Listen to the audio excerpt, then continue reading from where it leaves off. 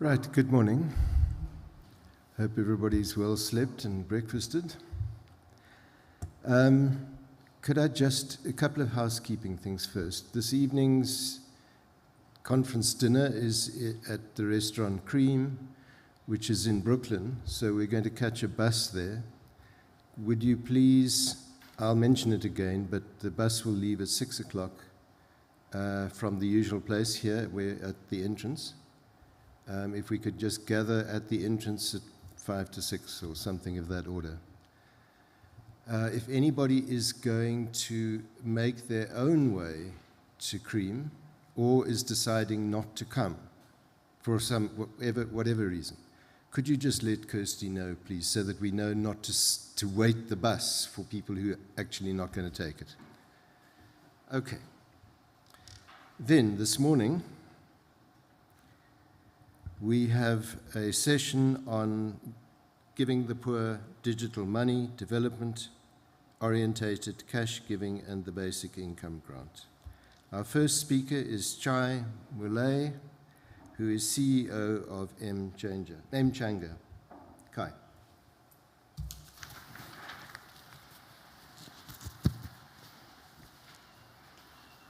All right. Hi, everyone. My name is Chai. I'm the co-founder and CEO of Mchanga.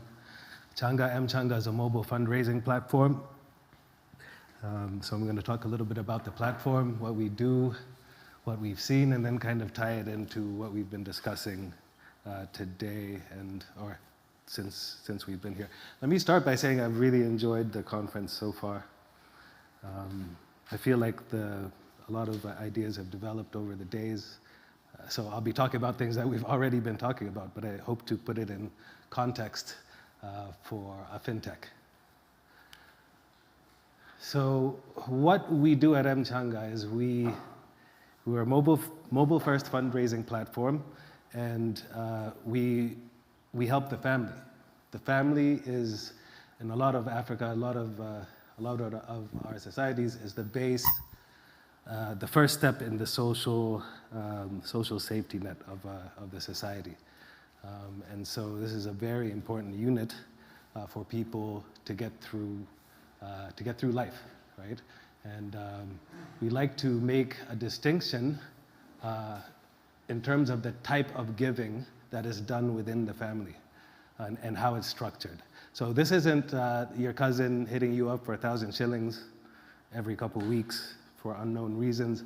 This is not your uncle at the family gathering asking you for a little money at the end of the celebrations. This is more structured, and we've talked about this, and I'll just describe it a little bit. This is fundraising where you have custodians, you have managers of the fundraiser, you have people within the family unit that actually manage these fundraising drives. Maybe a senior cousin, maybe like one of the older generation within the extended family. So it's quite structured, and it happens repetitively and continuously over years, right? So you could have the custodian run multiple fundraisers a year for multiple members of the family. The reason why it's repetitive and continuous is because you're building social capital within your family. So you really have to participate in these things. And if you do, then you really benefit. So some families, for example, have standard amounts that they give for these types of activities every time, whether it's a wedding, funeral, and so you do that and you participate, and then when it comes to your turn, you benefit, and it's worked for thousands of years, right? And so what we were trying to do is we're trying to use digital technology to kind of manage that and make it a bit more efficient, right? So Kusimba, she's not here right now, but she's done some studies. I think you remember she had a graphic that showed a family and the way money moved around in the nodes. So that's kind of what I was talking about. And this is not charity crowdfunding, obviously, right? So this is people that are running these fundraisers know the people that are in the fundraisers, right? As opposed to, say, NGOs raising. That cohort does use Mchanga, but this is mostly for the family. So this is what the product looks like. It's to date some 60,000 campaigns, 1.3 million supporters. The features there on the right, Mobile money donations, this is relevant in our society in Kenya and some African countries. Automated campaign reports, flexible withdrawal options. All those are designed to kind of mimic what already happens, but you can just do this on this platform, right? You can communicate within the fundraiser, you can update within the fundraiser. This is what happens. I know there's some Kenyans here, we know about the WhatsApp fundraising groups that get updated every time somebody donates. So this platform is just designed to automate that and make it more transparent and easy to share, right? So this is how it works. It's designed to work in online and offline mode, offline meaning USSD, right? So if you have a smartphone, you're probably gonna do it the way you see that on the left.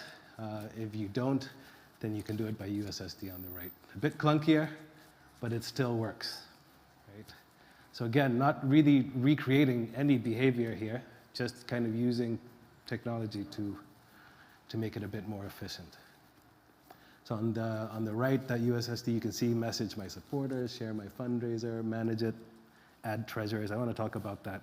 So as I mentioned, in the family, you have custodians, you have multiple people that manage each of these campaigns. So those are what we call treasurers, right? And you can add and manage them on the platform. So again, just replicating what we see. You can withdraw at any time. You imagine if you're fundraising for a funeral or for a wedding, you really can't wait for all the money to be collected, right? So you can withdraw it as you're raising the money. So again, just replicating what we see happening in real life. These are just some top line metrics that I thought were interesting to share. This shows the gender use. So top there is the platform. We picked a couple of years there, and you can see it's overwhelmingly campaigns are initiated by men, right? And I think that's what a lot of fintechs, kind of experience in a lot of sectors, at least in Africa, that those are the ones that are initiating the campaigns, and that doesn't really change as the years go by. I don't have this stat up there, but fundraisers managed by women tend to raise more, and donations by women are slightly higher than men. So you have this, the propensity to just pick up the platform and use it is kind of like a guy thing, but then in terms of success, women tend to use it a bit more efficiently, right? And raise more for fundraisers that are managed by women, whether it's individual family fundraisers or even community fundraisers or church fundraisers. I thought that would be interesting to share. In terms of what the platform is used for, the top uses of the platform, right? I have two of our pilot markets up there, Uganda and Ghana, to show you that it's primarily medical, right? Personal business, but that could be related to, I'll talk about that in a minute, but medical, community-based, and education. Those are the top use cases of this platform, right? And this is the same in Kenya, right? Those are, so we have societies across some countries in Africa that look the same in terms of income levels, in terms of organization, and in terms of needs. And so we see that there's a lot of similarity, right, in the markets that we're exploring and currently in.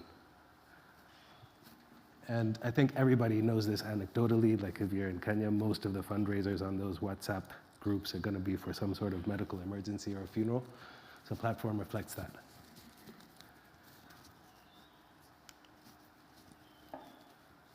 So I want to talk a little bit, because the theme of this conference is, at least for the fintechs, is barriers to scale and some of the considerations, right, that we have to employ to guarantee scale, or at least try to scale. So I recall a couple on the second day of the presentation. There was a fintech that sold insurance, right? It acted as kind of a layer. And the gentleman, I forget his name, but he talked about slow tankers, right? Having to connect to other partners, giant insurance companies, giant banks to onward sell the platform. This is the same with Mchanga.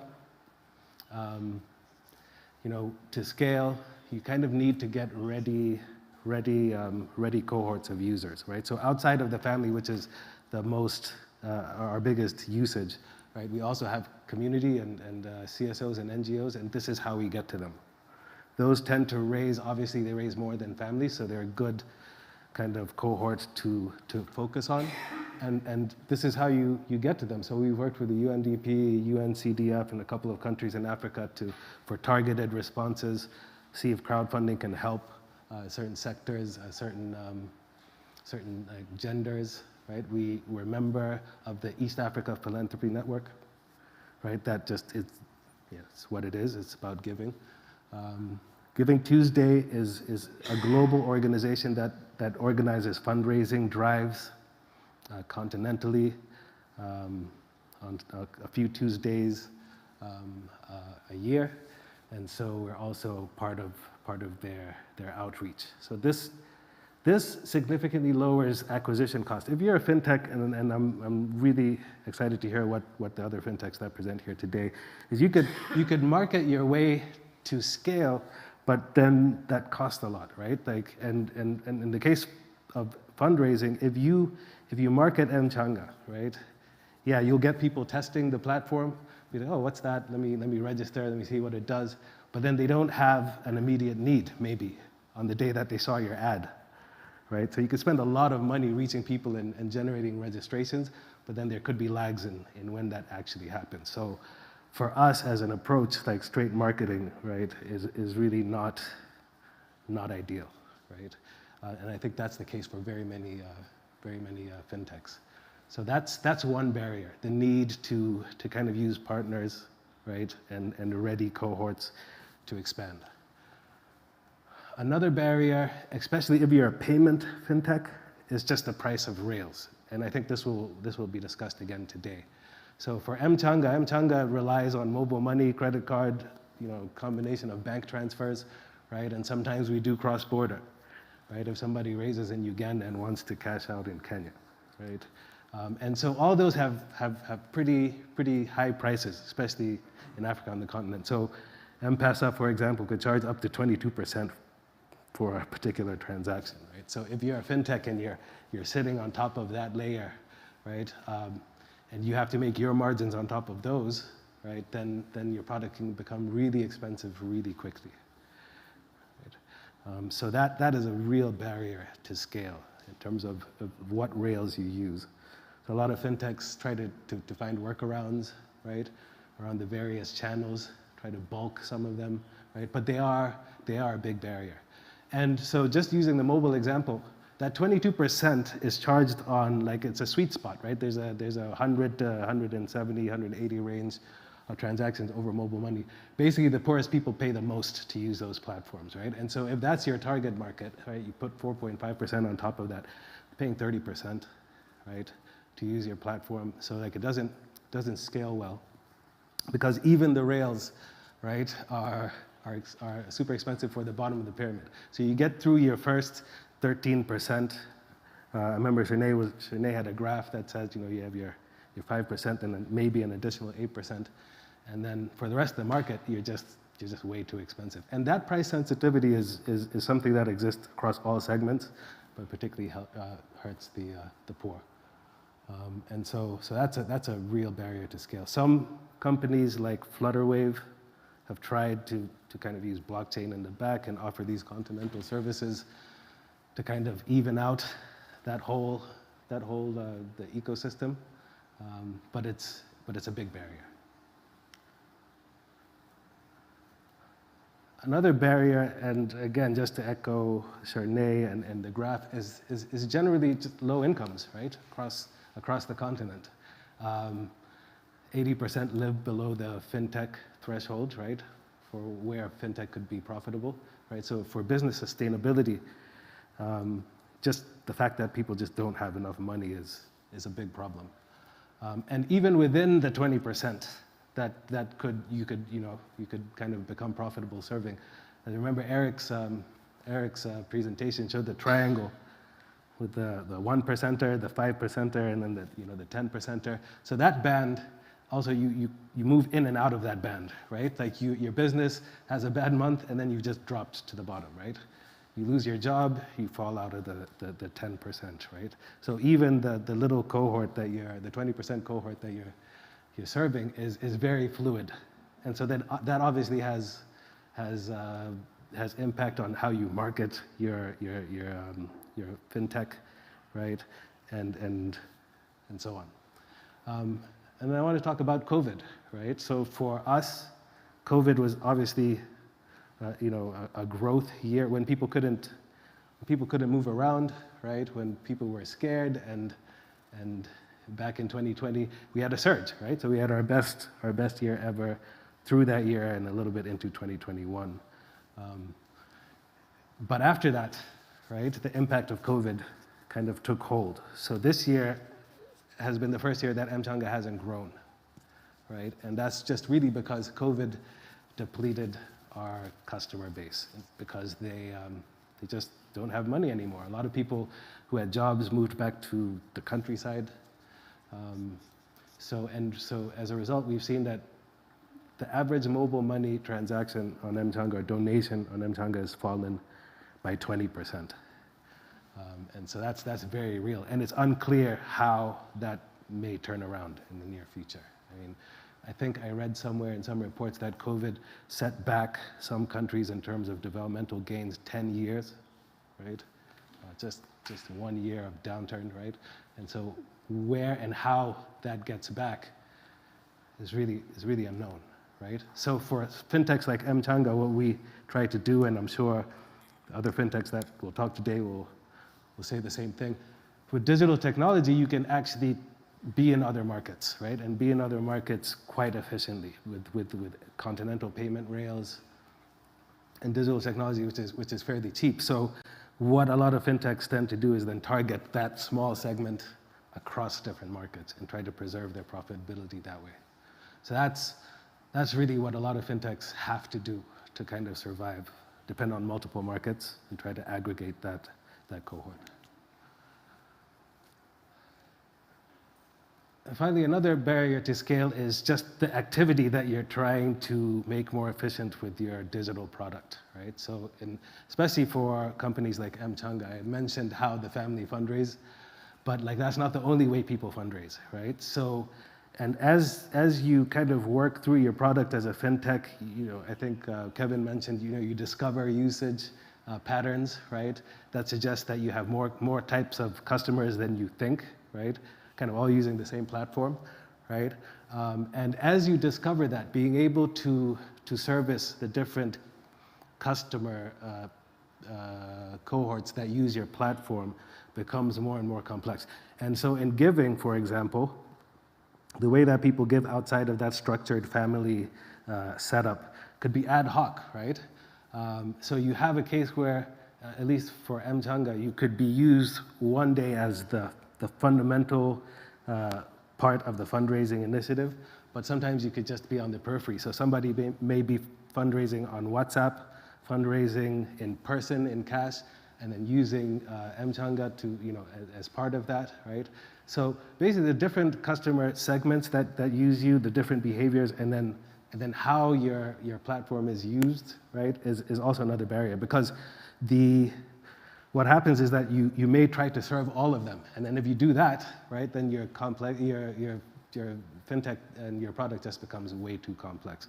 And I've seen examples of that. There's a fundraising platform, I won't mention the name, but they started trying to serve CSOs across the continent, right? And then in talking to the CSOs, they realized the CSOs had volunteers that kind of worked with them, so they added on a volunteer management platform on top of their fundraising platform, and then it just got bigger and bigger. They added in-group volunteer chats, right, like to the platform, just kind of trying to chase all the different things that they saw their customers doing. And eventually they had this super platform that was just super hard to use, right? And they closed shop this year.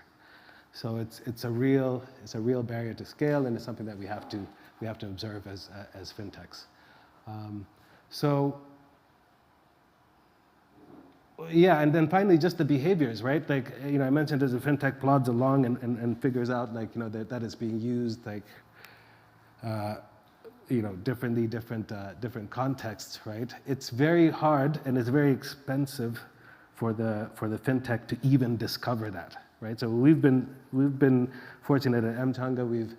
We've collaborated with a lot of research institutes that have kind of helped us discover our customer and customer behavior, but that's not cheap, right? And that a lot of those are grant funded, hundreds of thousands of dollars to do that kind of activity, right? And so for your average fintech, that's a huge barrier, just even discovering who it is that you're serving and what they actually do. So yeah, that's really it. We've talked about these barriers over the course of the week. I wanted to contextualize those barriers in the Mchanga example. And so that's a little bit about our story, and I'm really looking forward to answering any questions that we may have. Thank you.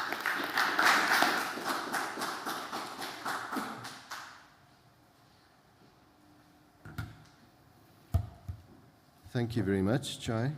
The next speaker is Mario Schmidt, who's Senior Research Fellow at the Max Planck Institute for Social Anthropology in Halle. The floor is yours. Yeah, good morning, everyone. Thanks again, John and Sibyl. I think, unfortunately, she's not here, but maybe she'll pop up during the talk. Thanks for inviting me. It has been really interesting the last couple of days. I learned a lot. And today, what I want to do is I want to talk about cash transfers and the increasing experimentalization of development aid in sub-Saharan Africa that has been happening against the background of digital fintech phenomena such as M-Pesa. I will discuss in typical anthropological fashion my observations from a small area in western Kenya that used to be known as Nyanza province before Kenya changed its constitution a few years back.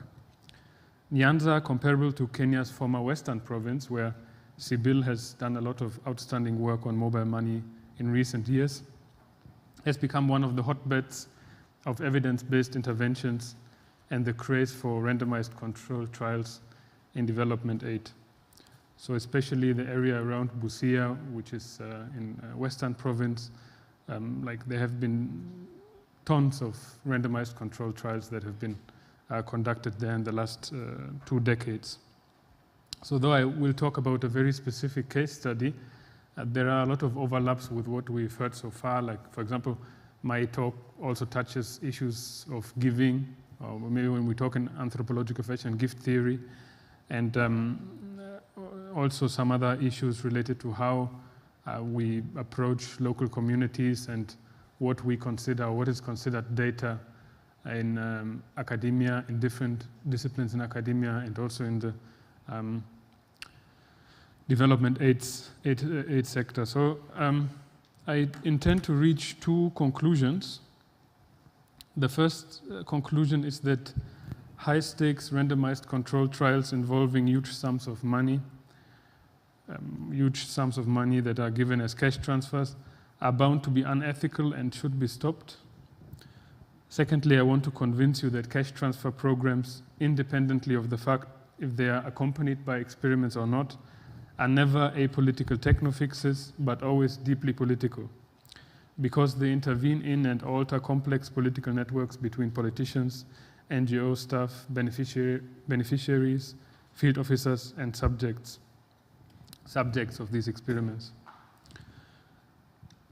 Cash transfer programs are, however, also political because of the astonishingly intimate relation between researchers evaluating programs and practitioners implementing, advertising, and believing in them. This intimacy, according to my experience so far, leads to a lack of scientific objectivity in the field of evidence-based development aid that was mind-blowing to me initially, and still is mind-blowing. Like, these blind spots, they are so obvious that it's very hard from outside to not think that they are intentional. Like, for example, again and again, I sat in discussions about the positive impacts of mobile loan apps, and the overwhelmingly negative experience of users was repetitively brushed aside as anecdotal evidence. So unfortunately, today I will also mostly present anecdotal evidence, but maybe it is convincing. So I want to come to the conclusion that cash transfer experiments are neither just in the political and ethical sense, nor can you just give money to the poor. in the sense that cash transfer programs are easily and apolitically implementable. None of this, I want to emphasize that at the start. I don't want to say anything about cash transfers' potential to reduce aid, and I also don't want to suggest that the experimental method is per se flawed. Rather, I want to argue that the combination of the two, like cash transfer programs involving huge amounts of money that are researched through randomized controlled trials, that this is problematic, not because of how they are conducted, but problematic by design. So in order to reach that conclusion, I will introduce Unconditional Cash Transfer NGO that has been active in Nyanza for over a decade, and then I will, through the use of some ethnographic observations, illustrate what is at stake for local people who are experimented upon, before I conclude with the wider political and analytic observations about what it means for a cash transfer program to be just. And unconditional cash transfers, maybe some of you don't know what they are. They are just cash transfers given to people without any conditions. So if you are part of an unconditional cash transfer program, you are just given money and nobody is asking you to do something specific with it. You are free to use it any way you like. So let me introduce the NGO. Since 2009, the NGO has distributed over 160 million US dollars of unconditional cash transfers to over tens of thousands of poor households in Kenya, Rwanda, Uganda, Liberia, Malawi, and I think now also they started in Mozambique in an allegedly unbureaucratic, corrupt-free, and transparent way. Recipients are sensitized in communal meetings, so-called baraza in Kenya. The cash transfers are evaluated by teams of internationally renowned behavioral economists conducting rigorous randomized controlled trials, and the money arrives in the recipient's mobile money wallet, such as the ones from M-Pesa, without passing through the hands of local politicians. And the standard cash transfer of the NGO that I'm talking about is around 1,000 US dollars, or roughly 110,000 Kenyan shillings. So in the context of rural Western Kenya, that is, I think when they started in 2009, that was more close to probably 2 years of salaries for somebody involved in the local economy, and now it's at least, I think, around 1 year of a salary of somebody who has a job, for example, working maybe as a housemaid or in a local bar or something like that. So it's a lot of money. The NGO began in Rarieda, Siaya County, where they, with the help of Innovations for Poverty Actions, we heard about it a bit yesterday from Milford, a very large organization that is kind of is a for payment. They help you to do research in sub-Saharan Africa and other places. So they conducted a randomized controlled trial on the effectiveness of cash transfer, unconditional cash transfers. And allow me a bit to explain how this first RCT that they did in 2011, 2012 was constructed, like the design and how it was implemented, because I will later talk a bit about its repercussions 10 years later, that is now. So what they did is, as a proxy for poverty, the experiment used the presence of grass-thatched houses in different villages. So they went around and counted the number of grass-thatched houses in different villages, and then thereby identified the 110 villages with the highest percentage of grass-thatched houses who became part of the experiment. And then they randomly divided these 120 villages in 60 treatment villages and 60 control villages, and then the 60 treatment villages, they also again randomized the households that would receive the money and the households that would not receive the money, calling the control households and treatment villages spillover households, because they were interested in how the cash transfer given to your neighbor would affect your economic well-being, even if you did not receive any. And then also again on the household level, so there are 3 levels of randomization. On the household level, they also randomized giving the cash transfer either to the husband or the wife. So then, when they did this randomization, the NGO started to deliver different types of cash transfers to the treatment households. So they also played around with the type of money that they gave. Like some received a large lump sum, others received money over several months, again to identify which of these unconditional cash transfers is more effective. And then after they'd done that, like all these kinds of preliminary, like this is the design. Now when they were finished with that, Give Directly started to roll out the cash transfer, and IPA did a study doing surveys in these households and also taking saliva swabs and measuring children with rulers and weigh machines, and then sent the saliva swabs to Nairobi, where they were analyzed to see how the level of stress hormones in the saliva.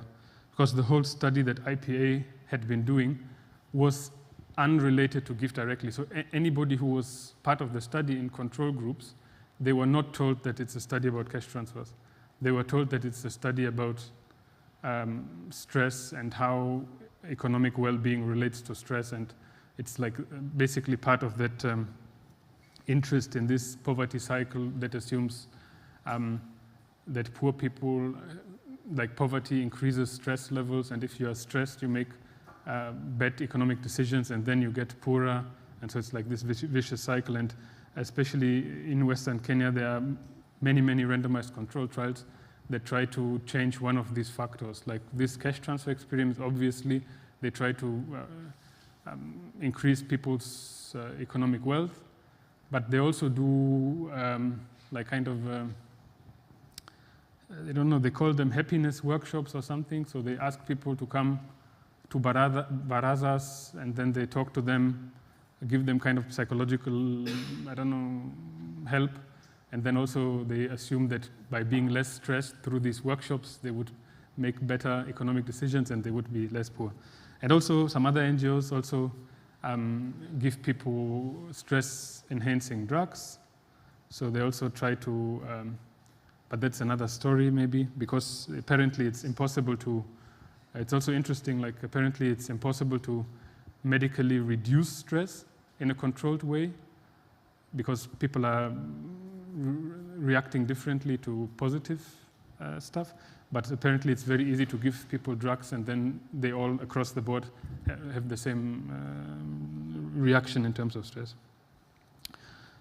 So then after this randomized control trial was done, all control households, according to the policy of the NGO, would also receive the cash transfer. That was the idea. And then the NGO and IPA published about this intervention together and claimed that it was a huge success. And this evidence is also showcased on the NGO's homepage and used as like kind of something to convince donors. And after this success, where I conduct ethnographic fieldwork since 2010, and here over 50% of the eligible households rejected the cash transfer in 2014, which aroused my interest because, like I said, this is a lot of money and you wonder why people reject it. And it's also interesting because when you look at the homepage of the NGO, the inhabitants of Homa Bay County are kind of branded as superstitious, and the typical scapegoat, like backward cultural habits, had been identified for the rejection of the NGO, and I will later talk about it and we can see if that is really the case. Yeah, here you can see the area. So the first, the study was done around Asembo, like on the northern side of the Lake Victoria. And then my field site is around here, around the Yugis. And Sibyl is like working a bit up there. You can't really see it. So let me start with the first part. The question, are randomized controlled trials on large cash transfers ethically just? On a hot July morning this year, Samuel Onyango, a former Innovations for Poverty Action senior field officer, Adrian Wilson, a PhD student from the University of Berkeley studying development aid intervention, and myself left our hotel in the sleepy town Asembo Bay in Rarieda constituency, Kenya. We had traveled to Asembo Bay to shed light upon what had happened 10 years ago when the NGO came to the constituency to start the first large RCT. On that specific day that I'm talking about, we wanted to interview 3 different persons who all lived close enough to one another that we could walk comfortably from house to house. A former recipient of the cash transfer, a person who had been in the control group and claimed that he never received anything apart from some packs of sugar, and a person who had rejected to be part of the program altogether. The first home we entered had a beautiful natural fence of a plant locally known as chamama, the milk of the mother, and was tidy, clean, and had several trees spending much needed shade in the area's scorching midday sun. One son of the homestead had already built his simba, a nicely painted and beautiful bachelor hut. The house of the recipient had an iron sheet roof and a concrete slab whose surface was roughened up, which showed that he had plans to tile the floor. The furniture was intact and the house decorated with posters, a large flat screen TV, and other consumer goods. William Obiero, who had received the NGO's cash transfers roughly 10 years ago, had not much negative to say about the NGO. Apart from a mild uncertainty he used to have about rumors that the NGO, locally also known as Joe Stress, the people of stress, would draw the blood of his children, he was grateful for the experience. Though they had taken his saliva for reasons he could never understood, everything else was fine. The money had helped him and he had renovated his house, and so far, he was telling us, smiling, all of his children were still there and none had been kidnapped by the NGO. After leaving William's house, we continued our trek to the house of Peter Okech, a brother of William. An unfinished, much smaller mud house in which bare soil acted as the floor.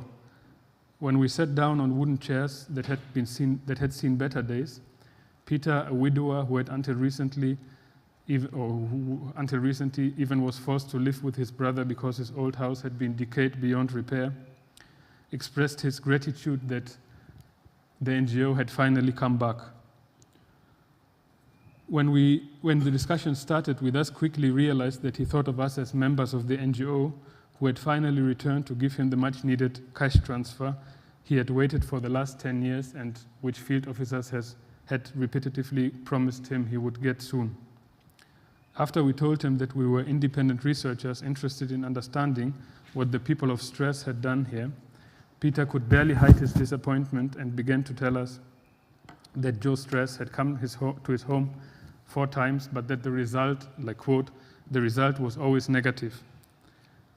He simply could not understand why and what had led to the fact that his neighbor had received the money and he had received only half a kg of sugar. Maybe, he concluded, he had not answered the questions correctly. On our way to the 3rd interview, we met several people who were equally excited that the NGO had come back and who we all had to disappoint by telling them that we were not from the NGO. One of them even took out his phone and praised the NGO. He had, after all, never possessed a phone until the NGO gave him this one, to which they would later send the money. So the NGO, if somebody didn't have a phone, it's also kind of discussed as a form of financialization, because some old grandmother, maybe if she doesn't have a phone, she needs to buy one from the NGO so that the money can be sent to the M-Pesa wallet. So when we reached the home of the 3rd person we wanted to interview, we realized that she was not at home, and my friend Samuel pointed out that she might have decided to stay away from us like she did 10 years ago. So maybe she also thought we were the NGO, very dangerous people, so maybe better not to be interviewed by us.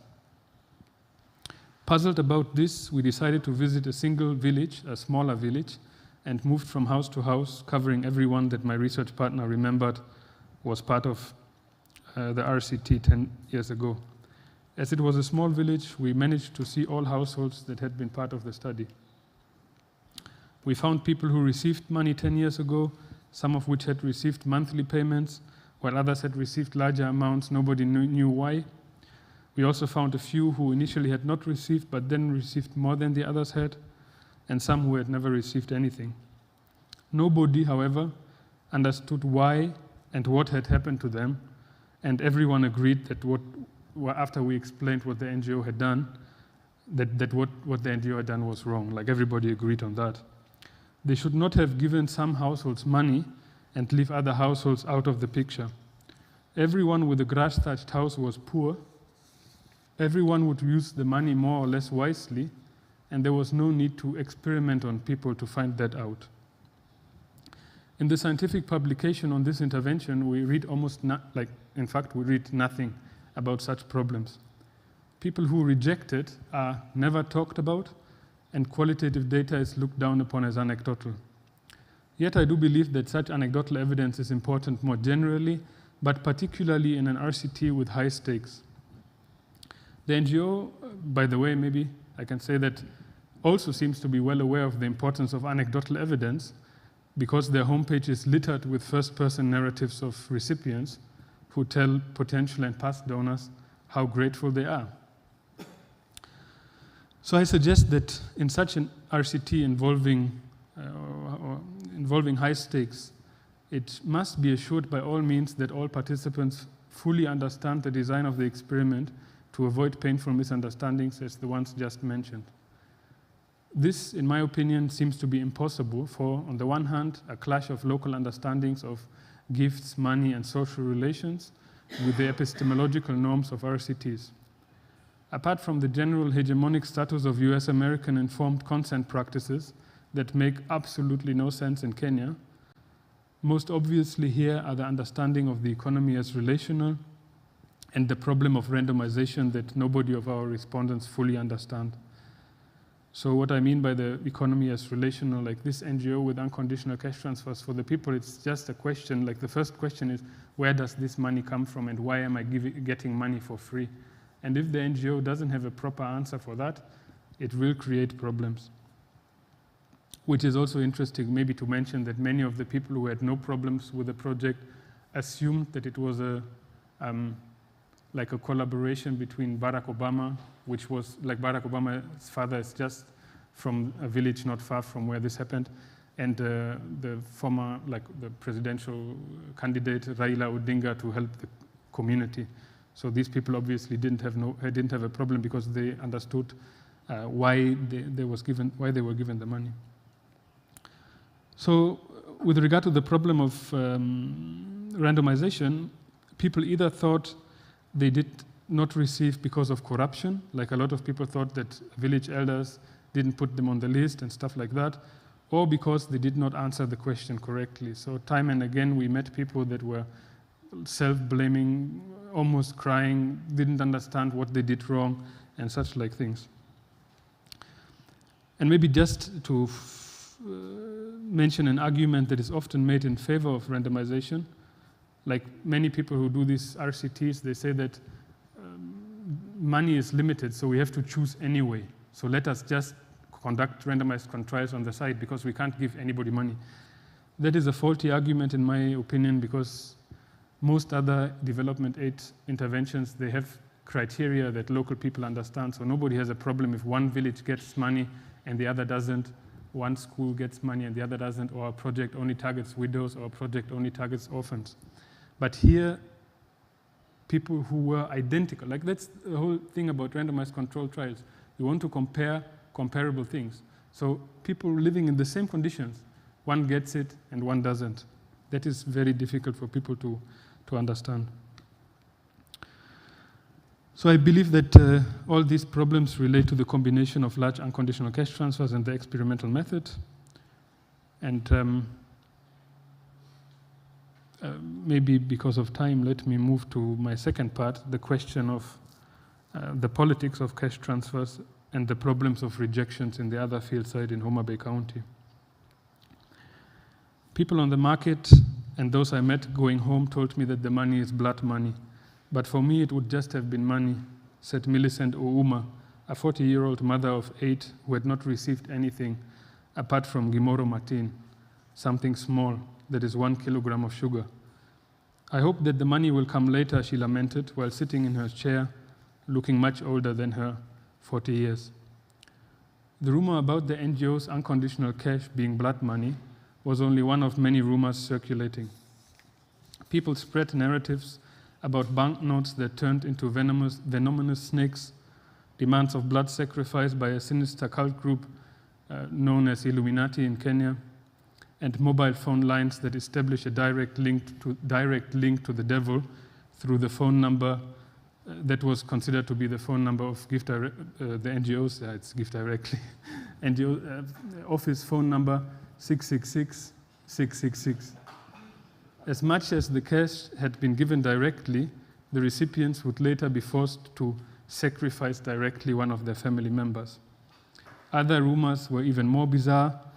I've heard about husbands who told us that they came home only to see their wives squatting in the corner of the house, and when they got up, there were many graded eggs that the wife had laid, and they were always emphasizing that these are not kienyeji eggs, like local ones, but they are like these industrial eggs. And rumors about a huge snake in Lake Victoria that vomited all the money. They talked about mobile phones that could be charged under the armpit and not using electricity, and all kinds of these. Maybe also interesting, like I also heard about a pack of sugar that somebody put in his cupboard only to wake up in the night and some baby was crying, and apparently the pack of sugar had been turned into a lively baby. All of these rumors revolve around a familiar anthropological trope, which is the anti-reproductive potential of capitalist money circulating in an occult economy. And also these rumors were epitomized in a phrase that some recipients consider to be the NGO's motto. So we have the phone number 666 666 and the motto Idak Maberto, Idak Matin, you live well, but you live short. And all these kinds of rumors revolve, like I said, around the same paradox: money offered with no strings attached, but whose reproductive potential will soon demand blood sacrifice or lead to fundamental changes in one's reproductive capacities. For example, when you start laying eggs instead of, I don't know if those women could still give birth, but I assume maybe those things are related.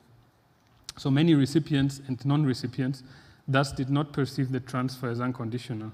Rather, the conditions of the transfer had not yet been made public, and they were basically a trade-off between one's reproductive capacities and the cash. They existed in the form of what Tara Cookson has called shadow conditions in her ethnography on cash transfers in Peru, and point towards the ongoing influence of an understanding of the economy as relational or as a deeply human economy.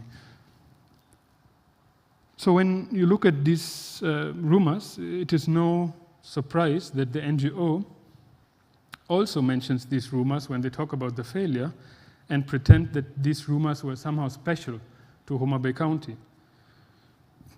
And they also say that they must make sure that these rumors do not spread and that they could be contained in this area. But the fact is that these rumors were also discussed plentifully in Siaya County.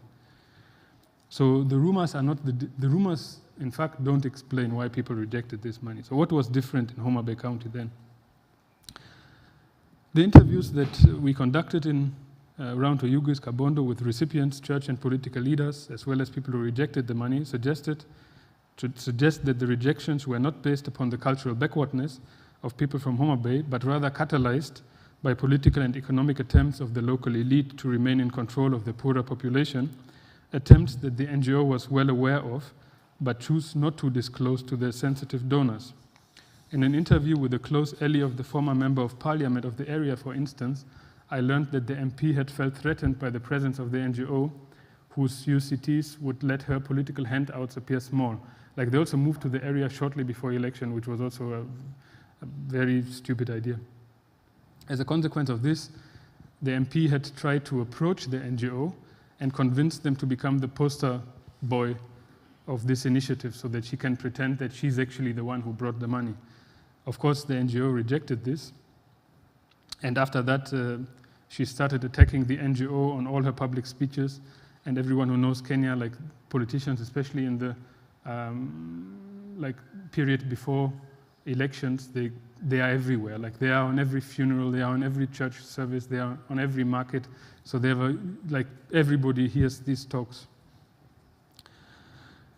In the interview, unsurprisingly, maybe then the political ally of the MP also called recipients of the cash transfers not beneficiaries, but victims, while narrating how the MP had sent local motor taxi drivers to events organized by the NGO to disturb the events and to give everyone who agreed to leave 50 or 100 Kenyan shillings, much less than the 110 Kenyan shillings the NGO was talking about, but combined with these rumors, many people decided, let me just take this 100 shillings and leave. Furthermore, then also some local youths had thrown stones at a car of the NGO, and there was a lot of incidents where field officers were chased with pangas, like machetes, and all these things. So the NGO decided that this place is not safe, and they just left. So though the reactions and rumors were culturally inflected, like definitely you can see that these rumors come from a specific place, like the focus on children, the talks about the snakes, like all these kinds of things go back in history and are like kind of more or less unique to the place. I argue that it was politics that was ultimately responsible for escalating things. Yet the NGO, like many other actors in the development aid sector, pretended to be apolitical, thereby completely ignoring local understandings of the economy as relational and of politics and the economy as intertwined. Unfortunately, in this case, not to the benefit of the local population.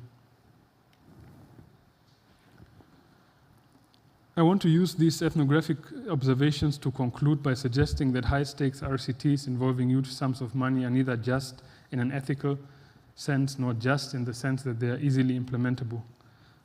This leads me to two more or less radical suggestions. On the one hand, I believe that my second example has shown that giving out large UCTs is always a political act.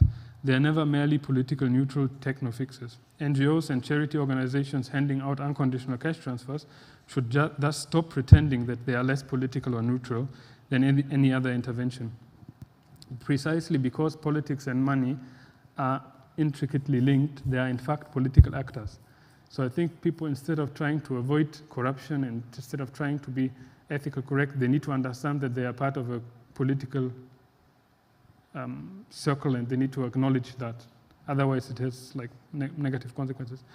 On the other hand, I strongly believe that my first example has shown that randomized controlled trials involving huge sums of money should be stopped completely.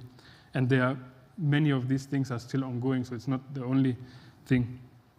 They are unethical and ultimately unjust. Though decades of qualitative research were not enough to convince economists that people would not spend extra money on alcohol and prostitutes, like that's basically what the NGO is claiming with the huge success that they found out that people do not use $1,000 to drink alcohol and go to prostitutes. And also that the majority of economic problems in rural Africa do not originate in the inability to save. We all know this constant focus on how can we make people safe, but in the lack of earning opportunities. So now I think these were the problems that most anthropologists and everybody living in these areas already knew were no problems, but now we have done these RCTs. Now economists, in my opinion, have the quantitative evidence that cash transfers do work, and I therefore think that we have to raise the question, I'm really behind, when it will be enough with these constant randomized controlled trials, and who is actually profiting from them, from the continuous experimentalization in the global south that seldomly considers local reality. So I think if experiments do not dare to take seriously local epistemologies and ethics, I believe we should rather stop with them completely, as they are disrespectful and do not even create new knowledge. Sorry for being a bit too long. Economics, that's something that should be nuked, in my opinion. Okay.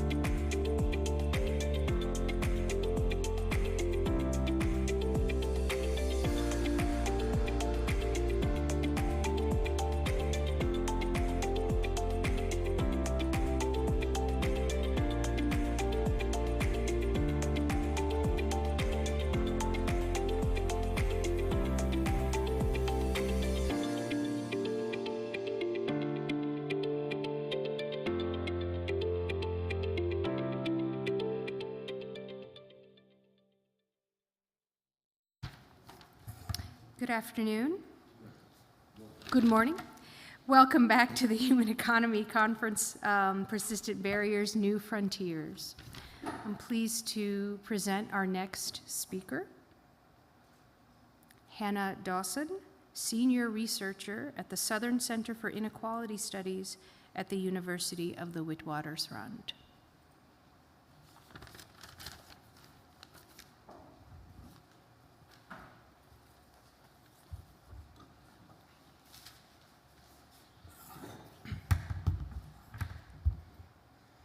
Okay, hi colleagues. Can you hear me? Is it fine? Yeah. So I don't know what it is about academics liking to stand behind the podium. We're not so good with the TED Talk style, but it's very motivating. I was saying, I think when I lecture undergraduates, then I'm a bit freer in the way I move around the room, but when it comes to academic workshops, I like the safety of some distance, so apologies. And just to say thanks for the invitation to be a part of this. It's been really interesting few days, and it's like stretching me in domains that are not really directly my forte. So it's been very interesting. So here we go. So I've titled what I'm going to share today, Making Plans Through People, Modes of Life and Livelihood Beyond the Wage in Urban South Africa. And as you'll see, my title does not mention digital money, cash transfers, or basic income, the title of this session, and there is a reason for that. The first is to say that I've spent the last 10 years doing research, not on cash transfers predominantly, but rather on thinking about the modes of life, work, and politics that are emerging in contexts more widely of mass unemployment, but really focused on the South African context. As many of you will know, South Africa has an extremely high level of unemployment, 43%, but this goes up to over 65% when looking specifically at young people between 15 and 24.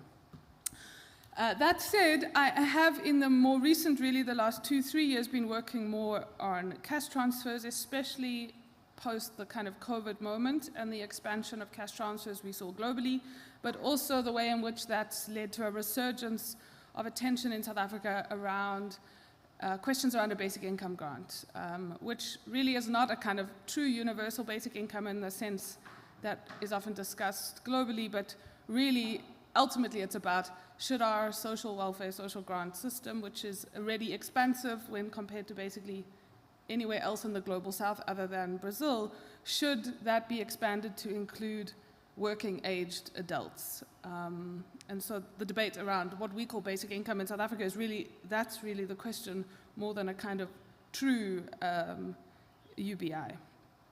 So I am increasingly working around cash transfers in the way I've just described, but also I've been doing work on digital labor platforms, about the modes of livelihood of most of the young men in a place called Zandspruit, where I've been working since 2010, and at least since 2015-16, when I did a year of fieldwork in Zandspruit, their lives and livelihoods involve, at least not directly, or have very little to do with cash transfers, nor do they have very much to do with digital label platforms or currencies, some of which, or mobile money, actually, many of the things we've been discussing the last few days. So this is just a picture of Zandspruit is an informal settlement on the outskirts of Johannesburg. I tried to last night find a Google map to show you where we are currently and where Wits is, but anyway, my technical capacities for these things, it looked terrible, so I decided to not bother. But this is a picture of the main road and one of the main entrances to Zandspruit, which is a post-apartheid informal settlement. I'll say more about it shortly, and this gives you, that's that same main road, but it's more of a, that's me standing on the bridge, the pedestrian bridge across the main road. So it gives you a sense of the density of the settlement.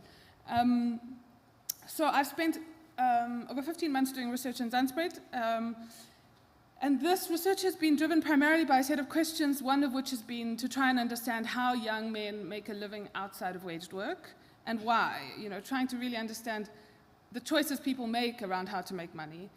And although I won't be able to get into this very much, one of the driving questions has also been why any job in the formal sector is, well, so-called formal sector, is not necessarily better than no job at all. Or to put differently, why are alternative modes of economic life, in some cases at least, preferable to low-wage jobs.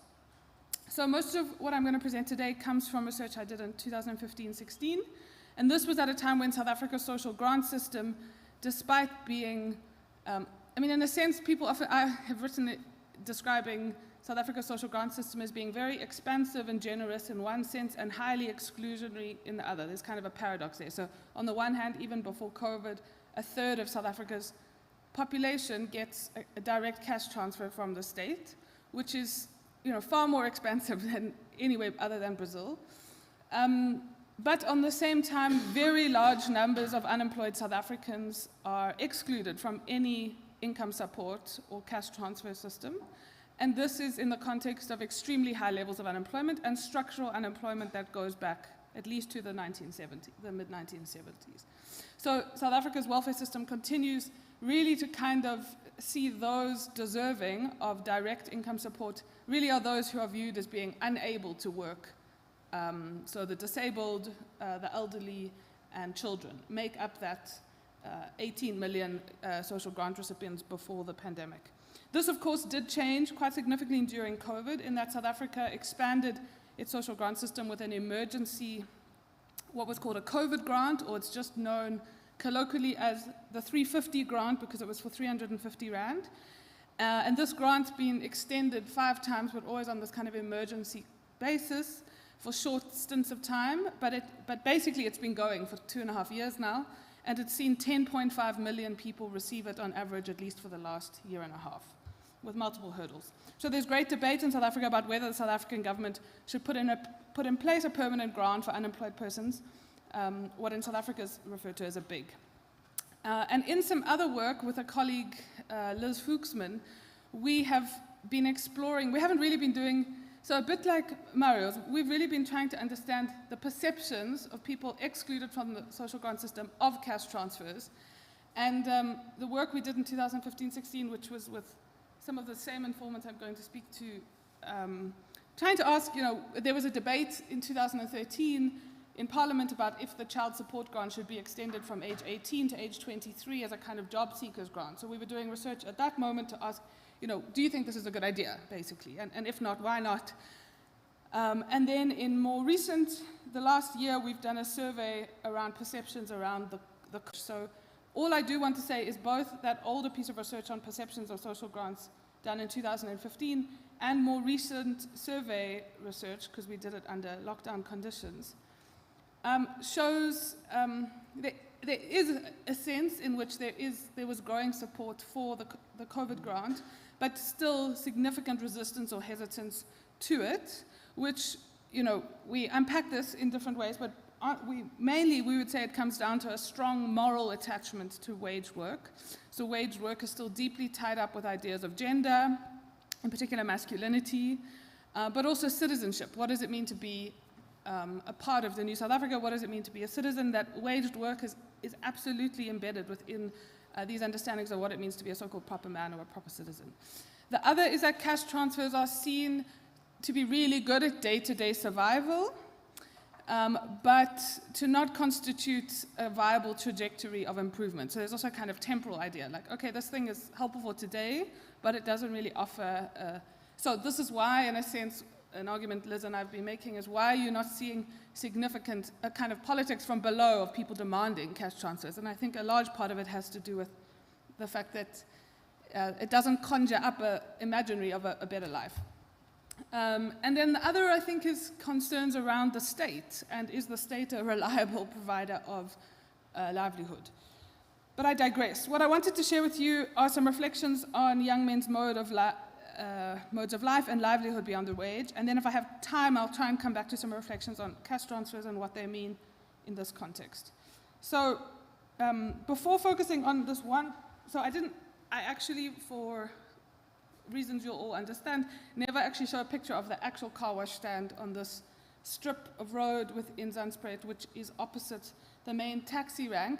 but rather this is just an image.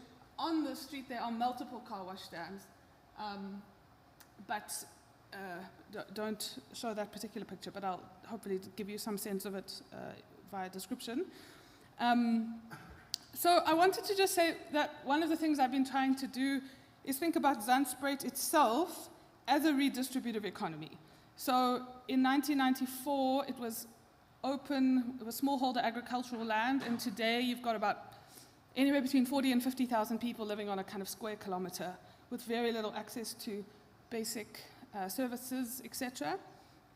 But what's interesting about Zandspruit is it used to be surrounded by entirely open land, where now it's kind of locked in. This was the map I wanted to show you, but I couldn't find one to do it justice. It's now really locked in with very large high-income golf estates and securitized upper-end complexes, to some large government development housing, to also new industrial warehouse economic kind of hubs. So the point is that Zandspruit is actually, it's on the outskirts of the city in one sense, but it's actually become, it's well located for accessing private sector jobs.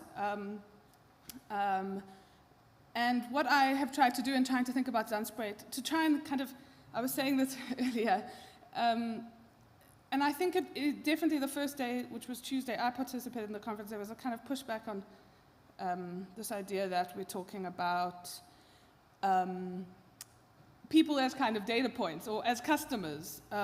But I think more broadly, often when we think about the economy, where the discussions are focused on individuals, enterprises or businesses, including informal enterprises or micro enterprises, and then the household, if we're lucky. I think after many decades of feminist scholars and economists pushing for the household to be much more at the center of our understanding of the economy, but still very rarely, I would say, the church or the neighborhood, which requires one to kind of not ask questions around what someone is doing to make a living or make money, but rather you need to be following the money and the people, following money and people, and looking at the configurations in which they form, rather than trying to work out what it is someone's necessarily doing.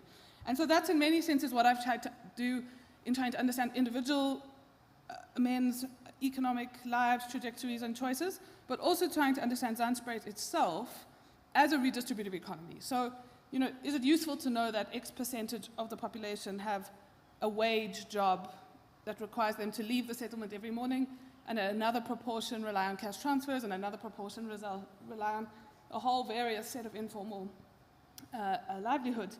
But to rather think about how these things are stitched together, so to follow the ways in which those who earn money outside are much more likely to rent. So there's all sorts of forms of kind of redistribution, so following how money flows into the community and how it flows out, but also looking at the ways in which it constitutes certain relational configurations. And one of those relational configurations, I would say, is this one car wash stand where I spent a lot of time. So car wash businesses are an especially common informal business in townships and informal settlements, but also in suburbs, so I think that makes them kind of interesting. And on this strip of road, there are at least 7. And Kenzo, who I first met in 2011, has been running a car wash stand in Zandspruit for over 10 years. He grew up in a small town in Limpopo province, which is north of Gauteng, and moved to Zandspruit in 2002, like many, in the hope of finding work and a better life. And so for close to a decade, Kenzo worked in a number of unrelated, often short-term and low-paying jobs in construction, private security, being a petrol attendant. This is a very common story. But he wasn't fond of any of these jobs, and in 2010, after losing his job at a nearby petrol station, he decided to run a car wash business, what he called full-time. So he decided to kind of really try and give this his best shot. And so he's still there today. I first met Kenzo at that car wash spot in 2011. He's been running it with someone called Oscar for a very long time. And I just want to make a couple points about this car wash stand. So the first is that, to say, how does one access, to start a car wash stand, you might assume it's pretty easy. All you need access to is some water, some buckets, some a sponge of sorts. But this is an incredibly lucrative strip of informal trade and business, precisely because it's very close to the taxi rank. So it's bringing those who have jobs outside of the settlement are all moving through that space. But it's also very close to a very well-known cheese and yama, where people come to drink and eat meat and pub predominantly. And so this makes it a place where there's a lot of competition to be operating a car wash stand on this spot. And so for Kenzo to continue to be able to operate here requires him to be involved in a whole set of other exchanges and forms of distribution. This includes paying off the street committee that kind of control who gets to operate in that zone or not. It requires him to pay rent to a landlord so he can access water supply, as well as engaging in a whole range of other forms of exchange and mutual aid amongst young men who use the car wash stand. So the car wash stand is not only a business, but it's a space of profound kind of sociality. And so I write and think about this car wash stand because I think it's useful to make a couple of points. The one is that it doesn't exist as a standalone business or enterprise, more that it's a kind of connecting point for various enterprises. So the taxi industry, the informal mechanics, the drug trade, the car wash businesses, and a number of others. But it's also a site of where a lot of, predominantly, it's a hyper-masculine space in that sense. So those who gather there on a daily basis are predominantly, nearly always, men, often of a similar age, but not always, but all working through a mix of informal, predominantly informal money-making activities. And these, embedding yourself in this space is not only critical to being able to access and continue to maintain your spot within these informal, more lucrative sites of informal money-making activity, very different to, selling vegetables where, it's a completely hand-to-mouth kind of existence. So not only are these relations essential for maintaining your place within this relational network to operate, it's also these social relationships that are a critical source of both financial and non-financial support to these young men, who, most of whom remain unmarried, most of whom either still live with some connection to a family member, often a mother or a grandmother actually, in which they live independently but in the yard of normally a maternal kin member, or are living alone or with a girlfriend, but not in a more significant a relationship. And so these, so I think about the car wash stand as being a space that's as much economic as it is social. And I think where this becomes particularly clear is on a Friday, there's a kind of unsaid rule or norm that, so instead of Kenzo and Oscar washing the majority of cars Monday to Thursday and that money being predominantly theirs other than the odd favor or fee that's paid, on Fridays it's kind of very much a collective effort. Those who spend Monday to Thursday in that particular site of sociality chip in terms of the washing, and then those returns are used to predominantly buy beer, which is shared. So there's I think this speaks to some of the earlier conversations of the ways in which how the business operates depends on different days, and how the money is distributed depends again on the day of the week, which represents different norms. And so, okay, I'm going to leave that bit out. So I've argued before that, in a sense, somewhere like a car wash stand can't really be understood without understanding these kind of complex relational interdependencies, which constitute not only the informal economy more widely when you try and get a zoomed out picture of how it operates, but also trying to understand this one niche. And I had a story I was going to go into more regularly, but one of Kenzo's most regular customers was this guy who normally ran a taxi and brought his taxi there every day to get washed, which is normally for about 60 Rand. And then the taxi owner took the taxi to the Eastern Cape, and he was without a taxi to drive for 3 months. And that really helped me understand exactly how this how this economy provides means of support in those kinds of moments. And I've described that as being a kind of flexible form of reciprocity. But of course, these relational connections and forms of mutual aid are a double-edged sword. So on the one hand, they're a critical source of support and solidarity, but on the other, they can also require one to invest so much in social relations that can make it very difficult for one to move upward, or even for Kenzo he has long had aspirations to invest in physical infrastructure to make his car wash stand look, to appear in the way in which he would like it to, and to potentially attract different types of customers, but sees that as very dangerous and potentially coming to cause him more harm than good. So a couple of points. So Kenzo did a whole array for about 10 years, was in and out of low-wage jobs, and at one point decided to kind of, in a sense, give up on seeking out low-wage works and to see the car wash stand as kind of the most viable option to him. That doesn't necessarily mean he would like to be running a car wash for the rest of his life, but it's the most viable option immediately in front of him. But it is, I would say, an opportunity. The car wash offers him a way to avoid what for him are degrading and unfulfilling forms of waged work. It's also a way for him and others who gather there to diversify risks.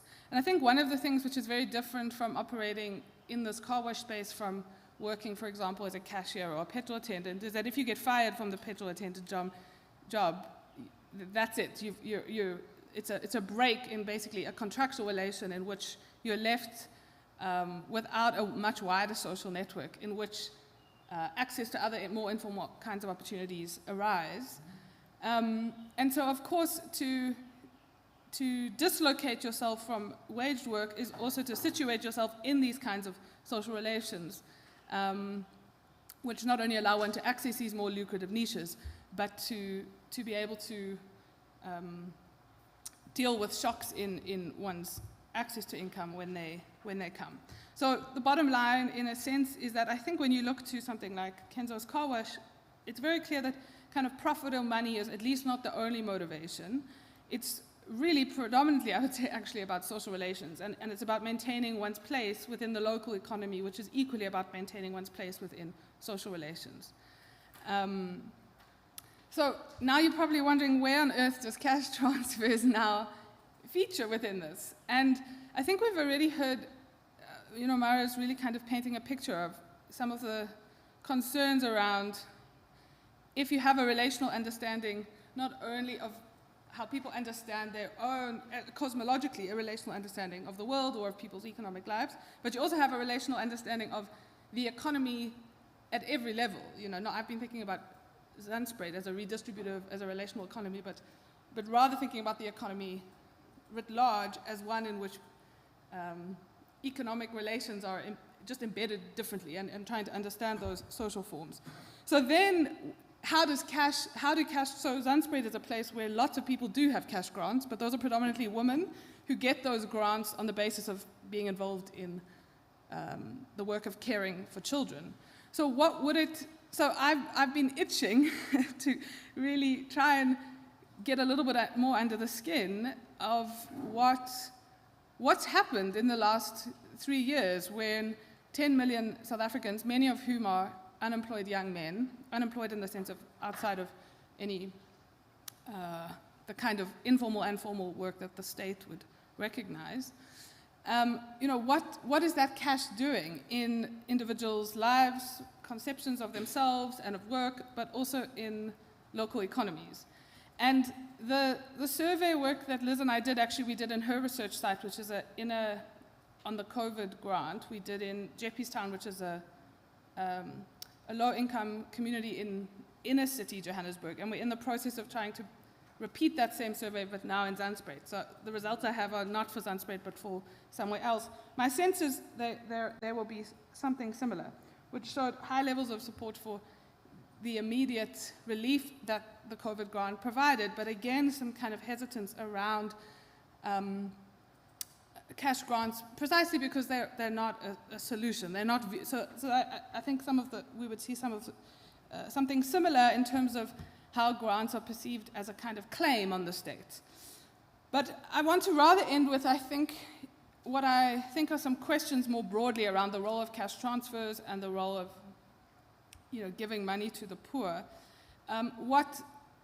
Taking your starting point being someone like Kenzo, and your starting point being someone who's stitched into a series of relationships through which they constitute a livelihood. What then does cash do? And to make that the starting point, not a kind of individual, totally isolated from social relations as a kind of independent beneficiary of cash, but to rather think of someone who is in relationship with a grandmother and a mother who might receive a cash grant, but also in relation to an economy in which those cash grants, what would they do to local economies? In what ways would that money move? And so I suggest that there's both subjective or social questions that need to be asked around what cash transfers will do to household gender relations and the distribution of household and non-paid care work. But there's also important, you might say, structural questions that we need to be asked, which are around, will cash, and these are real burning questions and research is being done on them now, will cash transfers kind of assist with boosting, or will they help boost local economies and kind of what are referred to sometimes in South Africa as township or informal economies, or will they simply boost the profits of large retailers? Will that injection of money go outside the community or move within it? And I think this question perhaps about the questions that are being grappled here around digital tech, cryptocurrencies, other currencies, but also thinking about the importance of how a grant is perceived and the importance of framing. So if a grant is framed as a kind of emergency form of relief to relieve immediate suffering, that's very different from framing a grant as a kind of rightful share to national resources.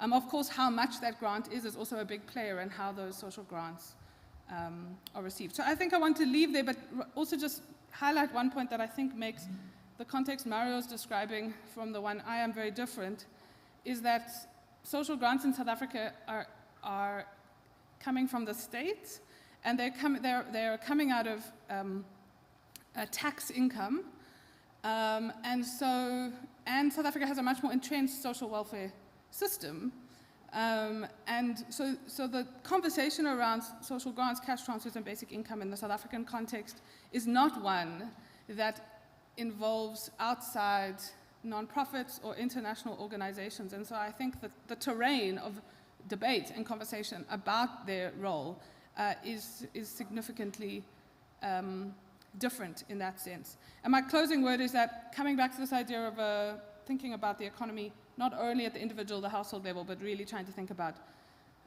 neighborhoods or informal economies that have various kind of niches within them.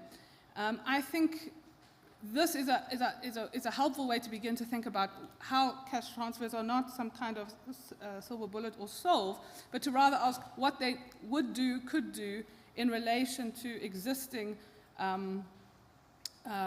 forms and repertoires of economic life. And in a place like Zanzibar, most people are already crisscrossing multiple domains of economic livelihood. And I'll stop there. Thanks.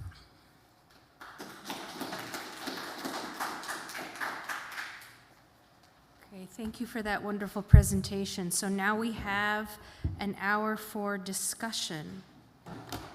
And I think one thing we could do is, we can get the microphone for the discussion. Okay, if we have a couple of microphones, that might facilitate. So so we can send one to Asha and perhaps another microphone down to Milford for number 2. Yeah, thank you. And then, this gentleman, and then Asha, the lady in white over there. Okay. And then finally Simba, number 3, Simba number 3. Okay.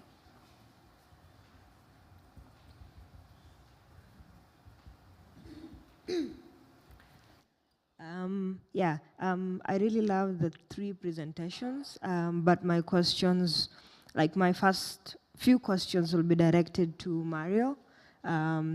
He presented a research study that he did in the Luo Nyanza area in Kenya.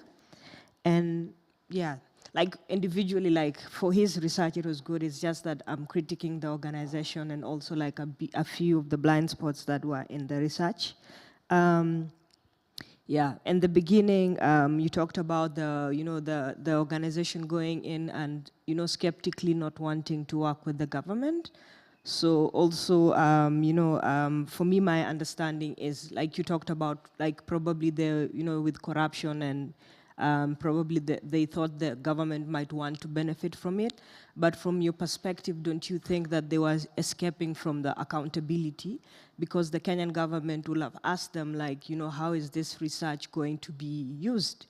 And also, during break, the two that we were talking during the, when we were getting tea about sorry, I'm not a researcher, the RCT research, and you said it's actually legal in a sense.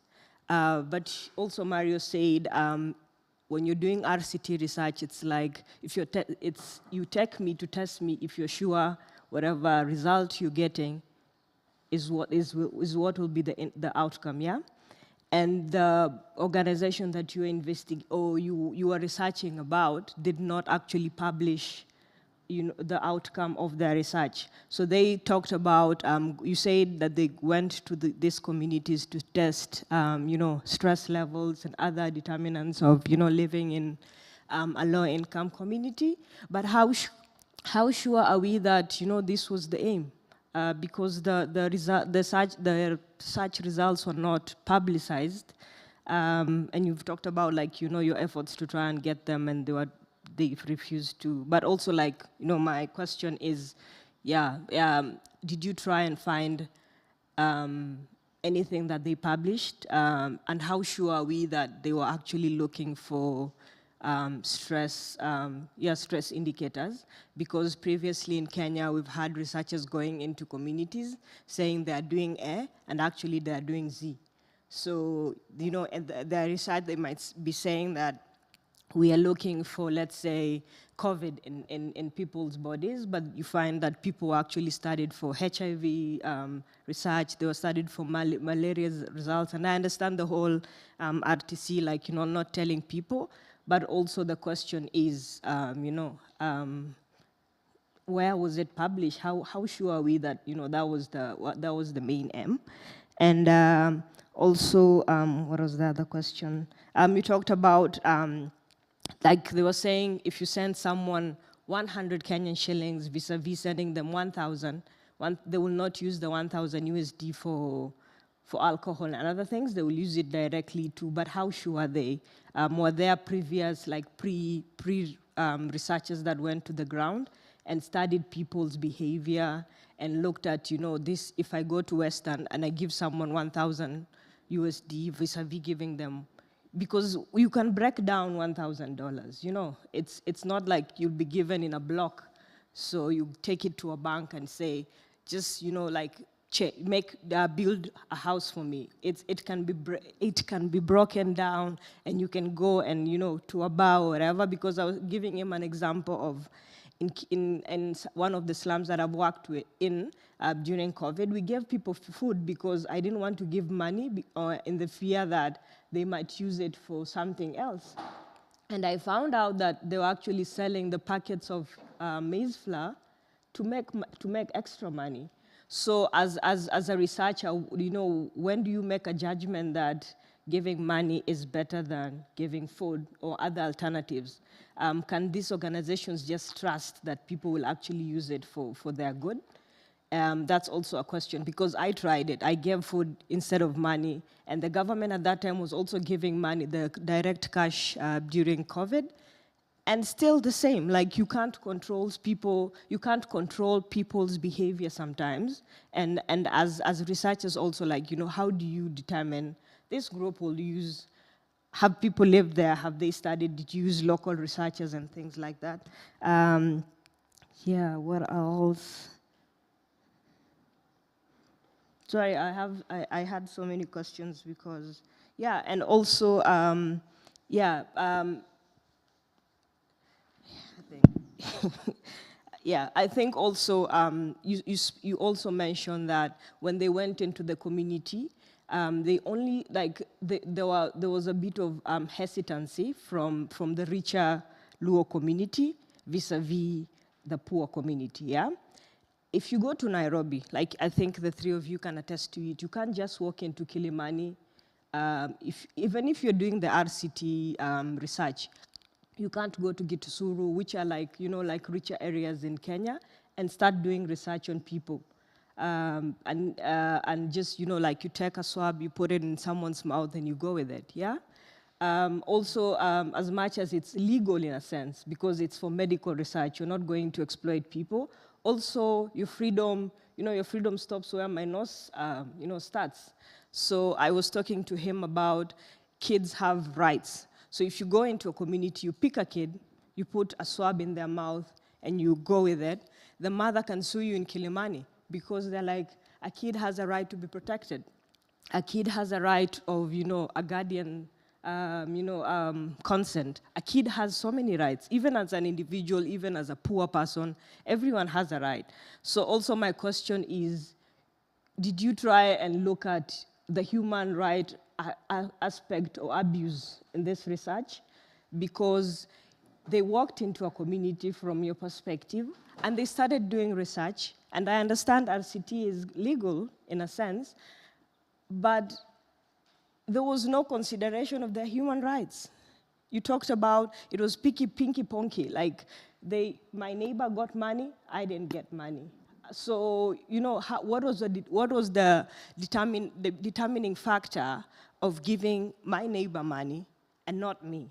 Was the saliva swab, which was not published anywhere, an indicator in a sense, like you're giving Ivan small money, you're not giving me money because I showed stress hormones in my DNA, because and then as you said, if I'm stressed, I use money.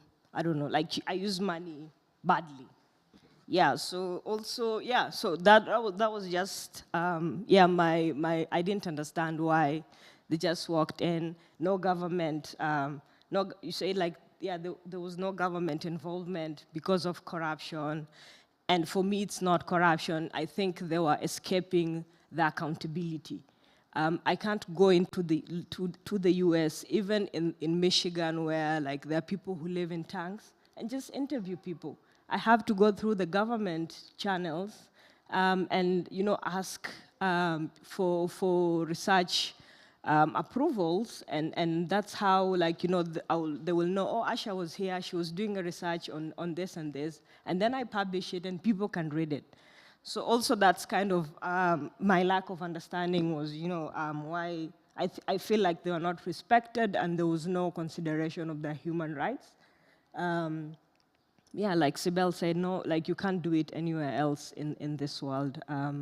It's just this kind of things just happen in poor areas, especially in Africa.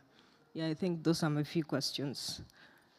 So let's go to Milford now, and let's move the mic down to Simba for number 3. So, and then we'll have number 4. Yes. Excellent. 3 really good papers. I've got a couple of questions for Mario and Chai, and then very interested in what Hannah was talking about. First, Chai, I mean, this is your platform is basically GoFundMe, isn't it? I mean, it's pretty much. I wonder whether you use the same sort of technology or something like that.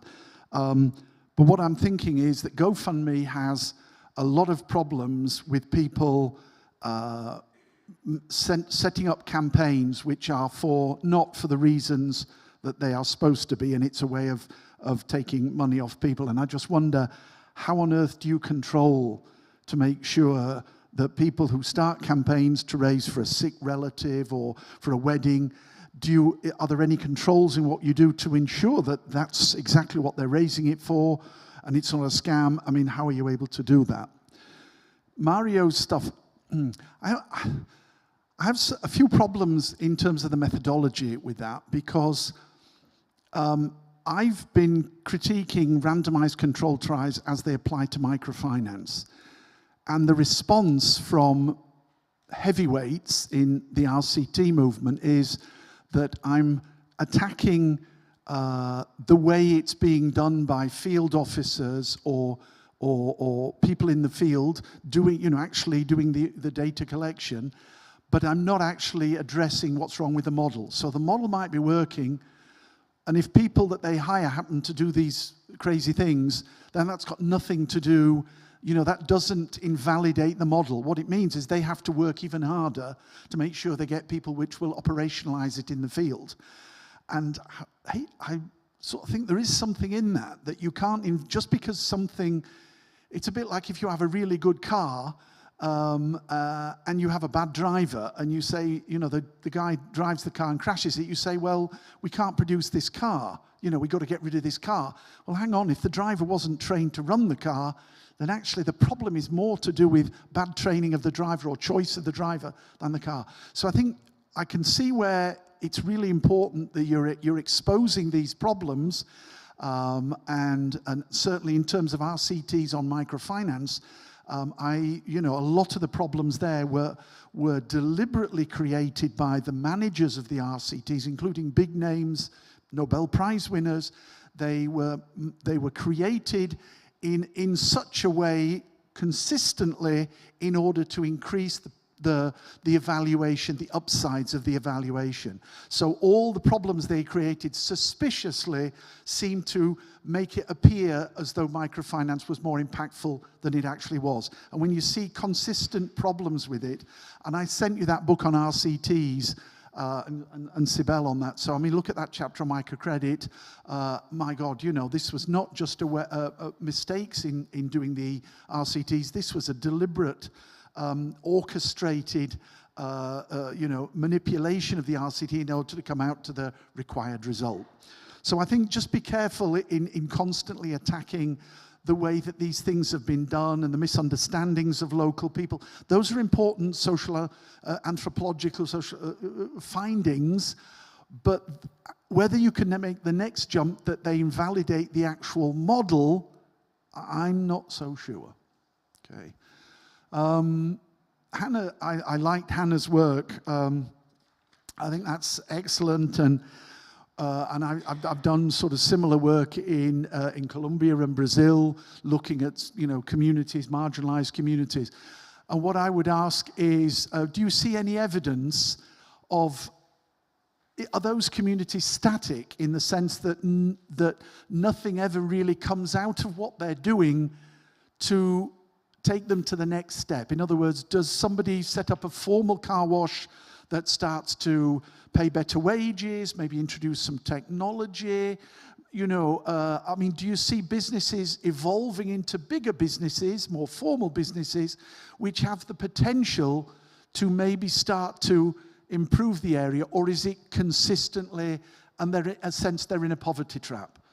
We saw the same in just outside in Medellin in Colombia, where you had a constant influx of refugees from the narco wars, and the only thing they could do was to take this $50 and set up a stand selling fruit on the side of the street, from these microfinance institutions.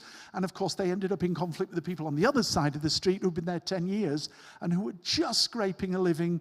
Now, all of a sudden, on the other side of the street, you had these people, refugees, which they sympathized with, but they saw that as a form of tax on their activities, because these guys are coming in and taking our trade, and our trade is down by a half. So in a sense, we're being taxed as a result of these people. Why doesn't the local authority give them a grant and not ask them to go out and do these businesses?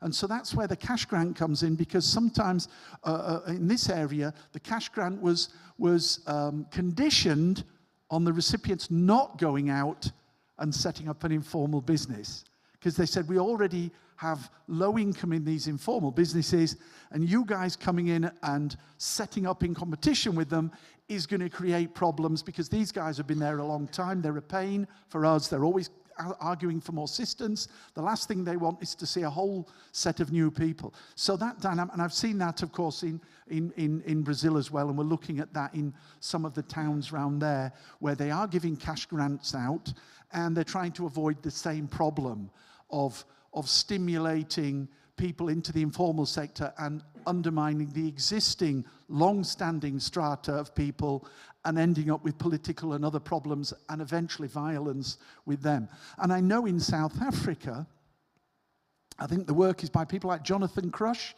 is it? Where they talked about, again, a similar problem of people coming into particular areas. The only thing they can do, because there's no other forms of support, is to set up an informal business, and of course coming into competition with existing ones. So, and then violence, I understand, ensued. So that's a common problem whenever you. It's one of the reasons why microfinance is so bad, in the sense that it's conditioned on people setting up an informal business with no understanding of, well, can we all at least see what's already going on? And if people are already struggling to survive, the idea of sending more in there is going to inevitably create problems. And if you don't at least look at what already exists, then, which is why I'm supportive of cash grants, if they are made conditional upon, look, don't go in and set up a table selling avocados.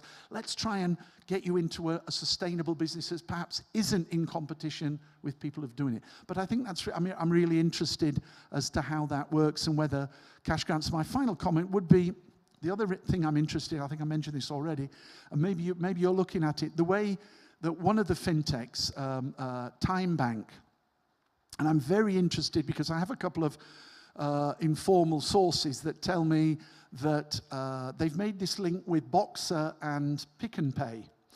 And so you go into Boxer and Pick n Pay and you can take your money out of these little kiosks, credit and also your cash grant.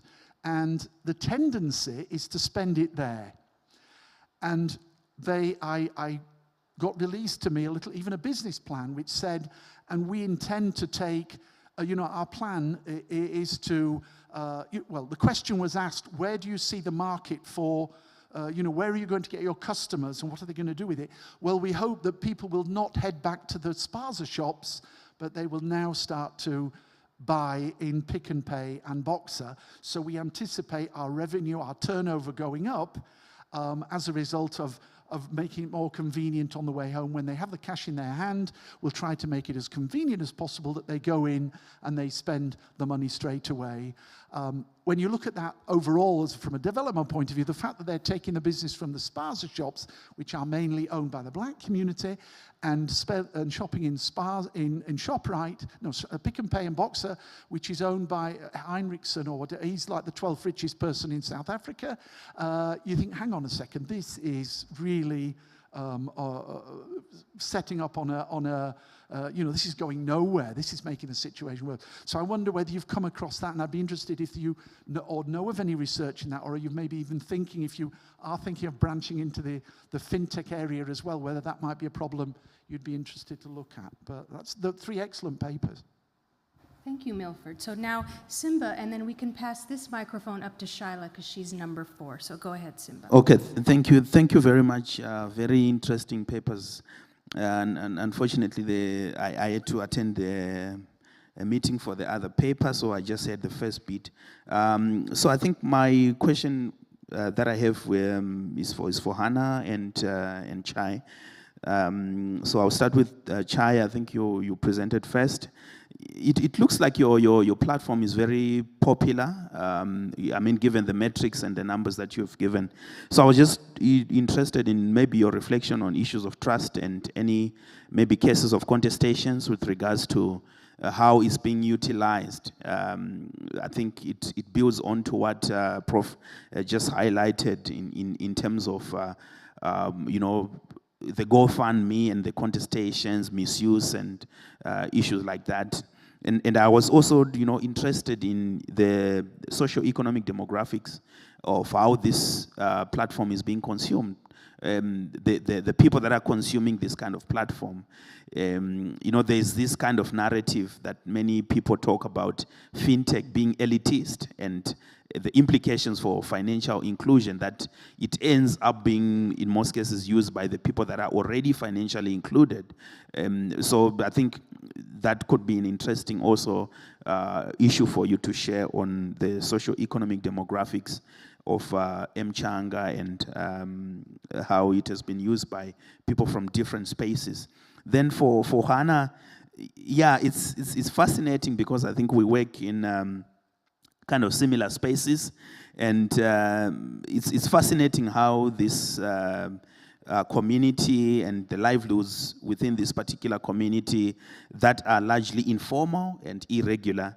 So I was just interested in the politics of the street economy in this particular community, and more particularly this idea of the car wash. I think you clearly highlighted that there are quite a number of these car wash businesses in the same street. So I was interested in, because you touched largely on relational sociality and the mutuality and how it informs the way in which they operate.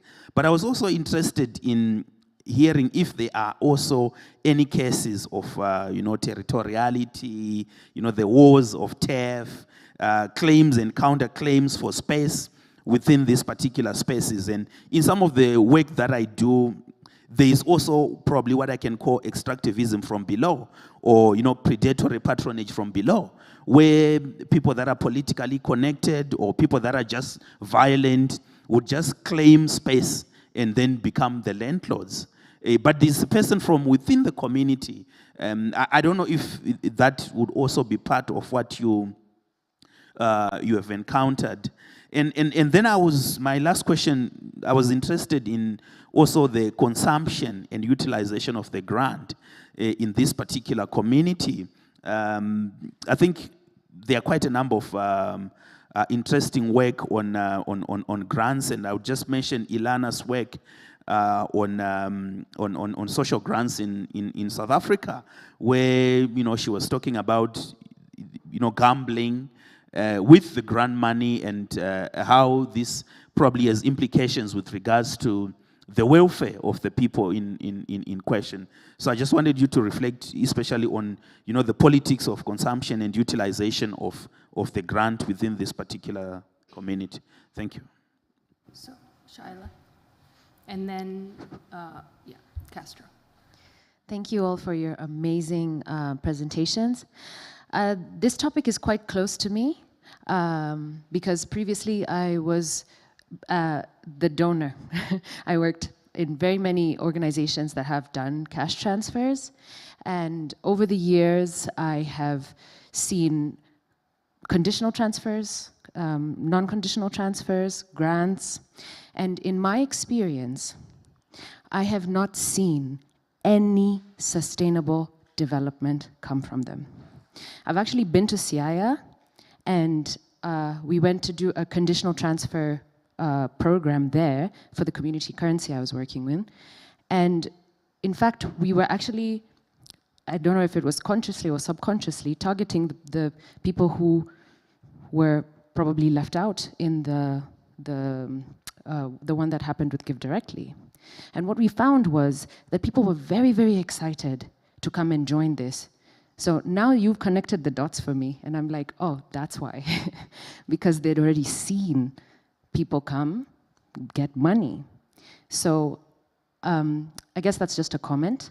And to you, Mario, I'd like to know that when you were there, did you do any study on what happened to the families? Like, if one brother got it and the other didn't, did it create some kind of friction? Were friends, like, did it erode friendships? What happened in that sense? So yeah, I just think it creates a culture of dependence, which I just don't agree with. The one thing which I did find very, very intriguing was an accelerator program which I worked in, which taught people financial literacy. That was the condition, but you had to sort of graduate You had to give a pitch on the idea you had for your community. You had to also be a community leader with a group that's already working. And then once you give the pitch, everybody was going to get the money, but they didn't know that. And once you give the pitch to what you were going to do, we taught you how to make a business plan, how to have that sustainable growth, what to do after you have the money, what to do if you have a loss, etc., and gave them a mentor. I saw proper success in that. I actually have someone who messages me to this day with like pictures. They set up a DVD shop. And even now, in the age of Netflix, they're still making money. So I think that, and I know I've been talking about education so much, you guys are probably bored, but honestly, financial literacy, I see, is the only way that you can actually uplift people and move them out of their economic poverty. And yeah, Hannah, I'm just interested maybe in knowing what would happen if you do know of any programs here that had that education aspect, the literacy aspect, and maybe it would be interesting for your research. And my next question is for Chai. I wanted to know if you have the statistics of how many people would use USSD versus the online Mchanga thing. And as an organization, when Grassroots Economics Foundation was working, we used to use this USSD technology. And I'm not a very big fan of it. I mean, I understand that a lot of people don't have smartphones, but the problem is that the cost always comes on to you now. And the cost of you using USSD technology is not cheap, especially if you have like 10,000 people every day making transactions. And then this makes me now also ask the question, maybe even to Kevin as a suggestion, should digital lenders in Kenya who are doing great work like Mchanga, like other people who are using this USSD technology for good, should they now then lobby Africa's Talking to have a goodness, what do you call it, when a discount because we are good people? Because they make a lot of money, by the way. And yeah, maybe that's something you should consider as digital lenders or digital fintech providers. And then my other question is, you know, you talked about one of the barriers being the costly rails, price of the rails, right? Have you considered crypto, and how would that look for you as an organization? Would that reduce the exchange risk, and would it also make it a bit more easier, traceable, accountable, just something to think about? And then since I have a lot of academics in the room, maybe I can also suggest that when you're doing your research, maybe you should put in clauses that, you know, these licenses for these RCTs that you reference or whatever, sometimes they're not really, okay, I can give a proper example. The Nakosti license, which we spoke about outside, which they probably applied for, which is the ethical research license, just saying that I am an academic and I'm doing a research license. That's not the only license you're supposed to get. If you're doing one like Give Directly, what they did, they should have actually applied for a lot more licenses. There's one called the Scientific Research and New Technology License, which honestly, yes, our government is corrupt. Maybe people don't do the checks and balances, but now it's up to you. And the accountability now is on you to say, these researchers or this company did not get the required licensing. So I would just maybe pass that on to you and say, as people who are doing this research, you also have an accountability to the people who you're reporting on to say, these people did a wrong thing, they did not get the proper licensing, that there's data protection laws that are being broken by every single one of these people. You can't just go and get information from people without telling them where their data is going and what you're doing with it. And organizations like the ones I've worked with previously are using this data to now go and fundraise for more money, you know? So it's completely unethical, and I think people should talk about it. Thanks. Thank you. Okay, Castro, you're next. And then let's have Ivan, and then Kevin. Yes. Okay. I think I'll just continue from where Sheila left on. I have worked with the organization that you are referring to, that is IPA. And maybe to Sheila's question, the one that you asked about research ethics and all that, I do believe that it's a credible organization in terms of following the research protocol that are available and obtaining the research permits that are required to conduct the data. Like there is the IRB that they usually seek from the, is it the American organization before even they come to Kenya and apply for Kenyan-based permit. Therefore, I wouldn't question the research licenses that they have. Maybe I can switch to Mule, and Kevin also can chip in. What if we have, don't you think that there is a demand for this particular product, that you and Eric's product can be in-housed, like a kind of a WeChat, the Chinese kind of a thing, that you have one house that caters for the product of all the consumers? That is me asking as a consumer of the bracket that Eric was saying, was questioning about. On the RCT, I also do believe that maybe probably most of the guys on the other sides, let's say anthropologists also, maybe probably they also don't understand how the methodology of RCT works. So there is also a lot of information from that. And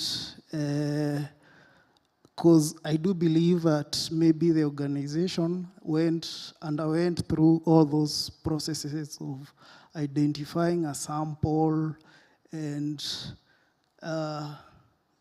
the idea of saying that this particular community got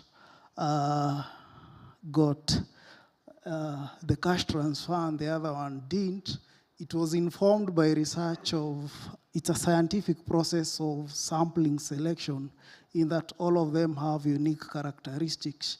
Maybe probably, and maybe to highlight the point that Prof was making, maybe it is the research assistants who are not able to articulate these particular issues of why one particular family will get that and not the other family. Then there is the issue of, you can respond to this, because if we say that we are not going to do the RCTs and the rest, I do believe that we need to be informed by data. Currently we had the COVID, and there were a lot of grants that were being issued. We don't know where the right place to place these cash transfer grants. And with this particular type of data and the RCT-based data, we can be able to pinpoint that maybe it doesn't work, maybe it works. And then also there is the scientific data that is out there. The international organization are moving from the food voucher-based model of transferring aid to cash transfers. And I do believe there is a lot of need to be informed and guided instead of just blaming and pointing fingers. Yeah, that will be all. Thank you. So Ivan, and then Kevin, and then we're going to go back because we're not really running out of time, but we have about half an hour left, so then we can go back to our presenters and they can respond. So Ivan, go ahead. So you guys have a lot on your plates, so I'll try to be very brief in my questions, but fascinating set of presentations. Thank you. So Chai, I was interested in your discussion of fundraising and philanthropy on your platform, and you mentioned that in COVID there was a decline. post-COVID, there was a decline. So I was curious, because in some of the conversations we had at this conference, people talked about kind of an uptick in social welfare campaigns that started during COVID and have continued. Plus, a lot of like church and religious organizations, went fully online and continue to do so. So, I was wondering, what happened to those, and if they're not coming to your platform, where are they going? And then for Mario, that was such a fascinating and terrifying presentation. I really have so many questions, as everybody does here. And you started off your presentation saying you were going to analyze this a bit more in an anthropological framework and talking about gifting. So I was kind of curious about where you were going to go with that. You didn't have time at the end, but there's a long genealogy of discussions about is there such a thing as a pure gift or a free gift? And clearly, in this case, it was supposedly an unconditional cash grant, but it had a lot of conditions on it, and that you had to participate in this research survey. So, not a free gift at all. And then Hannah, it's very interesting how you kind of juxtaposed cash grants and these car wash businesses, because the cash grants very much depend on kind of a sedentary, stable identity. You have to have an address, a place where those cash grants can be dispersed. And it seems like these car washes, which are often washing cars, but also performed out of cars, are these kinds of mobile spaces that could potentially be moved. But it seems like they were rather sedentary themselves. And so the question was already asked, but I was kind of curious to hear more ethnographically about these car wash men, and how they, how much did they go to the same place every day? How flexible were they in moving to another place? Did they, talk about the fact that there's probably a higher chance of getting customers by, spreading themselves out rather than being all on the same street? Or was kind of the sociality of working next to each other a big part of that? Thank you.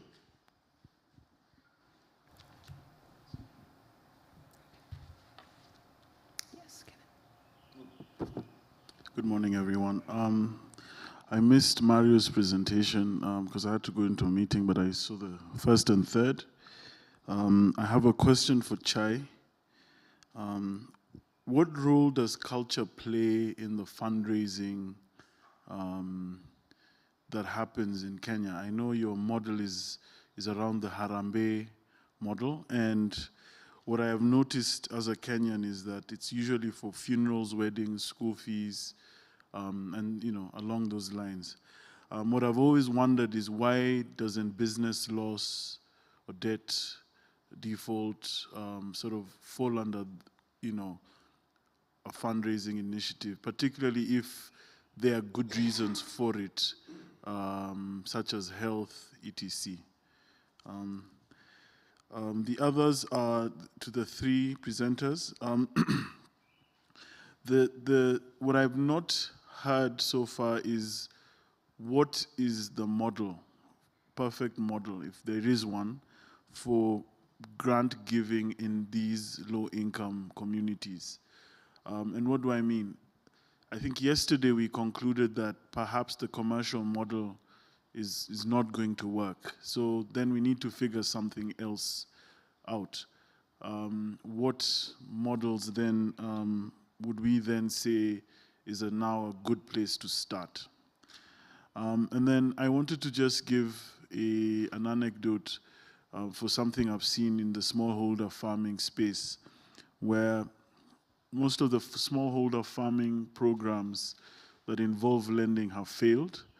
But there is one in a place called Laikipia in Kenya, where they lease the land from smallholder farmers, consolidate it, and then pay them on a quarterly basis if an amount of money that is significantly higher than what they would make from that land if they were using subsistence farming.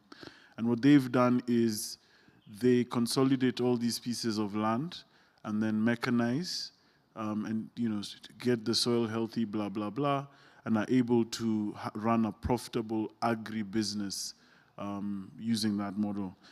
I'm wondering, is that potentially a solution, even in the grant-giving space? I'm just thinking out aloud. Thanks. Thank you so much. So maybe we'll go back now to Chai, to Mario, and then to Hannah in that order. So let's have, yeah. No, okay, yeah. So I guess I'll answer Kevin first and just kind of work backward.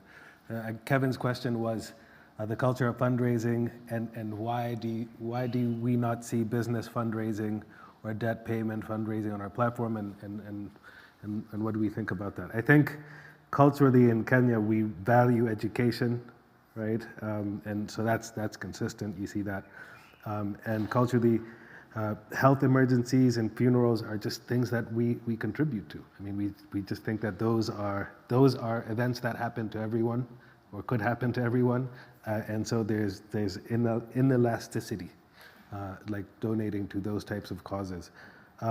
For business, then and debt, then you're getting into lifestyle, right? Like, and I think what happens in our culture is that people start asking themselves, well, Kevin wants to go into business, that's great, he should just figure it out himself. Like, I have limited resources, that's kind of a gamble, right? Like, I maybe I don't want to be part of that. Same thing with debt. Also with business, then it's not personal, it's an entity. People don't really understand protections around, investing or even giving for business, so there's that. But what I do know anecdotally is when fundraisers, even for education, funerals or medical emergencies happen, that oftentimes, and this is why sometimes there's murkiness, right, is that the excess funds, right, are typically then cycled back into your personal business, right? Like maybe you have a kiosk or something, right? So you have 10,000 extra, and then that will kind of find its way back into your business. So I think in the asks for those inelastic activities, there might be portions of that then come back informally to the business. So I think that's kind of what happens. Another category that, just to use the example of lifestyle, weddings are not that popular on the platform. Again, that's considered a lifestyle, or how and how you choose to celebrate and things like that. Ivan asked, why did the volumes go down after COVID? And I should have been a bit clear in my presentation. So the campaigns registered did not go down, but the average donation to those campaigns did, right? And so that's just what we observed. So the total collections, right, just haven't been growing as fast as before. Castro asked about a super app, right? And I think it was more a question about embedded kind of products, right? There is a super app in Kenya, it's the M-Pesa app. It has hundreds of businesses on it, right, like in services. Yeah, I think that's where it's going, right? And I think it's happening. So if your question is that where the industry is going? Yes, and I think even some of the companies that are presenting here have examples of embedded services. So that's a development that's happening. Shayla asked about the use of USSD on the platform. So Mchanga it's been active for 8 years, right? And in the beginning, USSD was much more popular, right? But smartphone penetration, has kind of improved over time, so it's not as significant now. So I'd say it's probably about 15% on USSD. But we keep that channel open because it is still useful to the people that need it.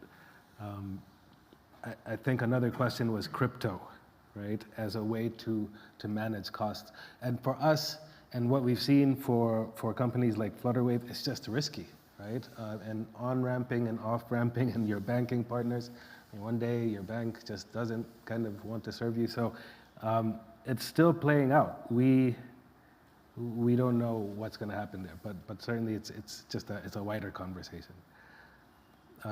Simba and Bateman asked a few of the same questions about trust, contestations, whether Mchanga is kind of like another GoFundMe. Mchanga looks now like GoFundMe in the beginning, right? So Changa really started off as a USSD SMS kind of product, but as technology kind of evolved, it looks now kind of web-oriented.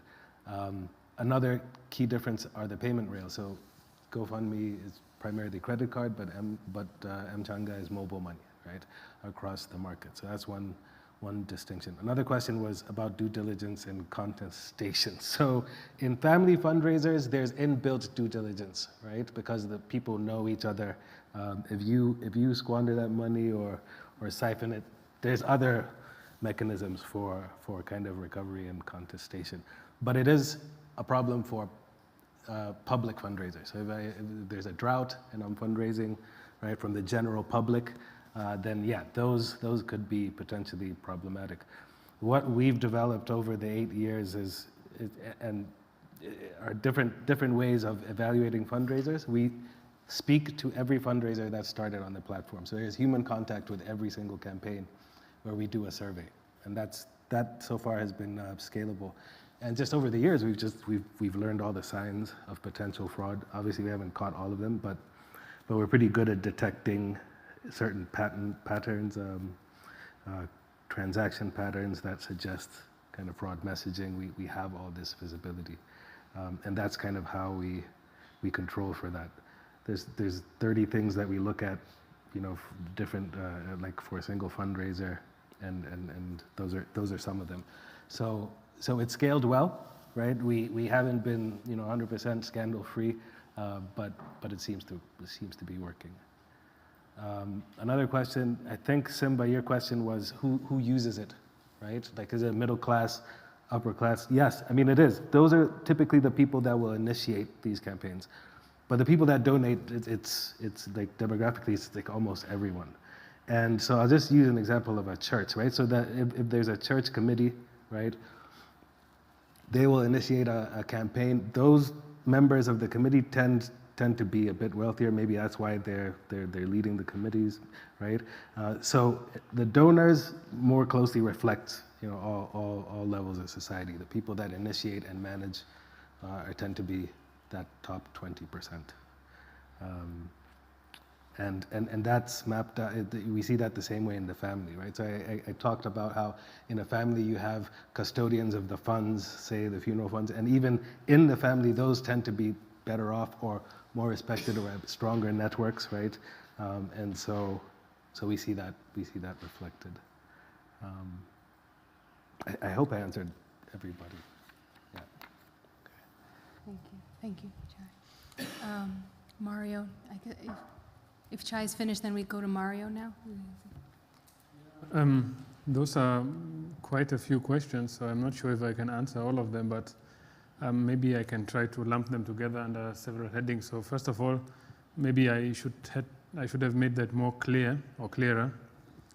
Like, this organization went through all necessary licensing and research stuff, like as you've mentioned, like they are very clean when you look at how they've done it from the outside. What I was saying is that the system itself, the Kenyan system of getting grants and research licenses, might be the faulty one, because you go through the central government, and then although you are supposed to look for like also local kind of approval on the county level, but you go through the pre-2010 constitutional stuff with chiefs and those people that are appointed from the central government. You are not going through governors, MPs, or other democratically elected people. So the NGO that comes does not need to introduce itself to those people. The question now is, and maybe I can be blunt, personally, I don't use informed consent forms because they are completely meaningless, and they only give institutions and researchers the ability to use them as blueprints afterwards, as if once they have that thing, it is okay. But personally, I think informed consent is a relational achievement that needs constant reaffirmation. And that is only possible through being engaged with the community over a long period of time. That is not what is happening with these kinds of research, because they go into communities and live. Because they are also not interested in these communities. They are interested in these communities because they stand for a specific level of economic development, specific socioeconomic strata, so that they can argue that this is actually working also in other contexts. Because this NGO is not interested in proving that cash transfers work in Siaya. They're interested in proving that that cash transfers work in comparable contexts, which leads me to the question of the model, or like, I was not sure, Milford, what you meant by the model, like the mathematical model or the cash transfers or the method of RCTs? The overall concept of a randomized control trial. Okay, not the mathematical. And sample, that is, I mean, it's used quite well in medical history. It maybe the model actually does work, but it's just been badly implemented, is what they would say. Yeah, that is what they would say, and I think that is something that I was trying to suggest is not what I'm arguing. I think these RCTs are impossible to conduct in an ethical way and in a way that is, because there are so many confounding factors, for example, due to the temporality of the whole endeavor, that you can't compare them with an experiment or an RCT that is happening in a controlled way. Also, just look at the question of informed consent again. You are invading a community, asking for informed consent for those people who participate, and those people who reject informed consent, they are still part of the experiment, because they will be affected if everybody else is getting a cash transfer and they don't get it. So how do you, what is individual informed consent in such a context? It looks valueless to me. So and then another problem, general problem of this, like conflation between research and charity and in the new kind of evidence-based intervention. One problem is that science is no longer directed at knowledge production, but partly also at convincing donors. And that is the big problem, because it introduces further, I mean, science is already kind of, especially statistics and quantitative science, it's already very hard to publish a paper that has a null result. Everybody wants very interesting results, and now you even have a further incentive to come up with something that is proven to work. And I think that is pointing to the question of what are you actually proving if you prove that a cash transfer initiative is working? Because, like, you answered the question if they've published. They did publish. Like, all these things are available, like also aggregate stress levels of the saliva swabs and such like things. They are published, and they are continuously publishing, because it's always like a lag behind, because they are still publishing on that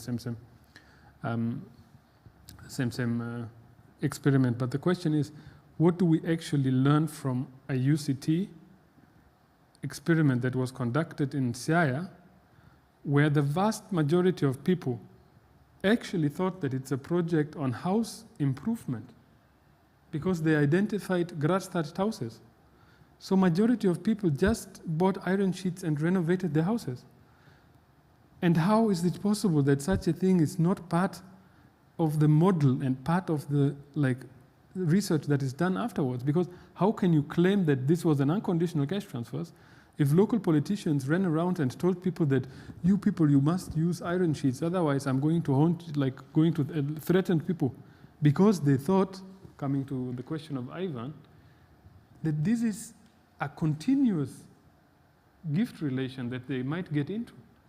Majority didn't believe that this is a one-off transfer. Majority considered it as a test. Do we do it correctly? Then we might get another transfer. So majority built these houses.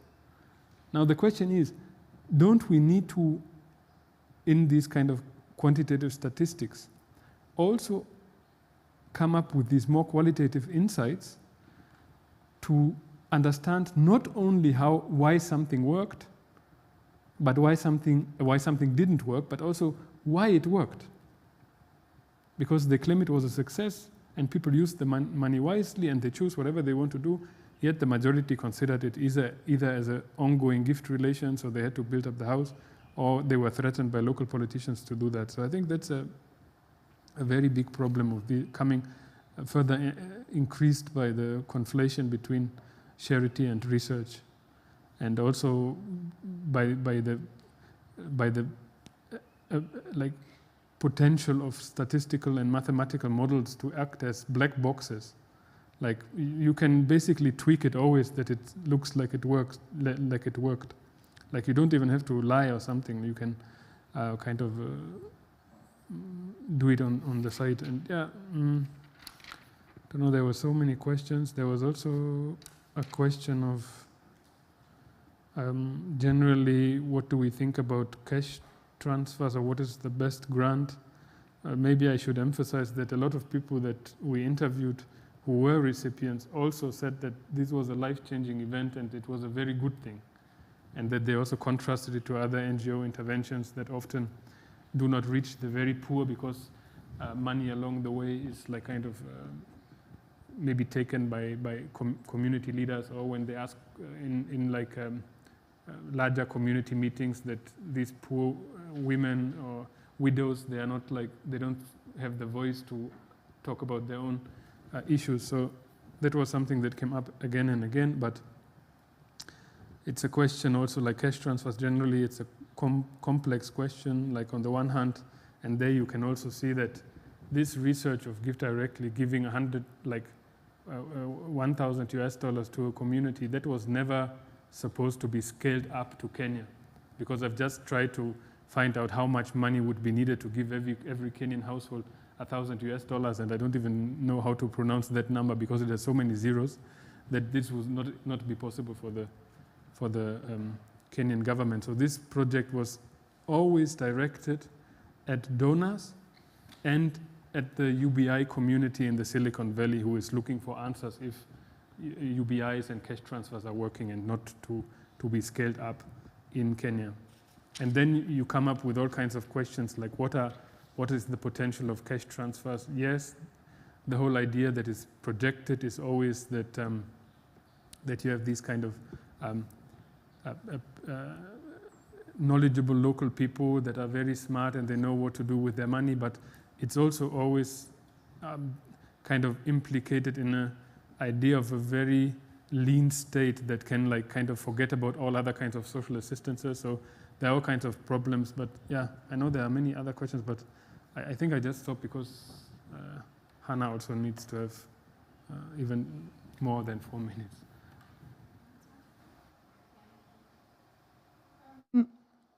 Yeah, thanks very much, everyone. Lots of interesting questions and things that are helpful to think about. I'm going to try and join a few of the questions up, but I'll just go in the order I received them and be as quick as possible between you and lunch.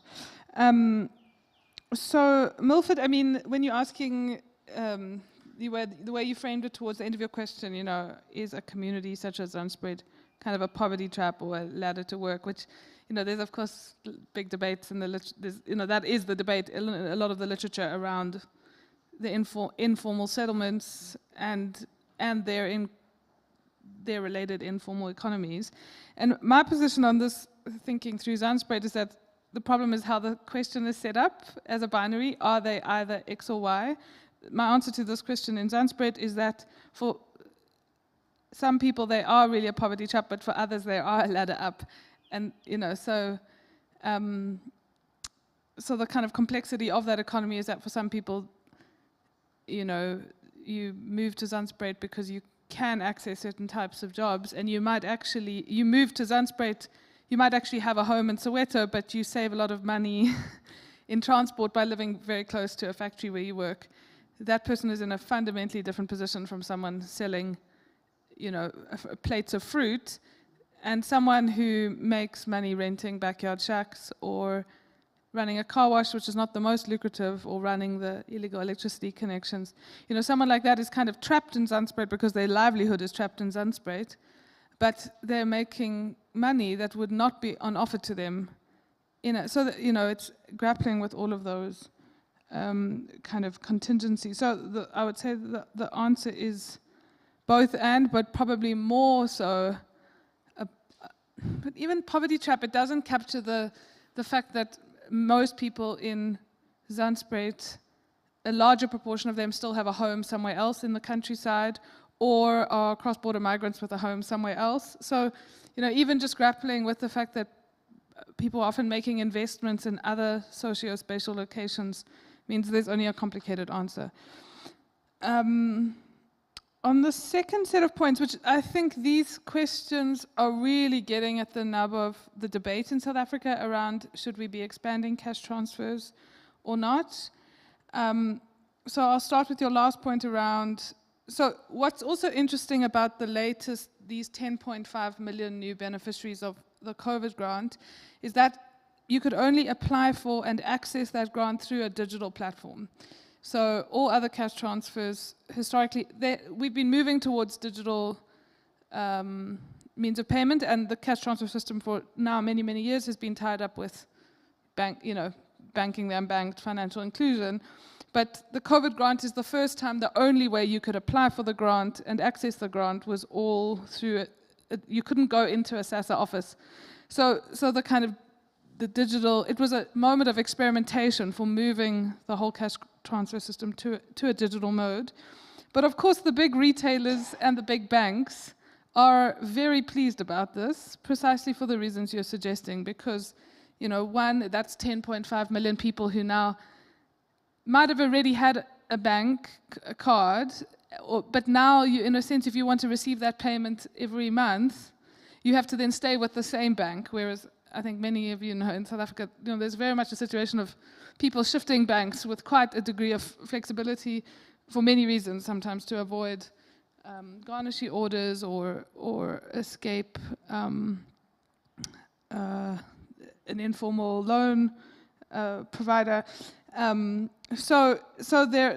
big incentives for the big banks and the big retailers, especially when all the research shows that at least pre-COVID, there's now some substantial research coming out on how the new COVID grant was spent, but the overwhelming conclusion from all the research we have on social grants in South Africa is that the vast majority of it goes towards groceries or transport or school clothes. So, but what exactly is happening with the COVID grant is something that's still something we're trying to understand. The other thing I wanted to say about the relationship between grants and informal livelihoods or job, in a way, one of the reasons why a job seekers grant is being put on the table is because that's the only way it's kind of palatable to give money directly to someone who's working aged, is to frame it as job seeking, but that assumes there's jobs, but there's not the type of jobs in the pipeline in South Africa. So then you have to ask, well, for whom is it being framed like that? And is it actually setting people up to fail even more? And the similar kinds of questions you could raise around, well, is it good or bad for social grants to be linked to informal livelihoods? Again, another kind of working consensus is that cash transfers are good there's a multiplier effect. A lot of, there's big debate on what evidence we actually have to make these kinds of conclusions, but, will it assist local informal livelihoods such as Unspreid? And I think the jury's still really out on that question. So the point about will it increase competition between traders, that is a real threat. The other, I see of it more as it's a boost in money into a local economy, it's increased demand. The question is what to do with that and how to avoid the predatory behavior of the big retailers. Like that, for me, that's what the question should be rather. But the other is also, if you look at the eligibility criteria, it used to be 640 Rand, then the government tried to reduce it to 350 Rand, the value of the grant. So you have to be able to show that you had less than 350 Rand in your bank account, and now the banks do these checks for the government, right? So if more than 350 Rand has entered your bank account in the last 30 days, then you don't get that grant this month. So basically you're punishing people, the people who've used that money to start a small business and maybe invested that money back in their bank account, or their brother helped them out with a donation. That cuts, so the government, the president on public platforms talks about how the COVID grant has led to all these new entrepreneurs. That's how he sells it, right? That makes it sound like we're not just perpetuating a so-called culture of dependency, which I personally think we don't have evidence to show that that is really the case if you look at how people spend the money. But then then you make the eligibility criteria. So I think this is where the need for really thinking carefully about how do you think carefully about a multitude of social and economic policies, some of which are trying to encourage along with social grants in the mix of that, and thinking carefully about what actually happens in local economies. Oh boy, maybe we should talk over lunch. Simba, just to say, yes, you're completely on the mark. It's absolutely territorial. And I have a lot more to say about that, but basically the taxi bosses, who are a mafia in a sense, determine who the street committees are, and those are the ones extracting the rents. So they basically, because of the proximity of the strip to the taxi rank, means there's increased traffic, pedestrian and cars, which makes it extremely lucrative. So there are car washes in other areas, but this is the spot if you want taxis to, there's hundreds of taxis in and out of Zandspruit every day. So if you want a segment of those taxis, this is the only place. So that is regulated. There was 4 spots, then there were 7 taxi ranks, car washing spots, and there hasn't been more than 7 for the last 5 or 6 years, and that's because there's a kind of informal agreement there between the street committee and men like Kenzo who maintain their place there. And just to say, the question around Ilana's, I just looked it up. I haven't read Ilana's paper for a long time on grants and gambling.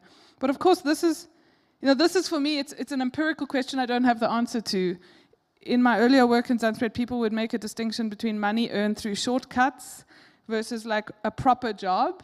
And money spent on shortcuts there's a sense in which it's not always spent differently, but you could at least justify it to yourself why you spent that money, say on enjoying yourself with some friends on a Friday afternoon, compared to, and your girlfriend can't lay claim to that money in the same way you can if you get a wage on the 25th of the month.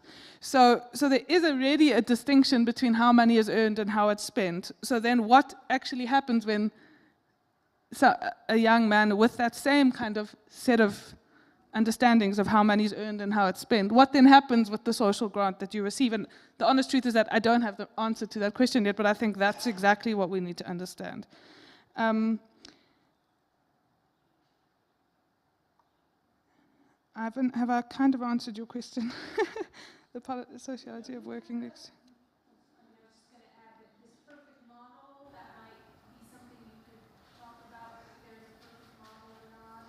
Yeah, I mean, maybe I'll kind of end there. I mean, I don't really know exactly what that means. I mean, because I would agree with this point that we don't need any more RCT trials. Like, there's a huge amount of evidence of how cash transfers get spent, and they basically get used on basic needs, and they have a significant impact on poverty alleviation. There's just no doubt anymore. The idea that the money gets misspent, it leads to, like when we say it leads to dependency, I'd love to pick this up over lunch. What does that mean? I mean, what does it mean to say that? So is there a best model? I mean, the people advocating for more expansive social protections say they need to be regular. Like you get bigger bang for buck if you don't have to keep proving. So if you know you're going to receive it like a salary on the 15th of next month, then you plan around that source of income and you can do a lot more with it, because the benefit is that it's a stable income. And that alongside a variety of other sets of sources of income which come through family members, informal businesses, etc., etc., etc., then it starts to do something.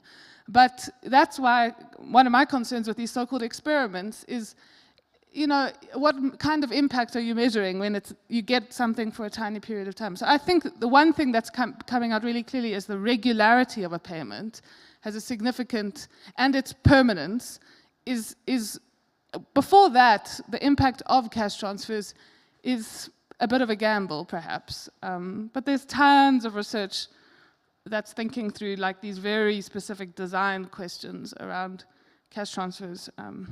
Anyway, thanks. Sorry for going over time. Just add something on that very shortly, because I think the best model, if we talk about the best model, would be a regular payment, but also a regular less often payment of a larger lump sum. Because like in rural Western Kenya, what they did, where they were really successful with, was that they helped people to build houses.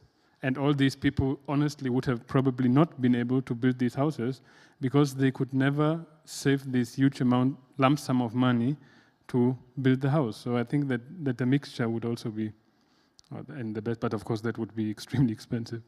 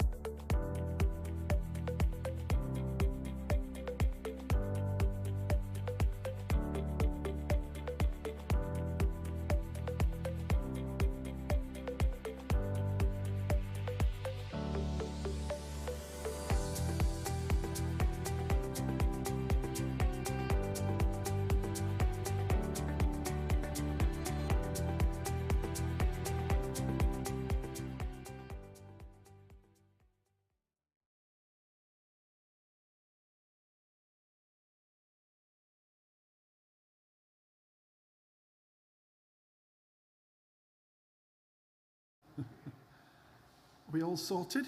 Good. Okay, over to you. Clicker? What's there?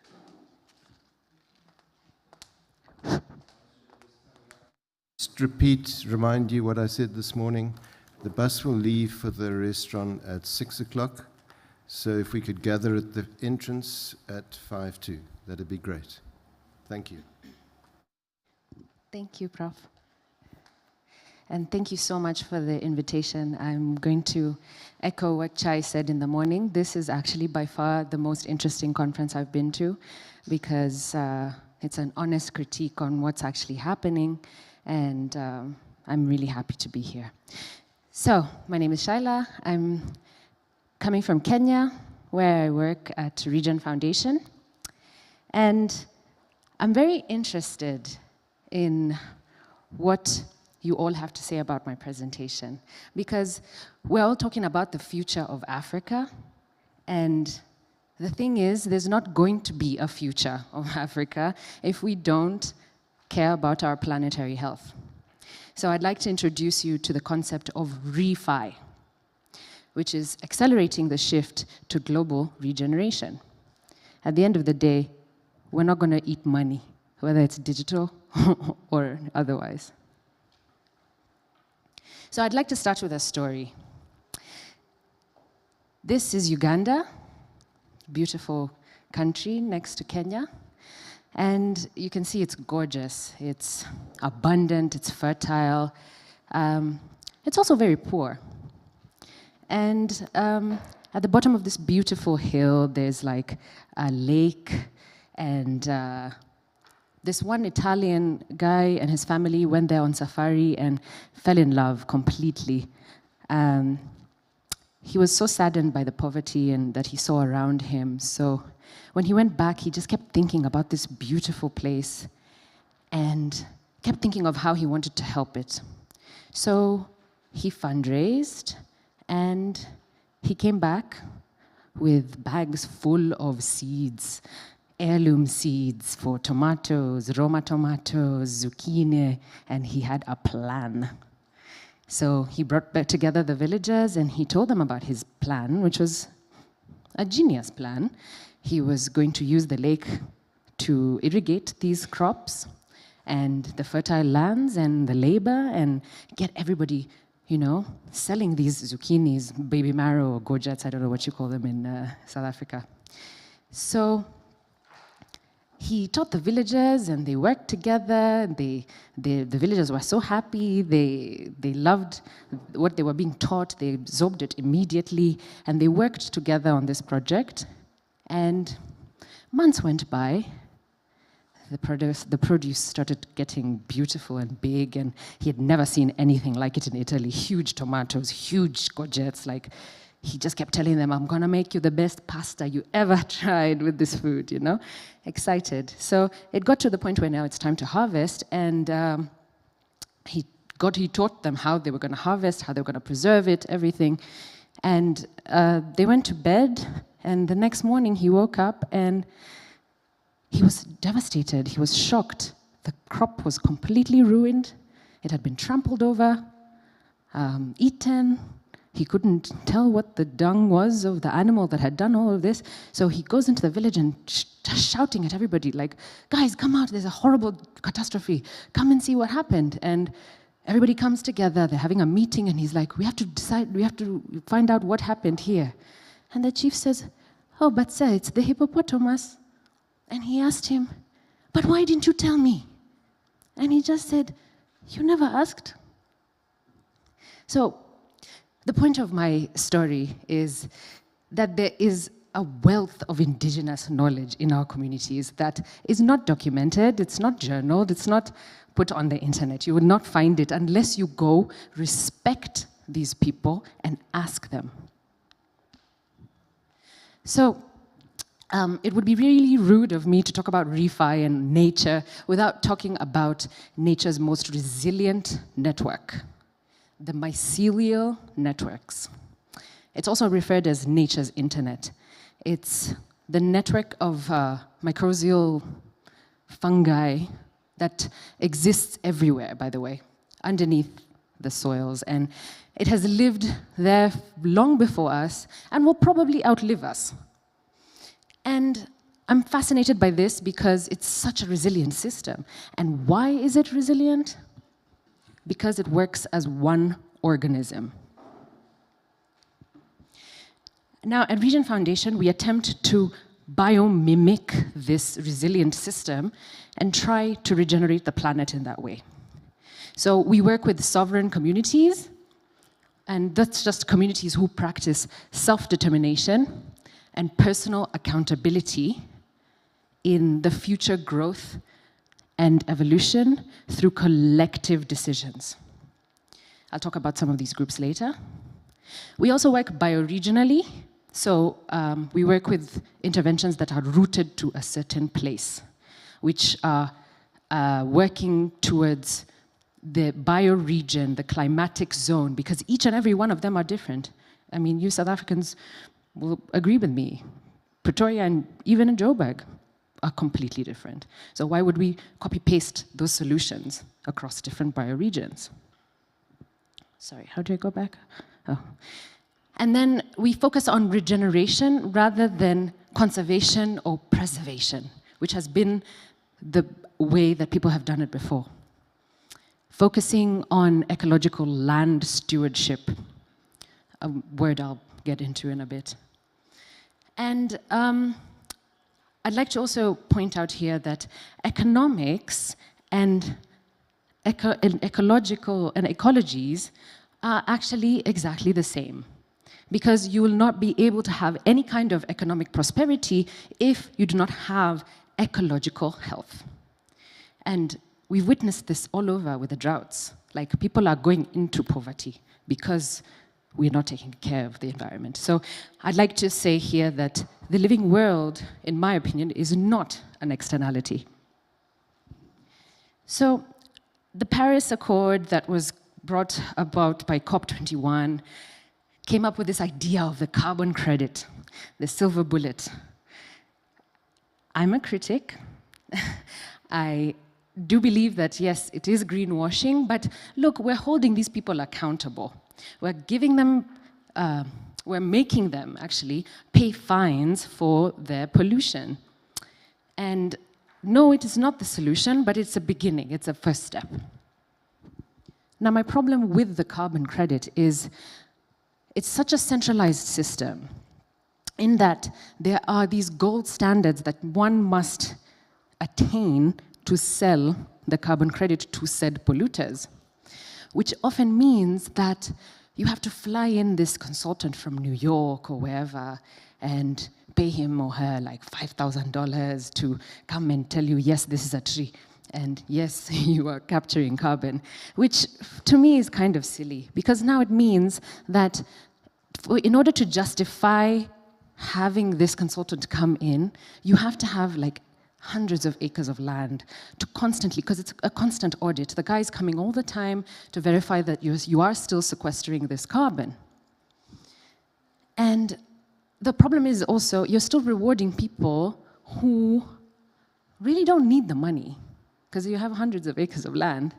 And you could also just have hundreds of acres of land of eucalyptus trees, which are sucking out water from the water table.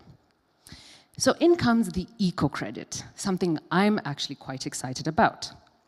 Because the eco-credit is focused more on the process than the outcome. Meaning, the process of increasing biodiversity, for instance, which a lot of people are doing by even farming mangoes and avocados. They start to get birds in their fields.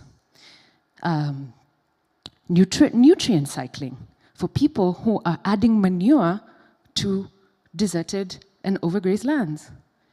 Aquifer restoration, things that were never even considered before.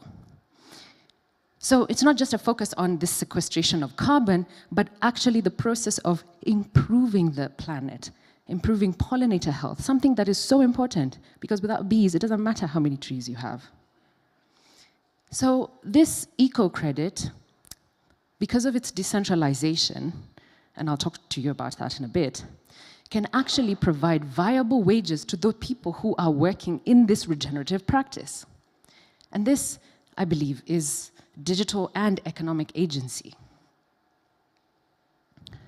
So at Regen Network, we work with academics, experts, scientists, technologists, political activists, lobby groups, all together as a mycelial network. And I'll explain how. Among these projects, and I could only show you just one screenshot, but I'll give you this website you can go on. These are all methodologies that are being tested out. The only methodology here that is done by Regen, the actual company, is the Carbon Plus Grasslands methodology. Each and every one of these are community-led.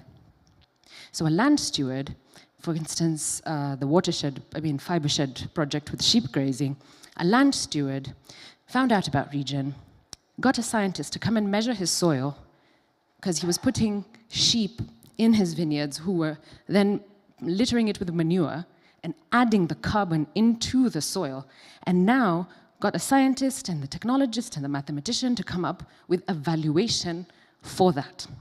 Therefore, being able to reward him for those actions.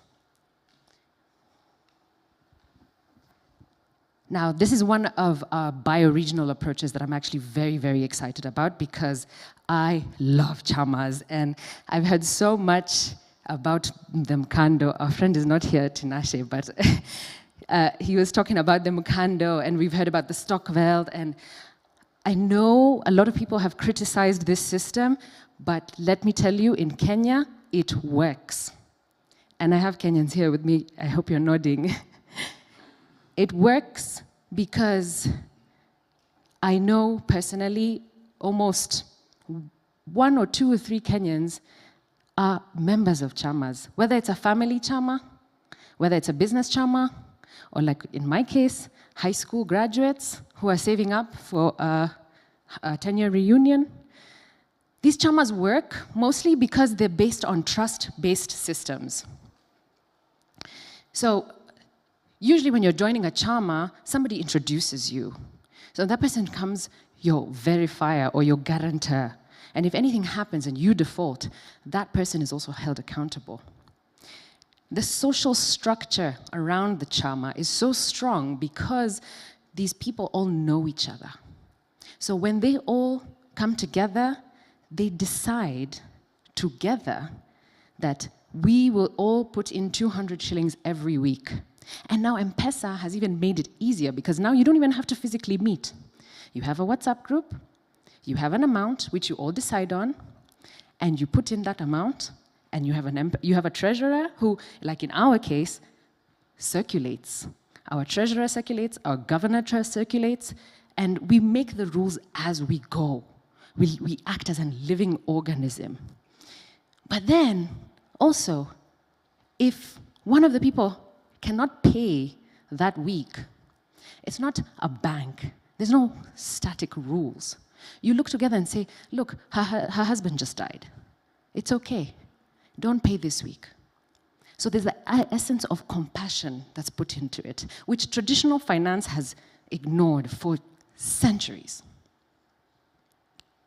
So we're going to be attempting to work with these chamas to actually be able to use remote monitoring and verification systems to be able to verify the work that they're doing in regenerative, so smallholder farmer chamas, because there's a lot of those chamas that exist in East Africa, and put that on chain and be able to quantify and verify this and open them up to even more funding.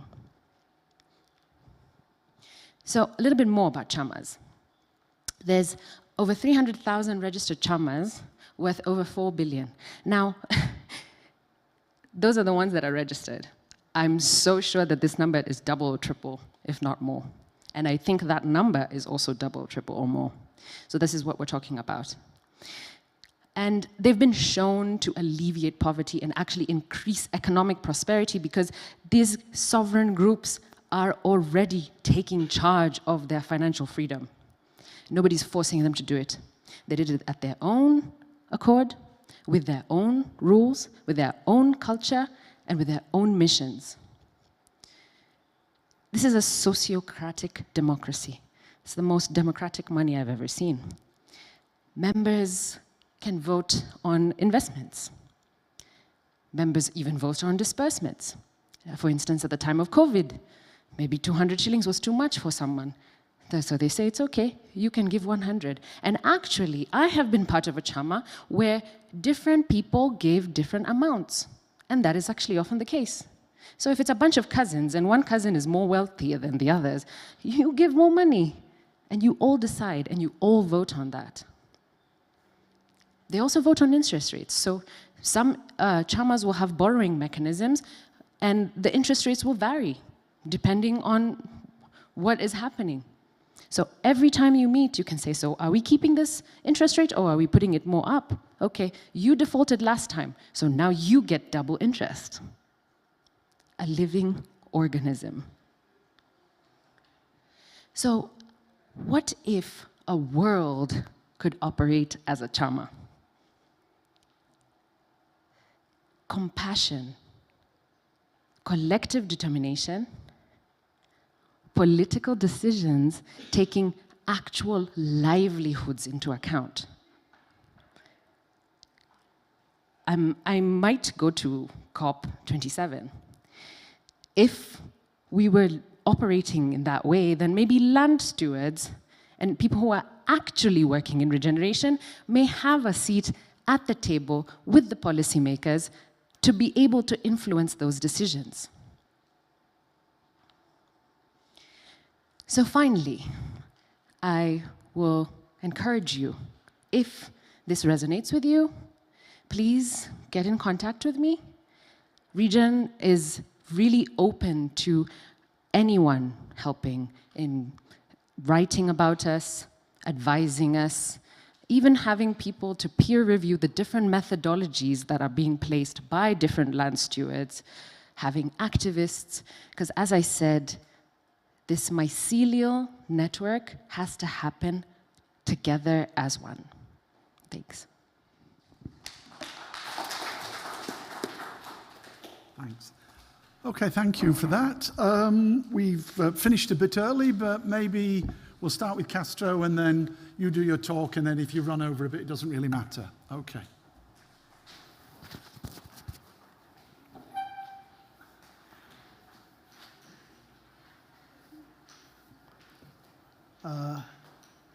Good afternoon. Sorry.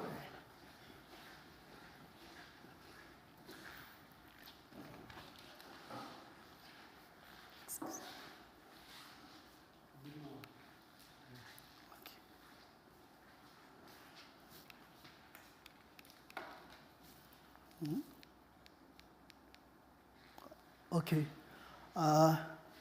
I'm Castro Gichuki, and I'm a postdoc fellow at University of Pretoria. And I'll be presenting my paper that I did collect data on between June and between May and July. And specifically, I'm going to focus on the money that we've been talking about, the fintechs and all that, but I want to have a twist onto that and maybe focus on what about we think of maybe have a democratized money. And therefore, we'll try and have an understanding on the dynamics of how a democratized money can work. Does it work? Does it not? So we'll have all these series of understanding how the community currency works that I investigated on as they transition from one series to another. So the background of the studies on community currencies, and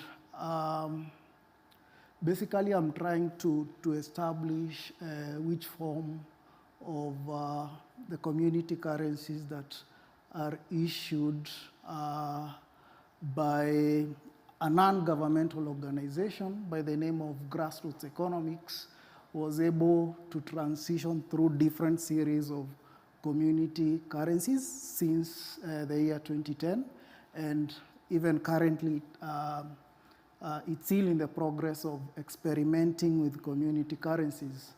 And the idea of community currencies emanates from the ideology that currently the money that we have is not serving the interest of the population.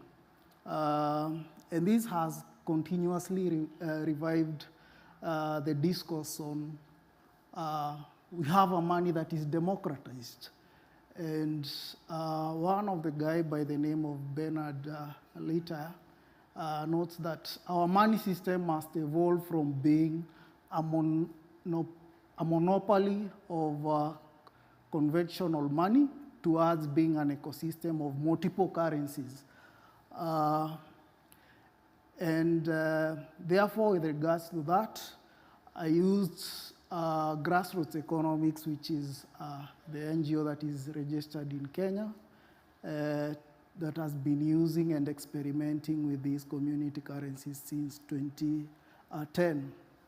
And the goal of my paper is not to disparage what the GE has been doing and all that, but also to establish on how they try to reduce the leakage of money into communities, and also to try and facilitate local exchange of goods and services in the community, also at the same time trying to save the national currencies. So just a brief summary of what the GE has been undergoing. GE started using the paper-based vouchers or scripts, and they were deployed to community. And that was actually the first series of community currencies that they deployed to the community, and specifically it was informal settlements, or rather the slums. But with the coming of the blockchain technology, they transitioned that to cryptography kind of technology into the second phase. And therefore, I'll be looking at both series on the way they've been operating, and what are the challenges, what are the wins of each particular system. So basically that is an illustration on the series. On the first series, I'll focus on Bangla Pesa. Most of you maybe have heard of it. And the first series that was done, which was EcoPesa, and then it transitioned into a blockchain-based community currencies. So you might be asking, what is this community currency doing? What is it going to buy in the community? And there, at that particular slide there, it shows on the number of products that communities would be enabled to purchase with these community currencies we have, and the businesses that were involved. So we have shopkeeping, schools, media, raw food, pastas, water, and the rest. And basically, these are most of the commodities that are very common and are very transacted in the informal settlements, where Eric was saying at the bottom of the pyramid. So the first series that was introduced by GE was in 2010, and that was a currency that went by the name of EcoPesa. And it was introduced in Kongowea in Mombasa. And this was a kind of a collaboration between the GE founder and EcoEthics, which is a non-governmental organization. So basically, the aim of this particular project was to pay the youth who are employed to participate in community activity work. That is to rehabilitate forest parks, plant trees, collect garbage in the community, and they were paid using the EcoPesa.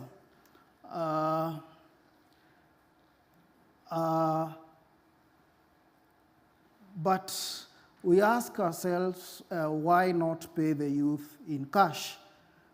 Because they will just have decided that it's a kind of a cash transfer. Why not just pay the youth in cash and we are done with that particular model?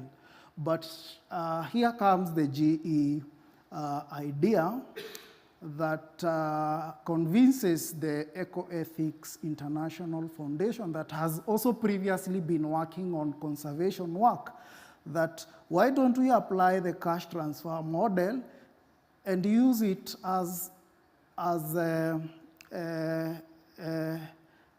community currency to help try to reduce the leakage in the market? Because the issue with the cash transfer model, the moment you put money into the community, it just leaks out within no time. And therefore, they came together and established the eco currency. As that particular chart there shows, that network, it shows that there was donor funding that was injected into the community, and that particular money or the grant that was funded, it was used for printing these vouchers and all that, and they were injected into the communities. And at that particular point, in terms of mobilization, businesses that operate within that particular slum of Kongoea were brought in. And the businesses the youth who are paid with the EcoPesa, they will go and spend the EcoPesa in the local businesses. And with that particular model, money was allowed to circulate in the community with very little leakage of it into the community, outside the community. However, we have a challenge where not some of the goods and produces are not produced in the local communities. Like, for example, we need sugar, we need soap. Those commodities, you can only be able to access them outside the community, and you need a fiat currency to access that. So to help with that transaction, there was a kind of a convertibility, a cash out project. And the charges were that if you are a business person and you wanted to cash into Kenya shillings, there was 20% that was given. And to enroll more businesses, they were given 20% discount on the first vouchers that they were given. And the EcoPesa model was successful and operated for 2 years. But now the main issue was that the main project of EcoPesa faced challenges because the donor project was running for a 2-year period. And when the grant ended and the donor pulled out, the whole model fizzled out. And it wasn't able to be operationalized anymore. So this moves us into the next phase of the GE, that is grassroots economics. It finds itself in a situation, what do we do?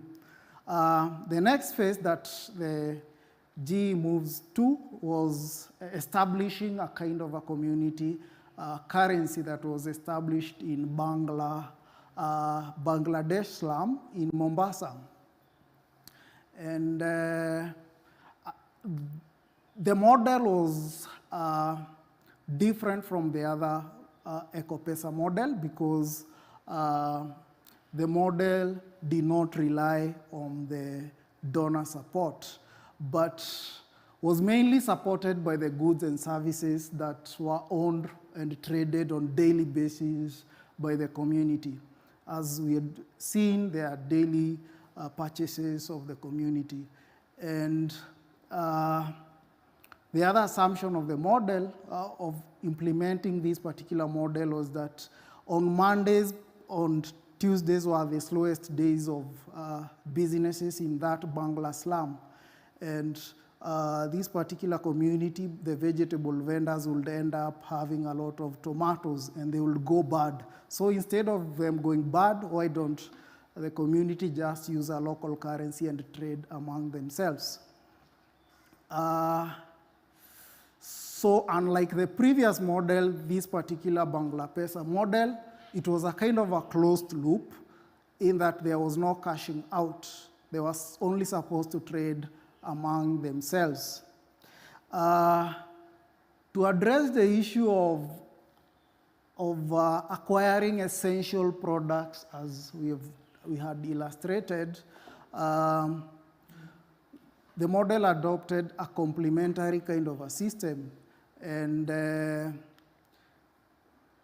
in this particular model system was that the businesses would normally spend like 100 Kenya shillings or $1 when using the Kenya shillings, that is to purchase sugar. But to help the shopkeeper to restock, they would only accept 60 Kenya shillings for that particular kg of sugar and an extra Bangla Pesa for that particular commodity. And this would allow them to restock their businesses. And the main challenge with the Bangla Pesa is that it had challenges with scaling up or expanding. And there was also the issue of linking different businesses, and therefore the amount of businesses that participated in this particular project were very few. There is also the other issue of when you're using the vouchers, it becomes very expensive, and there are a lot of issues about security, and you need to develop watermarks and have vaults so that you have very authentic currency in the money that you're issuing. However, partly most of these particular challenges would be addressed well by the later technology that was developed, that is the blockchain.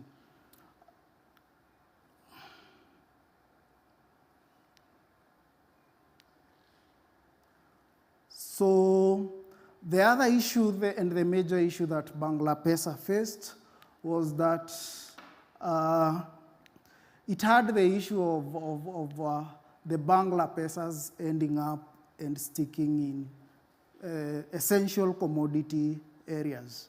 Like for example, a person who sells sugar and margarines and all those, and the paraffin and all that, especially the shop-based areas, the Bangla Pesa would end up accumulating at specific points and not being able to be redistributed. Therefore, it was a very daunting task because the GE officials had to move around to see where the money had stuck and try to convince people the way they should redistribute the money. Because that was a big problem that slowed down the uptake of this particular community currency. After that particular series comes 2018, and at that particular time, there was the uptake of, and the Ethereum technology had come, an open source technology, and GE was able to get into that particular space, and it transitioned all the community currencies that were paper-based or voucher-based into digital tokens. For the communities who are not, because it's an informal settlement and most of the people are not able to get the smartphones and all that, so they were able to use the USSD interface, which would allow as many users as possible. And this particular model of shifting would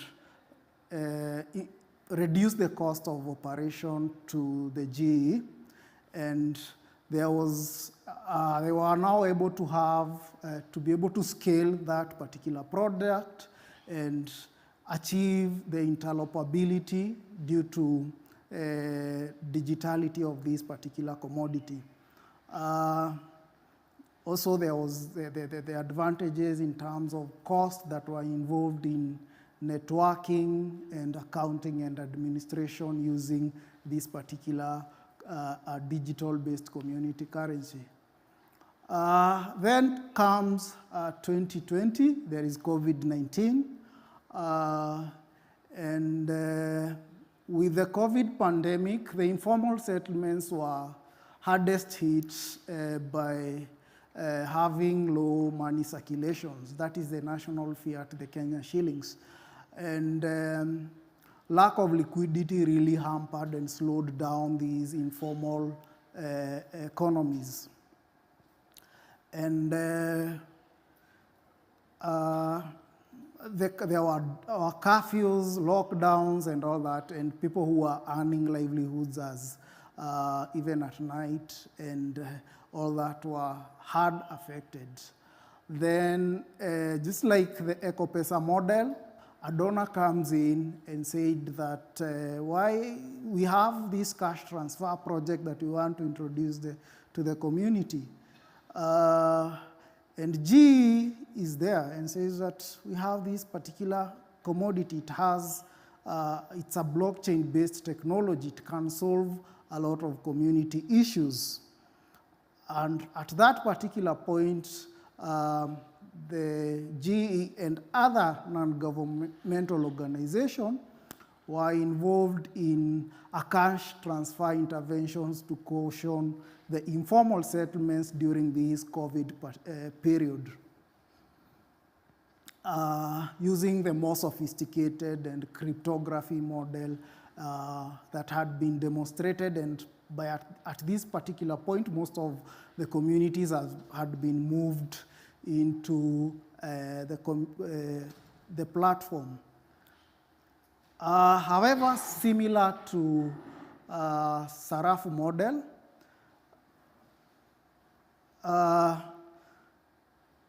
the model also had, the funding period had a timeline. That was actually around 7 months. And the donor fund ended, and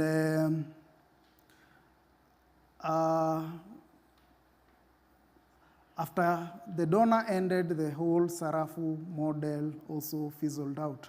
That there is an illustration on the way the donor-backed program worked. So there was an input of circulation, and business transactions were quite high, as you can see there. The currency was able to increase the acceptability rates, and according to the data from GE, actually 60,000 registered households were able to use these particular community currencies that is digital. And this was actually observed to cause 19 times economic multiplier, or roughly 400,000 individual transactions. But unfortunately, the model ended up. And from my fieldwork, there were stories of how women were able to use this particular period of cash transfer to smoothen their incomes, especially some of the women or men who had lost jobs during COVID, who were employed as domestic workers in the upper part of Nairobi, and they were fired because they could spread COVID to their employers and all that. Then, after the donor exited, the G is left with a problem. Then, how do we make the Sarafu continue to operate in this particular environment? And also solve the problem of stickiness. Remember, you had the same kind of a closed, you're shifting from the open sourced kind of a system a closed system. This is a very open system that has convertibility. And then this one is a kind of a closed system because there is no donor funding. So they shifted to a mutual credit model, just the same as the one that was used by Bangladesh. And with this particular model, it encountered challenges that were similar to Bangladesh, in that it accumulated at specific points. And to solve this, there was a technology. And GE was able to program that so that it can be able to spike up the stickiness of the community currency. And they came up with a demurrage concept. And the demurrage concept acted as a holding tax that was supposed to drive high spending, in that if you are able to hold on to the sarafu, you are penalized, or they just reduce themselves automatically, which was not able to be implemented during the Bangladesh model. So one of the guys by the name Liter, he asserts that the use of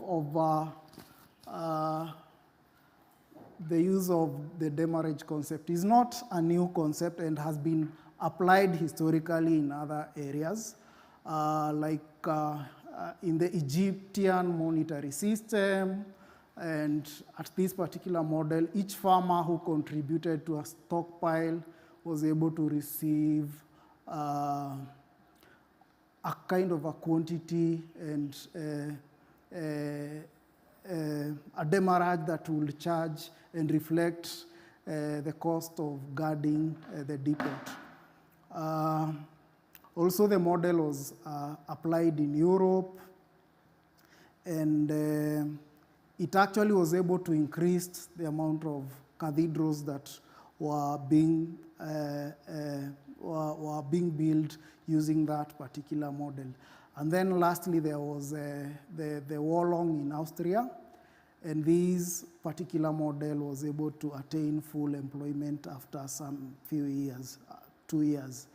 And therefore, let's observe that with today's money, the smart cards and the crypto technology and all that, it's easy to introduce the demurrage system. And this could solve the problem of people hounding or holding on to money, why not have a negative kind of an interest-based money that it will charge you when you hold on to it. In conclusion, from my study, I observed that the model that is applied by GE is able to smoothen out the incomes, and especially when there is the cash transfer model. But the moment the donor pulls out, there are issues that the currency is able to face. And however much the blockchain technology has offered these improvement to community currencies, there are still issues in that it cannot be able to operate on its own. It just needs the donor funding.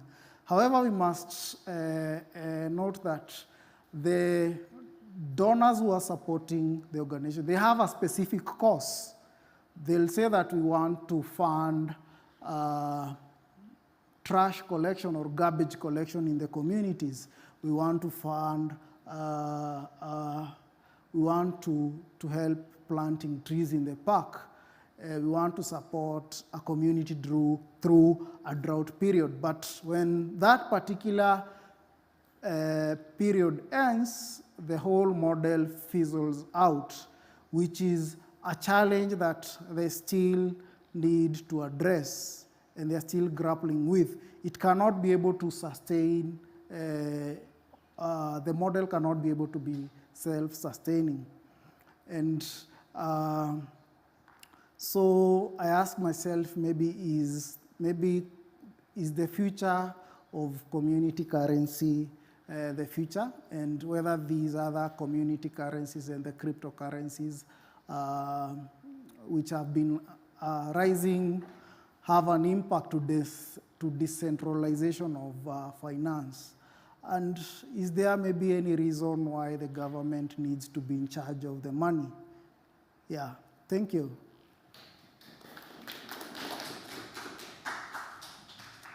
Right, so two interesting presentations there, touching on similar types of issues. We have a couple of minutes before we're supposed to go for tea and coffee, so has anybody got any burning questions? Shall we just have a quick summary and then go to coffee and then start the real questions afterwards? I think John's got a contribution. No? Yes, if I had a mic. Oh, sorry, yeah.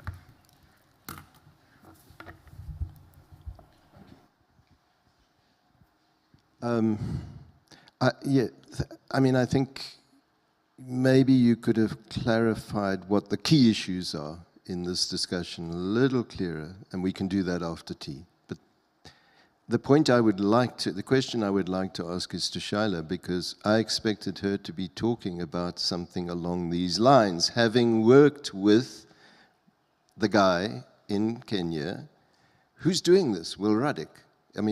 He's the guy behind all these currencies. And I'm not really, you began to tell me how you'd had a fallout with Will Ruddick. That's fine, but I'm not interested in that now.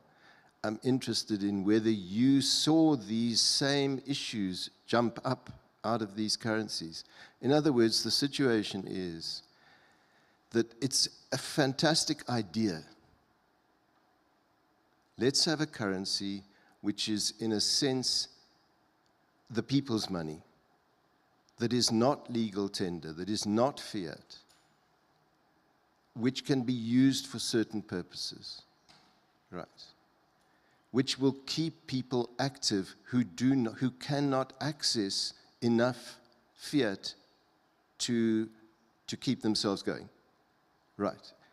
And we see, and there's another interesting aspect which I would want to highlight. The technology doesn't matter. The technology did not solve Ruddick's problem. He had a voucher system, first of all, which is obviously very expensive because you've got to keep printing these damn vouchers and you've got to make them secure, and people shouldn't be able to counterfeit them too easily. So that's expensive. The problem which he experienced was that when he was using those vouchers, it needed an external backer to enable the conversion of his currency to shillings.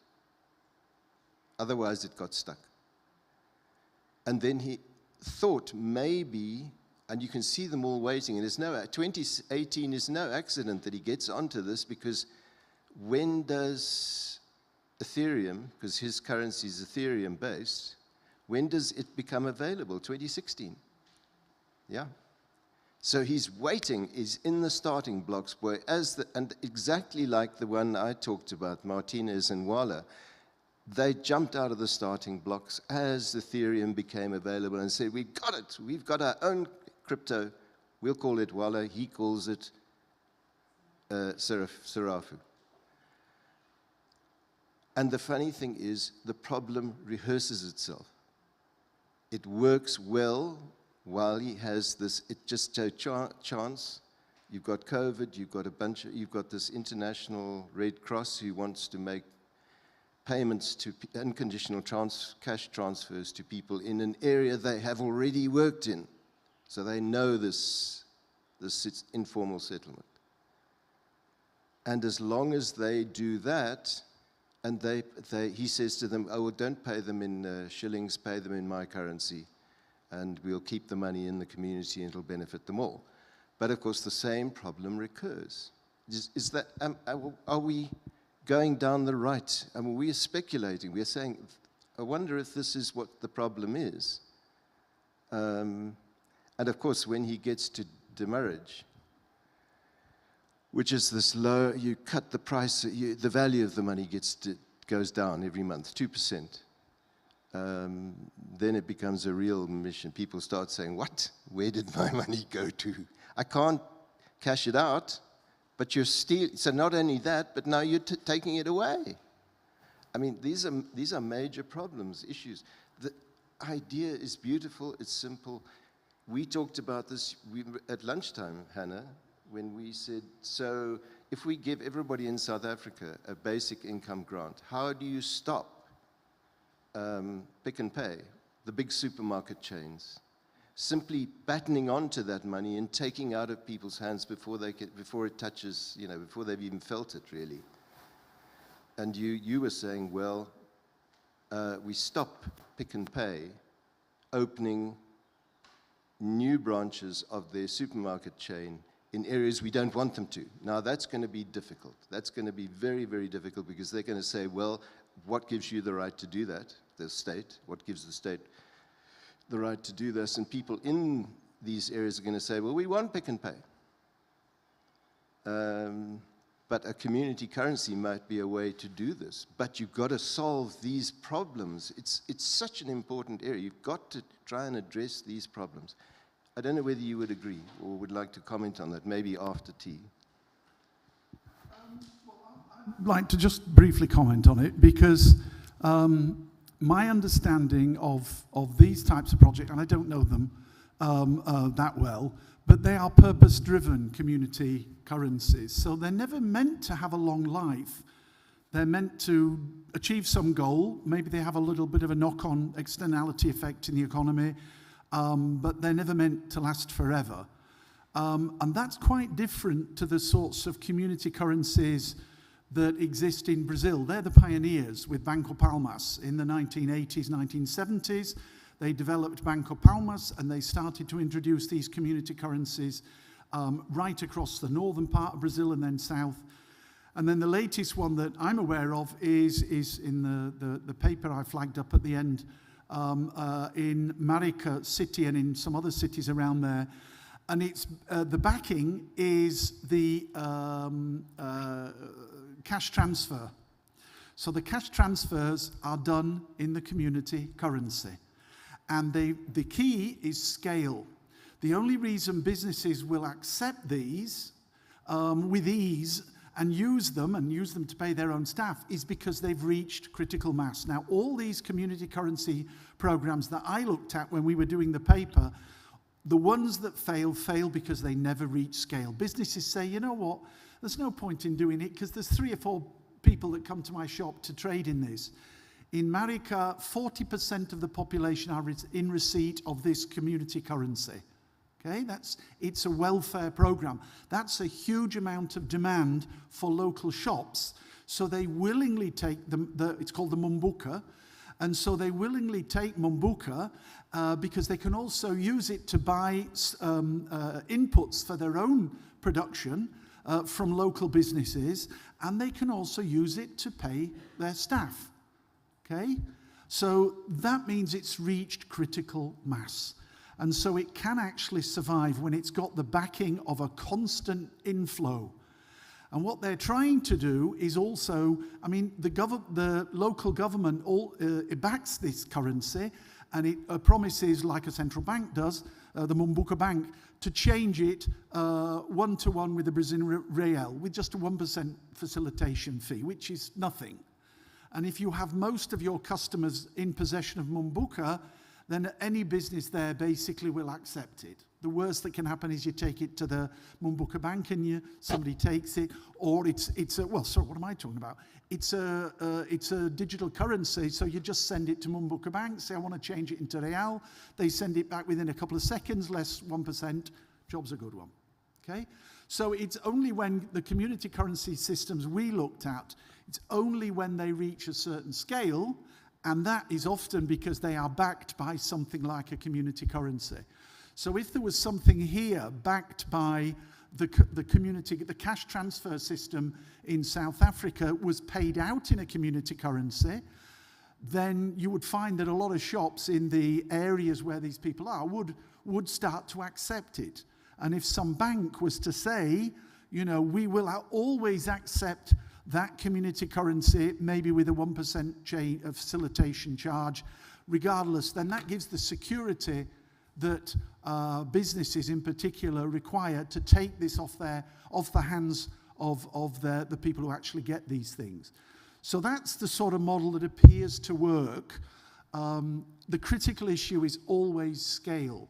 That seems to be the thing. So I'll send you the paper on that. I mean, it's an ongoing project, but across Brazil there are lots of these community currencies.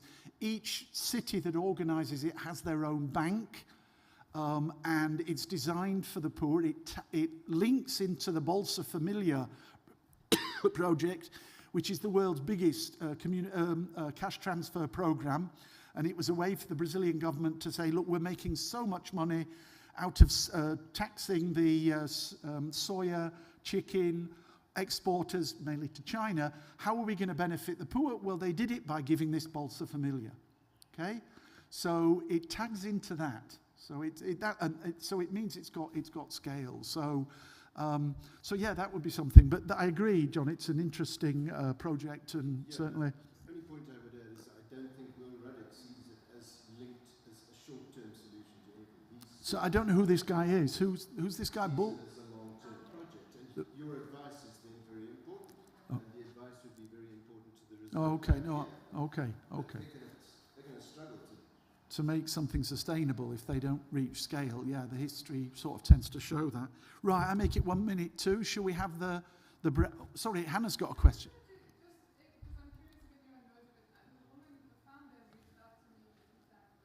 Hang on. Can't hear you. We'll just run over a few minutes. It's no problem. No, take your time. I mean, it's interesting. I just wanted to mention it as it's in the pilot phase, and South Africa has not normally been the place for these types of experiments because we have this state-funded social welfare system. But there's a woman called Karen Joost who's interesting because she used to be if you know South African politics, she was a DA member of parliament but left the DA, and she's now started an organization called rightfulshare.org. Sorry about that. That's her. Yeah, it's Karen. So it's called Rightful Share, which an income movement, and I've had a couple meetings that we don't necessarily see eye to eye, but basically she's now got, I haven't chatted with her for a while since she got basically some big crypto funder to give her the funds to do this experiment in a rural community in South Africa. I don't know the details, but if you look at her website, so you can donate rands, you can donate crypto. Now I see Bitcoin, all three there.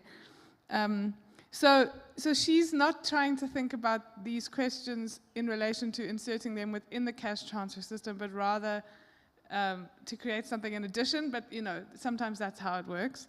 But I just wanted to mention it as, if anyone has thoughts on this, I'd love to hear them. I don't, but I think it's something to at least, I think it will remain fairly small and fairly fringe, but it's nonetheless, in the South African context, this is the only thing of this sort that I'm aware of. But I don't, again, I'm quite ignorant. It's the three big cryptocurrencies, not community currencies. I don't think are part of her thinking and the model of it. But I just wanted to flag it. And if anyone knows Karen or knows anything about it, I'm super curious. So just mentioning that. Thanks. Supported by sort of Ponzi scheme currencies. Yeah, speculative, crazy currencies. Yeah. Okay, shall we meet then? And my understanding is we're back in half an hour. Is it? Yeah, back in half an hour.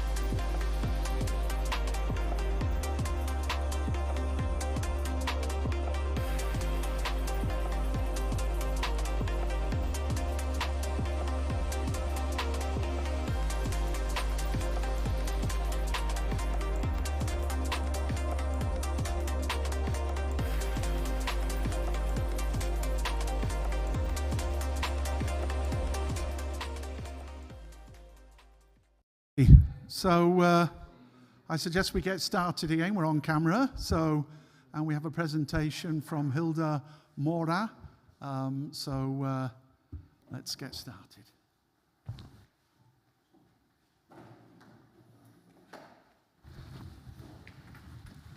Great, great, great. Whew. I hope you're all not tired and after the long day, so I'm not going to bore you. I'm just going to tell you what we do at Pesesha and why we do what we do and who we do it for and how do we choose the people we serve. And I think that's how, for us in our world, we look at the human economy in terms of understanding it from the context of those particular questions of who, why, what, and maybe when, because when is a question of a lot of many things and challenges, which I will talk about, because sometimes it might not be easy to explain certain things on why are we not getting there, why are we not able to drive this financial inclusion in ways that the society or the people we serve expect us to do from where we sit as fintechs. So what do we do at Pesesha? We enable small businesses with working capital, not just in Kenya, now in Ghana, Uganda, and Nigeria. And each of these markets, we've learned a lot of things to be able to provide and enable access to working capital to small businesses. But just to give you context, I don't know if the slides are clear, but I can see them very clearly there. Yeah, sure. So what is the challenge and what is the gap that we're trying to solve in Pesesha? And by the way, just maybe for context, Pesesha is a Swahili word that means financial enabler. So Pesa means money, Zesha means enable. And that really summarizes what we're trying to do. Just enable credit in the right place at the right time and with the right people. And so the way we see the gap in the market, we're talking of 640 billion, formal plus informal sectors, and this is from SME Finance Forum and World Bank combined in terms of the latest numbers. In the markets that we serve as Pesesha, we're talking of 196 billion. Financing gap opportunity for MSMEs that have been excluded from the formal financial system. When they go to the bank, they are not able to access credit. Why? Because the financial systems have a bit of more demand on collateral, We know there is an information asymmetry issue. These businesses are not formalized. Their data is very fragmented to be able to build a credit score and define their credit history holistically. And so they walk in the bank and they say, look, I'm here, I have a small business down at the streets of Nairobi, and I want to access credit because I need to purchase goods from one of my partners called Twiga Foods, who sells bananas. And I need credit because if you don't give me the credit, most probably I will remain where I am or my business will not grow and I possibly will close shop. And because then the bank will ask so many questions and say, you know what, do you have the data? No. Do you have a bank account? No. Do you have, anything that you can give us as collateral so that we can give the credit? No. So they walk out. So where do they go? They come to Pesesha and say, can you help me to access credit because I don't have data, I don't have collateral, and I don't have any system to manage in fact, I have a book. If you really want my data, here is the book. Go and do your own credit analysis for me. And that's the order of the day of the small businesses that we are serving. And the kind of businesses that we're looking at in our world, we call it the missing middle. And the missing middle has been used in so many contexts, and I'm sure we all have seen different definitions of what the missing middle means. But the way we look at it from our world, which is with a lot of research and the last 5 years of doing this business, we've seen a big gap in small and medium businesses, is what we call the missing middle. Small and medium. So SMB is how we define the missing middle. And majority of these businesses are walking to the bank every day or trying to find a way to address the need for working capital to survive. What have we done and what have we built? So before I talk about, in fact, this slide should have been after this. So I'll go back to that slide. But I just wanted to give a brief history because I think we've been talking about historical data to tell us, you know, financial inclusion, has it been solved, is it being solved, and how should it be solved? But my job today is to try and bring you to the present world and talk about what's happening in the present world and what are some of the things that we've been able to see over time as an evolution of Pesesha as a company. We started off Pesesha in 2017 at the back of a business model of P2P lending. And the thesis or the premise behind the P2P was, if we are able to get quality small businesses that are in need of credit, can we build local capital markets that can be able to provide credit without having to go and look for this capital elsewhere where it could be more expensive, it could be much more harder to get, or even, you know, not scalable in many, many ways or challenges that could arise. So we started to test this model of a marketplace and said, let's build this marketplace where we are going to bring capital providers, local capital providers, and connect them with quality businesses, which we are calling the missing middle. And it is our job as Pesesha to go and find these businesses. And how we find them, very difficult process, you know. It is a lot of work, which I will explain. It is, you know, a gap that we've seen even banks trying to solve, but the aspect of solving this information asymmetry issue is what everyone is trying to crack, but no one is actually working together to solve this problem holistically, which is what we are also trying to do and say, can we bring the right people together? So what this slide just summarizes is, we ended up putting this model through the Sandbox program for the Capital Markets Authority. CMA opened up their Sandbox program at the back of 2018. And we were among the first fintechs to participate in the program, and we were the first fintech to exit out of the program.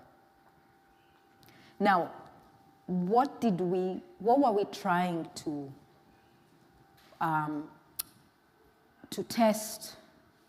You know, because a sandbox is really a safe environment to test, and the regulator providing this environment was one of a kind, because in my other slides, you'll actually see some of the ways to solve some of these challenges is if we had more sandboxes in the market, because then, you know, where do you test these alternative models? Where do you start?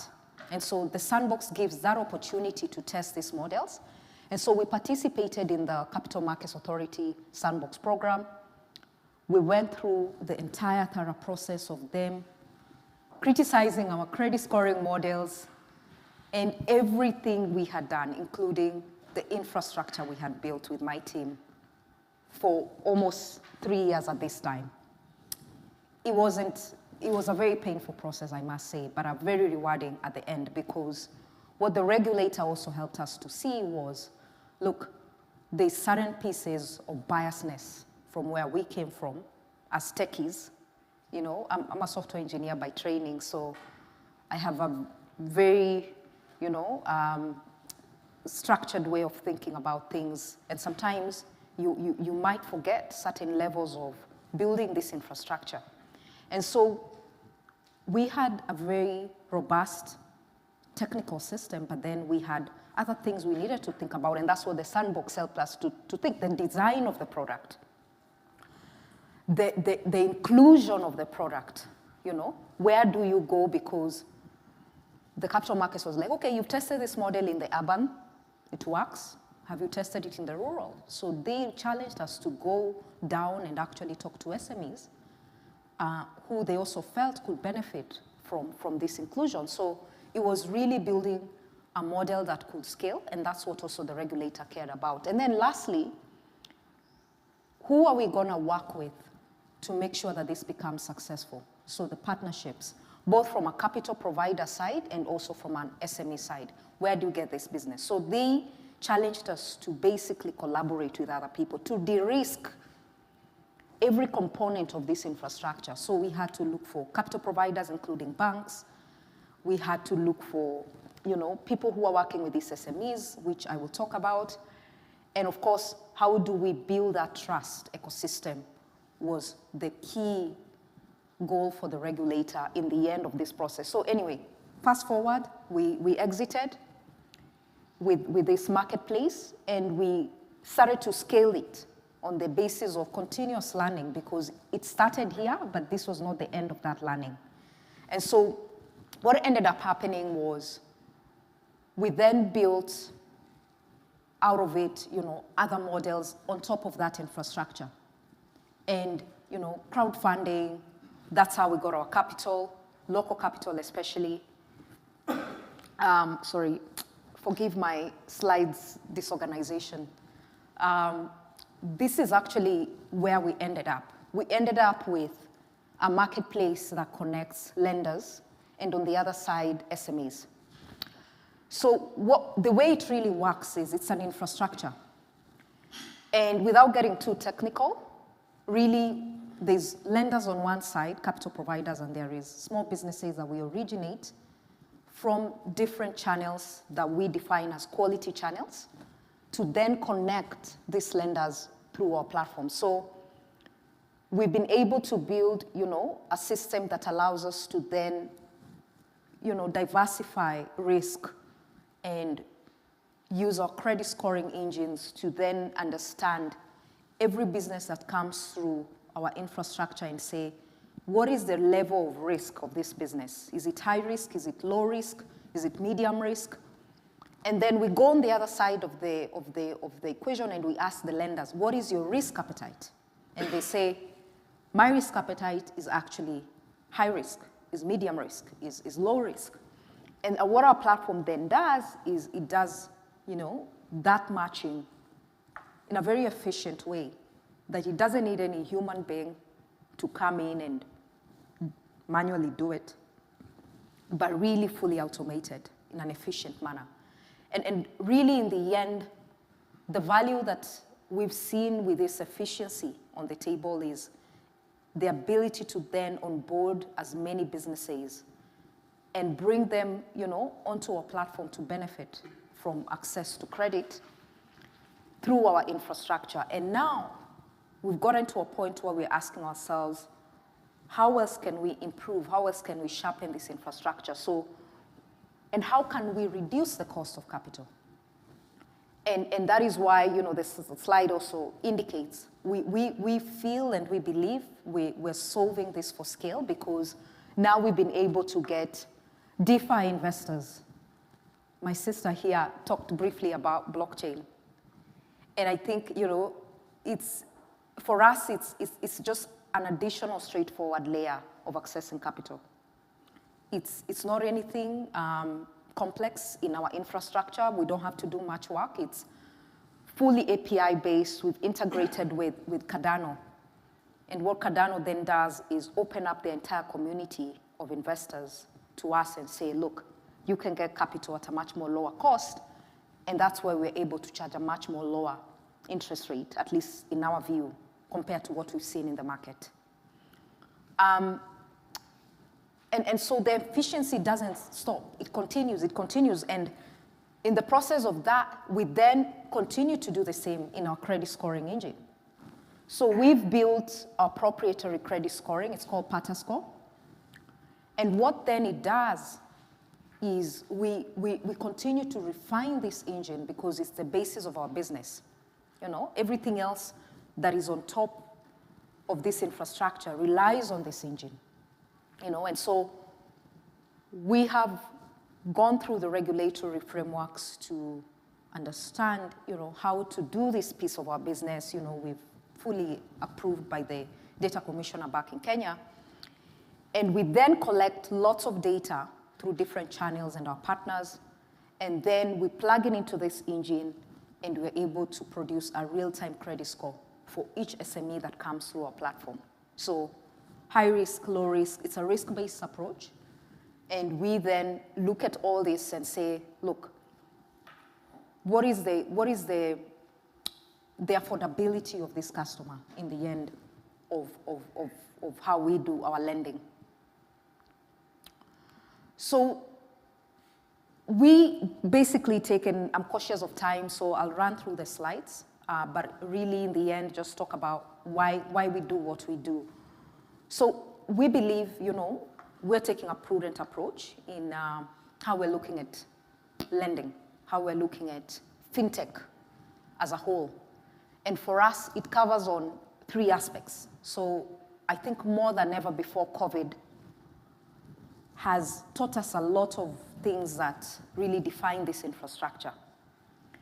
And post-COVID, you know, the question that really also remains at the back of our minds as a company is, if these businesses could not be able to access credit during the COVID period, would they still be alive today?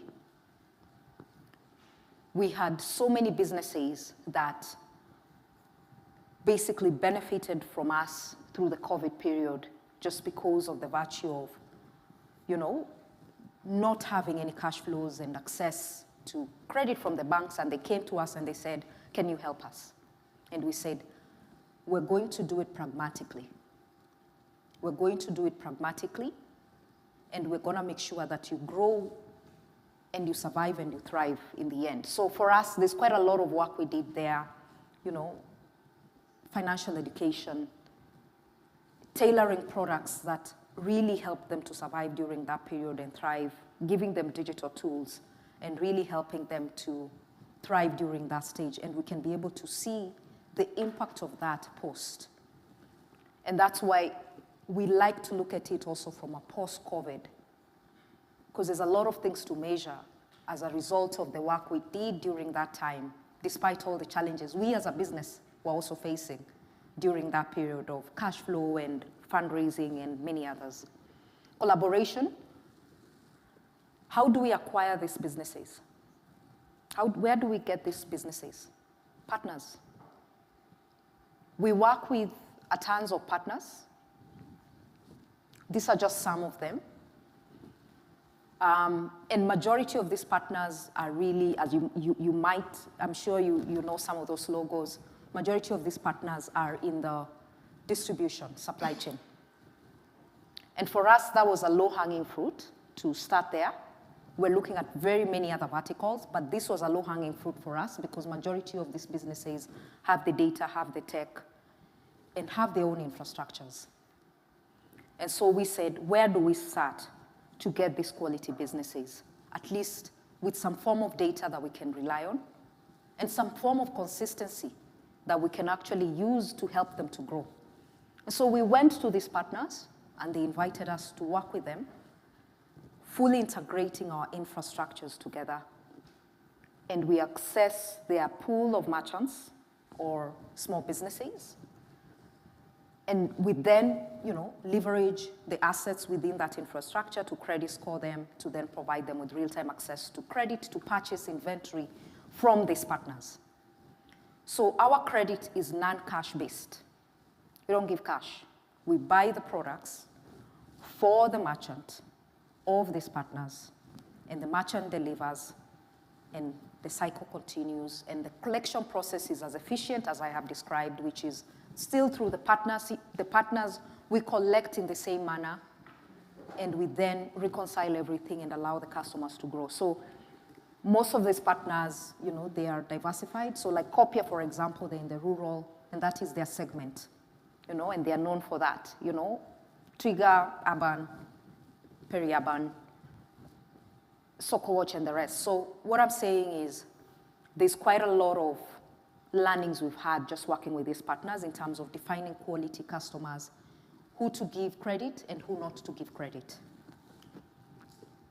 So how do we then define this impact, and how do we measure it in terms of our success?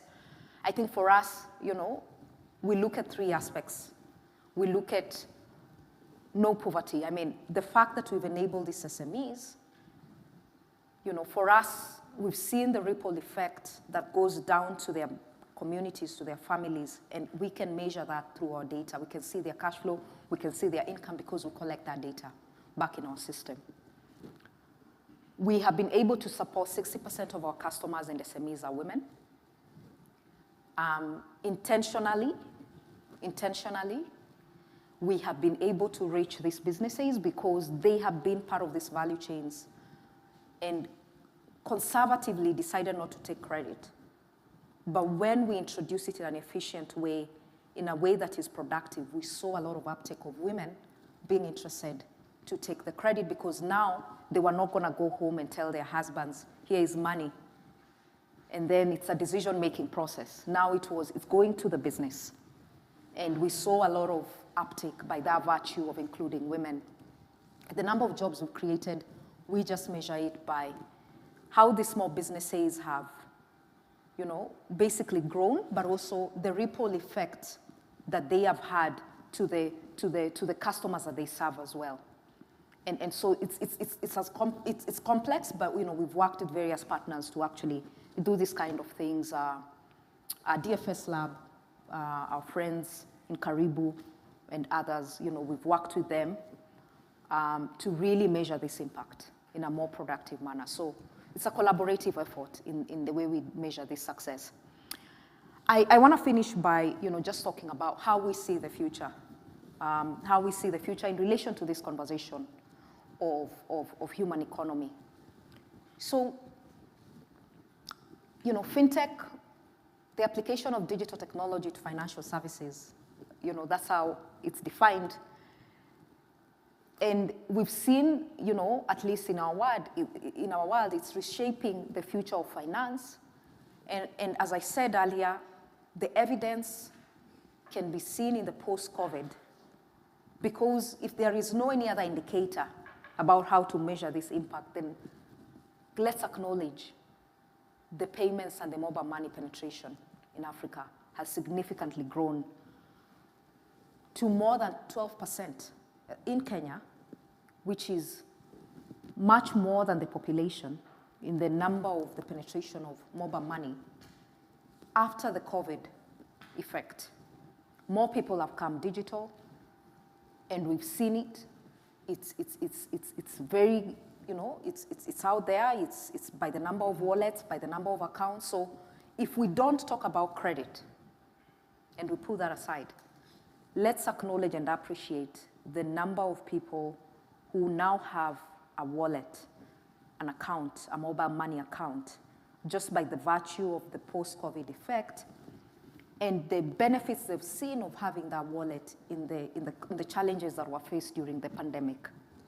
And so the way we see, you know, at least I like to just give one example, because I feel like open banking economy really summarizes almost all the other things that we're thinking about the future, at least in our world, which is opening up the infrastructure for everyone.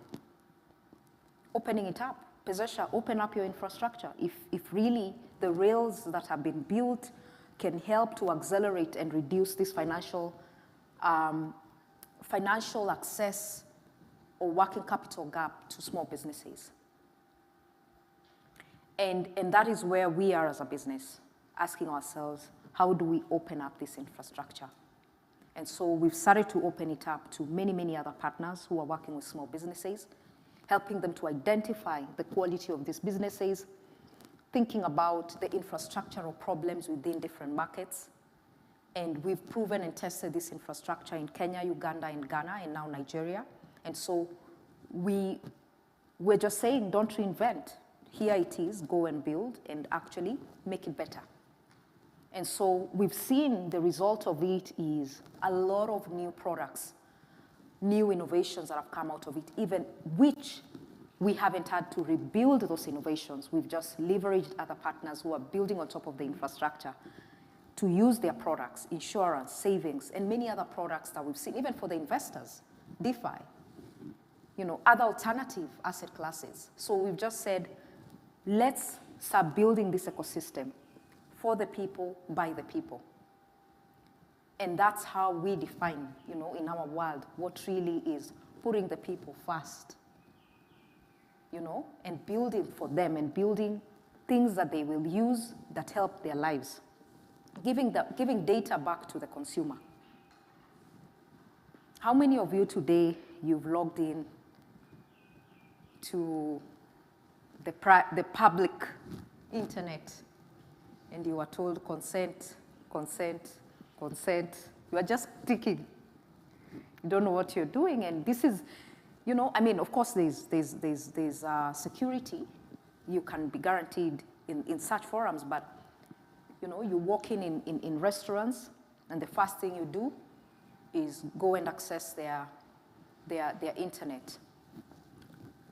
You're just giving out your data. And so we believe in our world, it's going to be important to give the data back to the consumer.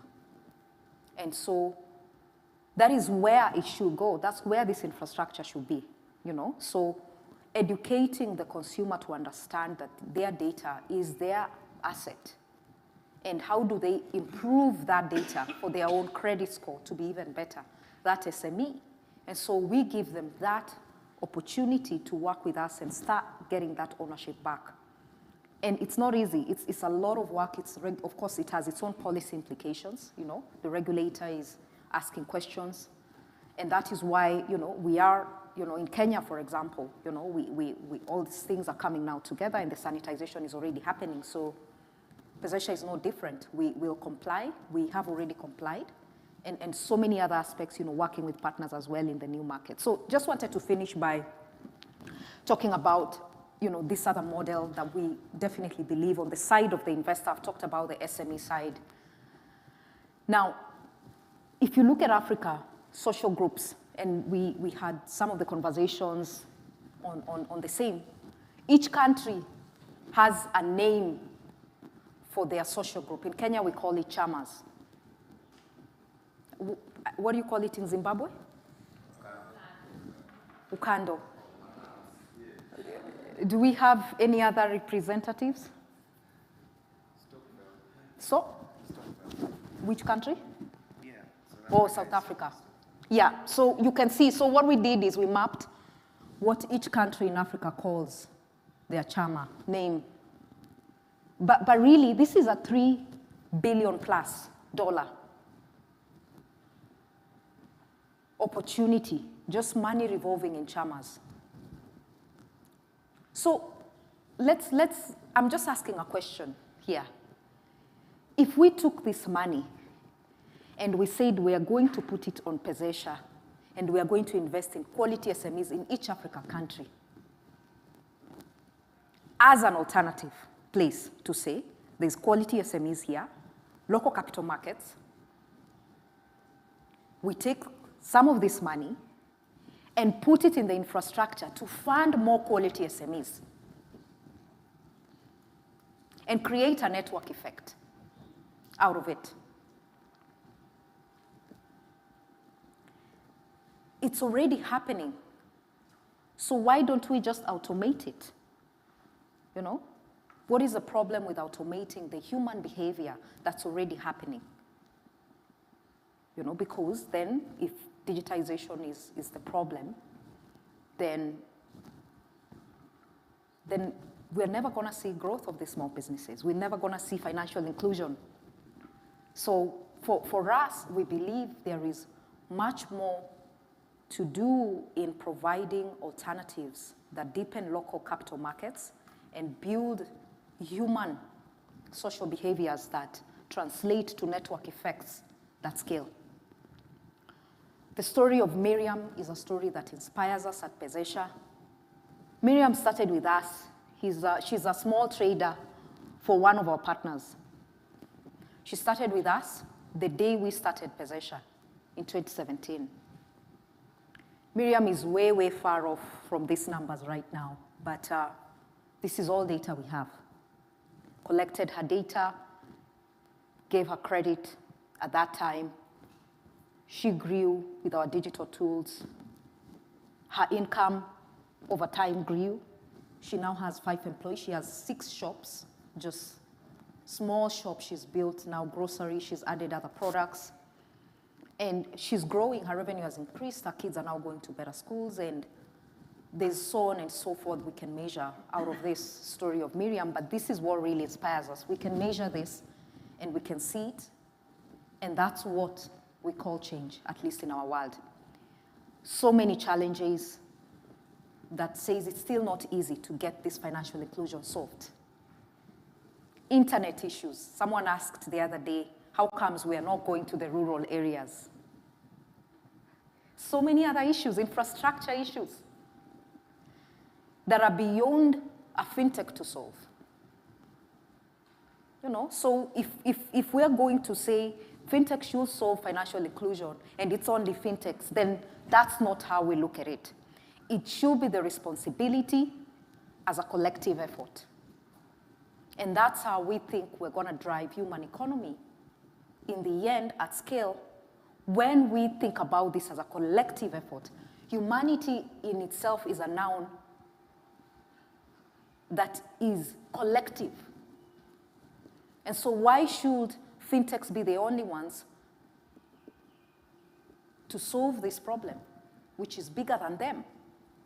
Infrastructure issues, regulation issues, data sharing issues, regulation, FX, the inflation issues. Look at what is happening in Ghana. So whose problem is it?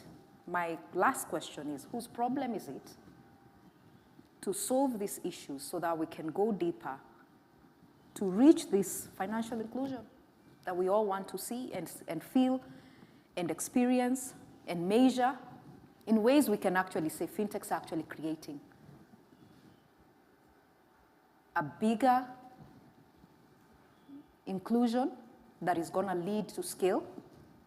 And these are the issues that are also not getting fintechs to scale, among many, many other issues. So we're here. I am saying it's going to take all of us to solve this problem. It's not just the fintechs. Thank you.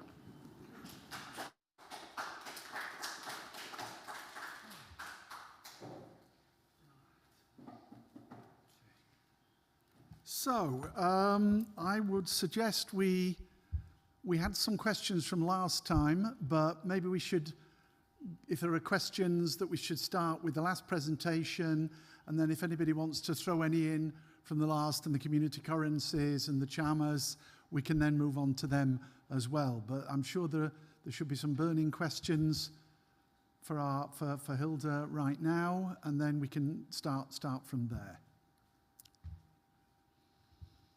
Okay, I'm going to take, okay, yeah, go on. Let me get going. Wait for Hilda to catch her breath before.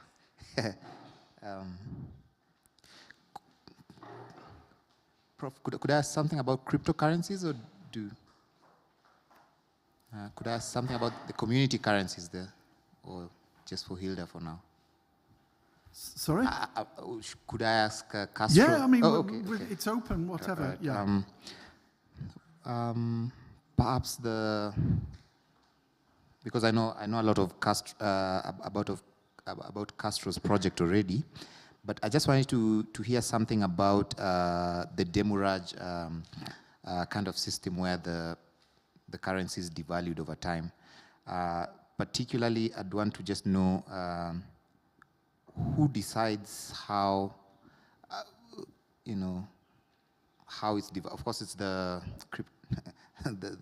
initiator, the originator of the cryptocurrency, but who decides what is the rate, the depreciation rate pegged on? Is it inflation? Is it just arbitrary? I was just curious about that because I know a lot of your project already. For Hilda, I've got just about maybe just 2 questions and a comment. The first question is about the ticket size of the credit that you give.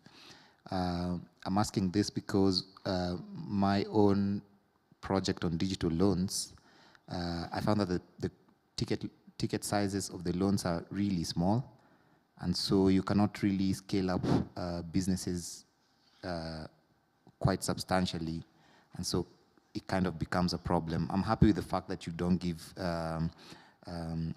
loans in cash. I'm happy about that, but just wanted to know about the ticket sizes there. The second question is basically about kind of trying to know where are these small businesses that you're supporting within Nairobi, and because I know, for example, there are places where, and linked to that is, what do you think is the knock-on effect on store credit? Because surveys in Kenya have shown over time that store credit is the most popular form of credit. What do you estimate? I know it's difficult to kind of measure that, but what do you estimate is your impact? Is that impact on store credit? And back to that question of where these stores in Nairobi, I know there are places in Nairobi that you cannot even imagine to get store credit. And even where I stay, and it's not like a high-end place, restaurant, residence, you cannot even imagine of getting store credit. So, and if I suspect that your answer could be the bottom of the pyramid, as we've been talking about, if the stores are there, then do you think this kind of creates a dependency such that you give the store credit, you give the entrepreneur some credit, and then they give you credit, and it's kind of like a cycle? I just wanted your comment on that. And then the last one is about, I'm very happy with your rates. It's between 1% and 3%. I think that's like really, really nice compared to the digital loans I've been looking at. And I just wanted to know how you deal with the investors. Is it what's your cost of capital? Because that's sounds a bit strange. Sounds a bit low in my view. But I just wanted to know what your cost of capital is. And you know, Professor Bateman has been talking about the investor-led, fintech model. Is this is yours a different one? Because, and how do you deal with investors who is your capital free, or how are you dealing with investors who want returns? That's it. Okay, next one. Should we go over here and then to over here? Yeah. There's a question for Hilda. Just two. One, is there a cap or a max on the credit for the stock? Like, do you have an upper limit? And then, is the idea that ultimately the small businesses would outgrow this infrastructure and move to more, I guess, conventional lending? Next one well, yeah, just pass it on to there and take it just for... Maybe to add on Eric's question to you, Castro, I may want to know where will be that a percentage, that small percentage, the demurrage, where will be the money going? Or will be the currency, or the 2%, where who will be taking that 2%? Okay, and this here, and then Mario. Okay. Oh, okay. I'm just directing this question to Sheila. So I enjoyed your presentation about sovereign communities, and I was just thinking, I just had a question. Do you think there's an optimal size for such sovereign communities? Because the bigger the communities grow, the harder it is to keep trust within a community. And because people, you know, as you grow, it's easy to hide in the numbers, and that's when you see a lot of people trying to find a way of gaining on the system. For example, if we're talking about stockpiles or anything like that, it's always like that. I think it's always in the human nature for that to happen. So is there an optimal size for that? And I also wanted to ask about the eco credit versus the carbon credit style of incentivizing regenerative practices. So like there's this issue of Dutch farmers, I think that I've been hearing in the news, where they are being taxed a lot, even though they are some of the most efficient farmers in the world. But they're being taxed because there is always a net effect. It's not always the case that, you know, you are producing 0% carbon. Whatever business probably that you're doing, there will always be a net effect. And so I was just wondering, is there a way of measuring the actual net effect, even though it's a regenerative process? Because the Dutch farmers, they are really good at this, and they have the smallest footprint, I think, of carbon of any farmers, and yet they are being taxed a lot because of whatever carbon they do emit. Yeah, those are the two questions for you. And then for Castro, I just had a question. Because I know, from what I understand, we are trying to have community-based currencies so that we don't have leakages so that money can be kept in the community. But what about people who try to gain on the system and buy from outside something that is cheaper so that they can have more businesses? Just the same way as in countries, you know, people will go and have cheap imports and stuff like that. And then you have to impose a lot of duties. Is there kind of a system to offset that? Thank you. Okay, Mario? Three presentations. Just a comment to Hilda, linking to some of the discussions that we had before, like also concerning the interest rates, because so far we've mostly talked as if the digital fintech sphere is like a closed ecosystem, but I also just wanted to mention that in a place like Nairobi, we still also have a lot of pawn shops where people bring their TVs, and informal money lenders. I know two personally who go to Gikomba, and they have interest rates of 30% per month, and they have to pay back from the second day. So these are also absurdly high rates, and some of them have kind of also very drastic ways of recovering money. Yet they can't even, they have problems of finding enough money because they have so many clients who want these high interest rates. So that's, I think, it's important to also see that these digital loans are embedded or part of a wider system that is maybe also exploitative. And the other thing that I wanted to mention is, I feel that one of the maybe dividing questions between social scientists and people from the private sector could be revolving around the question of trust. Because I think in orthodox economics, trust was always considered as a problem that needs to be solved. And many people thought that money was the problem that is solving trust. And I often hear that it seems that for people that nowadays Bitcoin seems to be the next super thing that is solving trust. And I think for a lot of social scientists or social anthropologists, it seems that trust is also something that enables things to begin with, and something that cannot be established through technological means. So that brings me to like the community currencies, that they are branded as a solution to problems of trust, but I think of building the community. But maybe they can only be successful if the community is already there, and they can't really build trust inside of the community.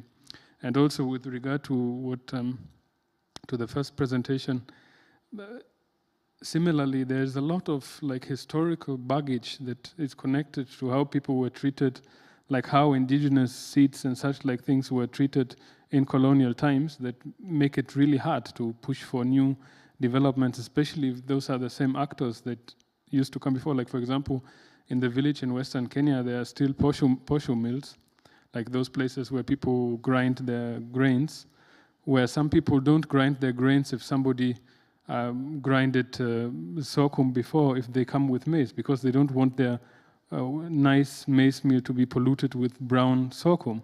So there's a lot of kind of resistance against these changes, and you could also see it during COVID.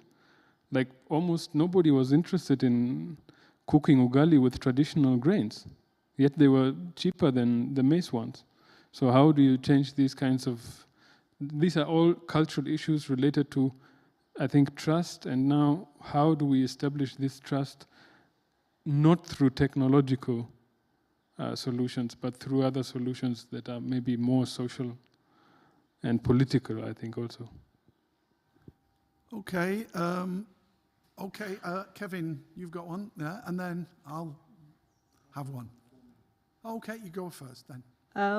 Yeah, I really love the 3 presentations, but I don't know if it's a question, but we tried to do something similar to what Sheila did in with your new gig. There's an organization in Mombasa called the Hala organization.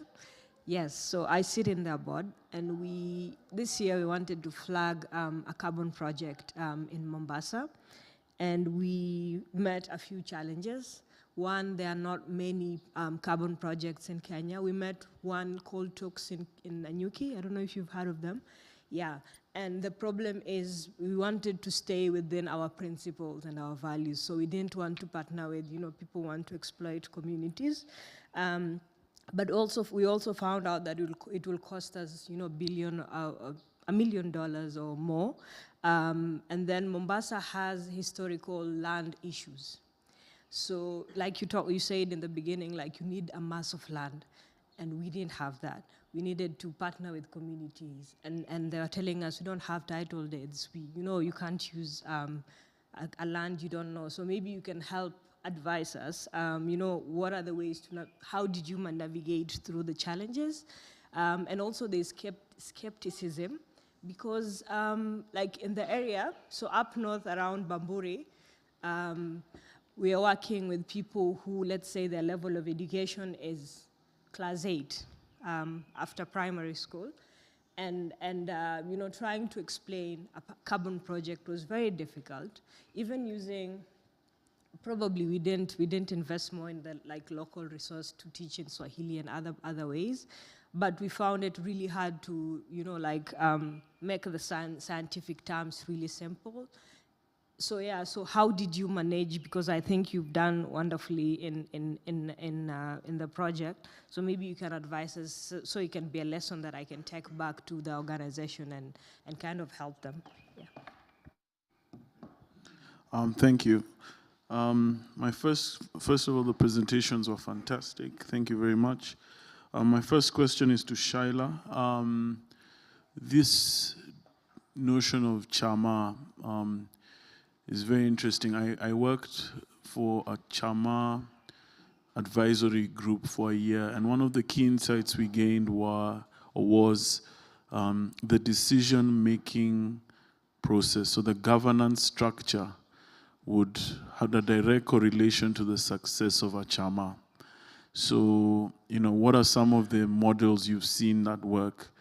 What we saw was the delegated decision-making. So if you had a structure where certain key decisions were made by smaller groups of people rather than the whole chama, the chama tended to be more successful. I want to know if those are similar things you've seen, or has it changed? The second one is to Castro around the community-based currencies. I missed a bit of your presentation as I had to jump into something. What I don't understand about community-based currencies is, if I am a business owner, how do I retain my profit? How do I don't know if I'm making sense. Because if everyone is coming to buy from me with this community-based currency, yet it depreciates, what's in it for me? And then, Yeah, I think I want to just, a similar question for you, Hilda. Ticket sizes and tenor. Okay, I'll just add just quickly, what you mentioned. I'd be very interested, Hilda, in the cost of capital. And do you deal with any new starts, or is it all existing businesses? And you mentioned something about the credit bureaus, no cooperation. What does that mean? That's you want cooperation or they refuse cooperation? I wasn't clear about that slide. So shall we start, maybe if you would like to go first, and then over here, and then go around in the order that they were done.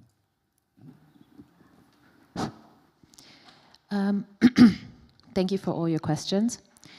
I'll begin from the bottom. I'll first answer the questions about the Regen project. So, Kevin, to your question about the chamas and the decision-making governance and what was successful and what wasn't, I would say, based on my experience, what you just said is absolutely correct. That when there was good governance, say one person in the group really had an insight and advised the rest of the group on the investment challenges or on what would be more successful than the other, that would happen. And chamas operate just as families operate. So with a good head of a family, you'd have a successful, strong family with support. Another thing is, why I love chamas so much is that it takes into consideration our Kenyan culture. In Kenyan culture, you have the head of the family. Even in the extended family, you have the people who make the decisions. So oftentimes, the family, if they have an issue, they will go to their head of the person and say, no, I don't think it's that. I think it's better if we do this. But the head is the one who represents the family, and he's the person who, or she is the person who makes all the decisions. So I noticed that in such groups, even when it was female-led groups, there was always that leadership. And oftentimes, the groups that I have seen that have the most success is the ones that have a rotating governance structure. So you have a rotating treasurer so that there's openness and there's transparency, because yes, it is not a one-size-fits-all. People steal in chamas as well. But when you have more transparency and distributed governance, I noticed that everybody feels important at a certain point. Everybody's a secretary at one point, everybody's a treasurer at one point, and then also you don't take that role for granted, because you see that it's an important role, because when you do it, you understand its impact. And for Asha and Halapak, I am such a good friend with Hala himself. He's a lovely guy. He's been doing, and for those of you, let me put some context in here. Halapak is a completely regenerated limestone quarry that, I think it was Bamburi Cement, had completely just gutted. And he has regenerated the entire space and created it into a park which everyone can now enjoy in the middle of Mombasa. It's beautiful. He's actually increased the biodiversity, and he did it all by planting one type of tree in the beginning, and now it's just a beautiful forest in the middle of Mombasa, which is one of the biggest towns in Kenya. So yes, the challenges, as I spoke about before, with the carbon credit is you have to have a lot for it to justify, and she's proven my point, to justify the cost of that. And which is why I actually will reach out to him and talk to him about the eco credit instead, because that's a better solution. And addressing the challenge of explaining the carbon projects to the stakeholders or the land stewards. Actually, yesterday, I was doing a project where we're breaking down the Web3 language and the ReFi language so that the local people can understand it better. So there are efforts for that to happen. But at the end of the day, we're not teaching them anything. They are the ones teaching us. Because like I said, the bioregional approach with the sovereign communities has to come from the ground up. So they would be telling us that, oh, we have coconuts here, we have this here, we have this here, and then we would be able to find some kind of quantification to reward them instead. And for Mario, you know, Kenya is having a very big contention right now with the indigenous seeds and the GMO Act that just was banned. And yeah, Kenyans are in uproar because this ban has been in place for years and years and years, and now it's been lifted. And I would just echo again what I said, that we would not be wanting to change any kind of system. The systems that already exist and are in place are the ones that we want to reward. And we do this by actually getting community leaders in the group that are already working towards that. So we don't come and put any kind of suggestion or anything or try to change any system. In fact, we're completely against that. Everybody who is in the region network gets stake in the company, which means you have voting power and governance as to where and what happens in the system and in the ecosystem, which means whoever we're working with, whether it's Hala Park, whether it's you, Asha, on your own, whoever it is, based on your contribution, you will get a certain amount of tokens. And at the end of the year, when we have the grant program where we're giving away these rewards, people will have their cases and it will be voted by the actual same land stewards and activists and regenerators. So it's a completely decentralized. Again, the chamas operate as a family or like a family. So what is the optimal size of a family? I would say it really truly depends on you and the group. Some people do well as a group of 20. Some people do well as a group of 10. I would say it's all about the trust that you have with each other. Perhaps you have more trust with your family than you do with your high school friends. So maybe only 5 friends would be better than a family of 10. So it really truly depends. And it is, you cannot, and I really hope that nobody starts doing studies on chamas because you will not find a correlation. Each one, just like a family, is different. Please don't try and find a correlation. And eco-credit versus carbon credit and the Dutch farmers, I am not going to answer that because I don't have the answer. I'm not the person who's creating the policies. I'm actually completely against the carbon credit itself because, like you said, it's taxing farmers when it should actually be taxing polluters, not regenerators. And now to the contentious topic of the community currencies. So, here's my opinion on it.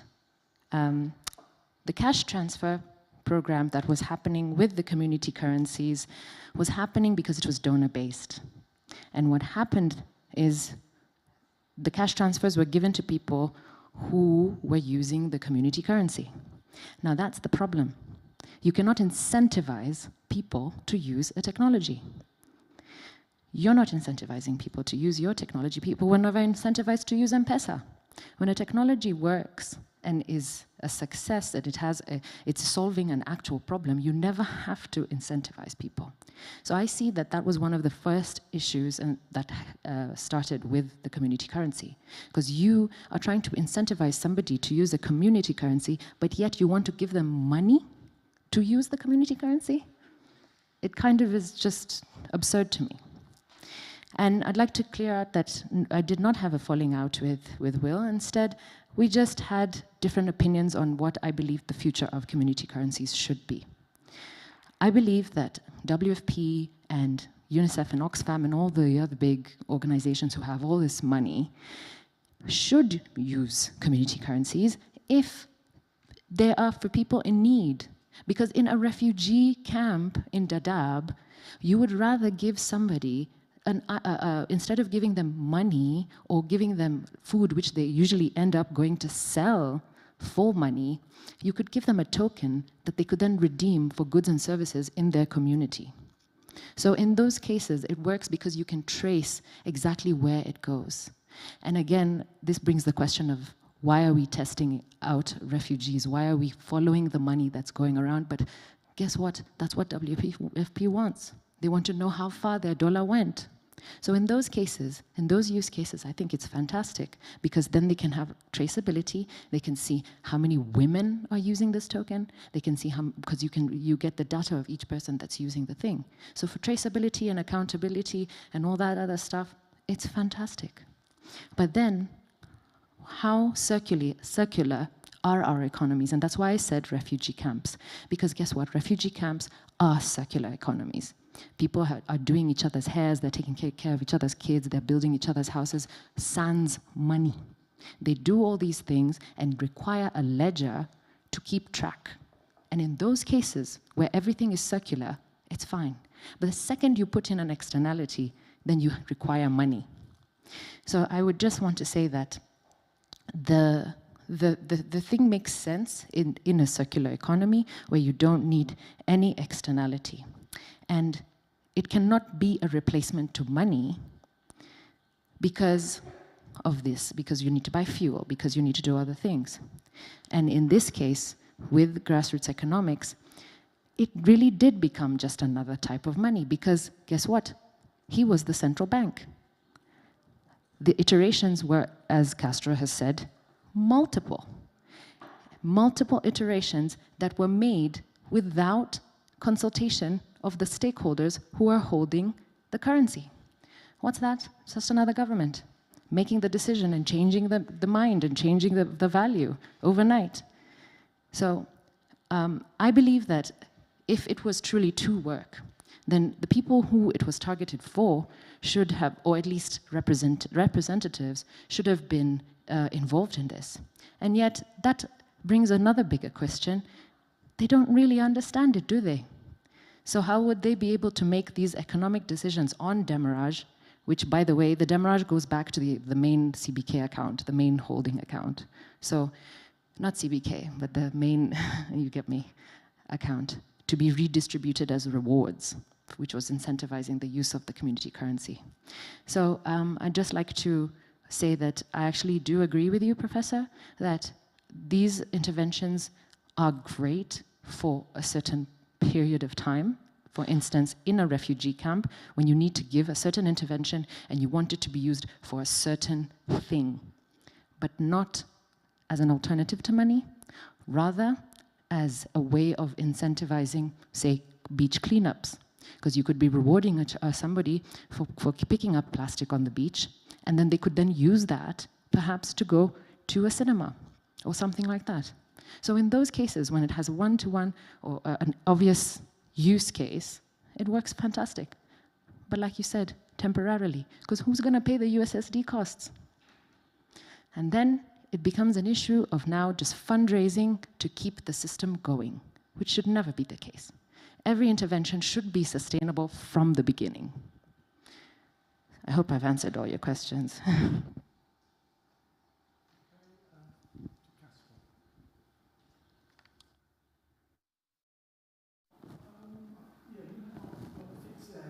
Yeah, I'll be very quick. If you want more information, you can catch me over during dinner. Happy to expound. CRBs, you know, we have 3 credit bureaus in Kenya, TransUnion, Metropole, and Credit Info. What we have seen is very, very fragmented. One SME, you know, in one credit bureau does not belong to the other. Because why? These digital lenders are not mandated, and Kevin can correct me if I'm wrong, are not mandated to report to all the 3 credit bureaus. They can choose and cherry pick which one to report depending on where they also get the data, right? So it is, I am working with TransUnion, that is where I report. If I report at all negative data, I get data back from TransUnion. I don't get it from Metropole, I don't get it from Credit Info. So that's where it's broken. Because when we go and check this SME credit history, we can, TransUnion says they're a good person. They've actually never defaulted on any loans before. They actually don't have loans. When we go to Metropole, they say, okay, they borrowed from Tarline branch and they repaid 1 loan, they didn't repay. When we go to Credit Info, no data. I'm just giving an example. I'm not saying that that's what it is, but I just wanted to give you the context of why there is a problem and the credit bureaus are broken and the need for data sharing policies by the regulator. Do we deal with new customers or existing customers? We deal with both. Remember, the partner we're working with are building a distribution network. They are onboarding new customers and they're using credit as a way also to get them on board. They're using credit to grow them from day one. So when we are working with partners and they are going to target, new customers in new distribution or agent networks, they say, hey, Pezesha, can you go with us to also, if it is a problem of credit, truly, that is why they are not able to grow. Remember, they already have a business, so we're going to people who already have a business, they are not coming with a business idea and saying, I'm a startup. No, we don't. You need to already have a business, and for us, it's really important to validate this business before we give you credit. And it really helps us a lot to make sure that this money goes in the right place and for the right use. We have worked with partners that have helped us to find new ideas. People like DEG have supported us to enable more new businesses that are coming up, so through a grant or through guarantee programs where we can actually de-risk. So it's about risk in the end. In terms of ticket sizes and tenor, it's not a one-size-fits-all. Remember I said our credit scoring model is risk-based. So what that really means is we will look at your risk and we will give you the offer. Now, where does it lie? It lies anywhere from as low as $100, to as high as 2 million Kenya shillings, which is $20,000. That's where we have played as a sweet spot. And to tie it with the question on, will these businesses outgrow our credit? I think the answer is yes and no.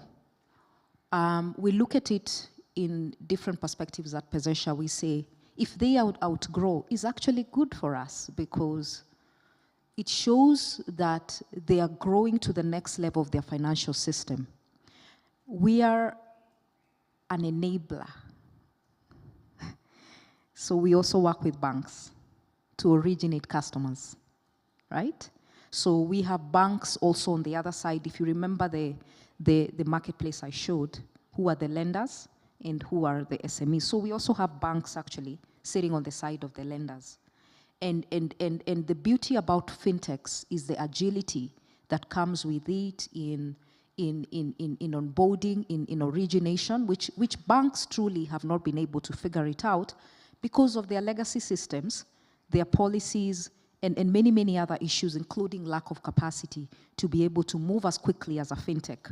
Now, because of that agility, banks have come to us and said, why don't we work with you on the aspect of origination? So, what I'm saying here is we're actually happy when these businesses grow because it shows that they have been able to go up the Pezesha ladder and then grow out of it, which means that it's the success we want to see.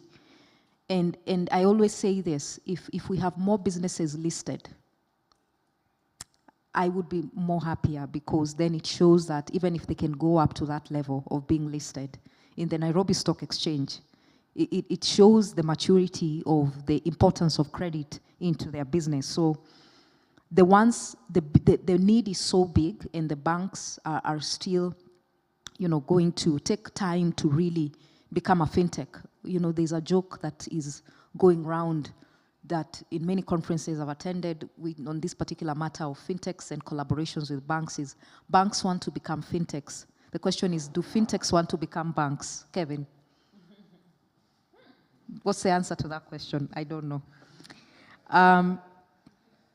So there's a lot of need for collaboration. So the way we look at that conversation is a collaboration. CAP on our trade, I've talked about it. We don't have actually, for now we are playing in the range that I have described, but we also understand that up to a certain level, the risk, because we do unsecured lending, it doesn't make sense for our lenders and our investors because of where they play as well in terms of risk. Our money is not free. Please lead me where it is. I'll be very happy. But our money is not free. Our cost of capital is anything between 3 to 6% per annum. I mean, give or take with the current inflation, it could be a one-digit figure. So we still feel that's very reasonable looking at what's happening in the market, leveraging on blockchain. and other channels to really reduce that cost. Concentrating our priority on local capital is always the first priority. We have a lot of local capital that we rely on, so it also really helps to reduce the cost of capital and many other channels where we tap into to balance it off. I think the last question was where are these small businesses within Nairobi? They are mainly in the informal settlements, Kibera, you call it the slums. They are also in the, in the, what is it called? I don't know the English word. The roadside, so we call them mamambogas in Kenya. So you find them there, and then, you possibly find them in River Road. I don't know if you've been on River Road. Very, very congested, a lot of businesses, and so mainly suppliers and wholesalers. That's where majority of these value chain players also get their products. So River Road is like the market for many of these products where they come from. So in the urban, that's where you'll find them. In the rural, you possibly find them within, very scattered, but really working with a partner like Copia, for example, who has already identified them and mapped them, which makes our work very easy. And that's been a low-hanging fruit for us in really tapping into these businesses. And banks really are looking at it in a very conventional way. And in the end, it doesn't make sense for these businesses from a tailored approach side of things. I think I've answered all the questions. Thank you. Okay. Does it create dependency? Yes, so there's quite a lot of impact we are seeing in terms of stock credit. Now we're seeing these businesses outgrow stock credit and now ask for working capital. So we've had to be innovative in offering new products and say, you now have been able to get cash flows from your stock. What else can we do? So there's working capital, there's invoice discounting, and there's many, many other products. But really in the end, the focus of stock credit, is just the beginning of one of the products that we offer. And we use it because it's a daily consumption. But working capital would be for 3 months, would be for 6 months, would be for 12 months, and many, many other products that we offer. Thank you.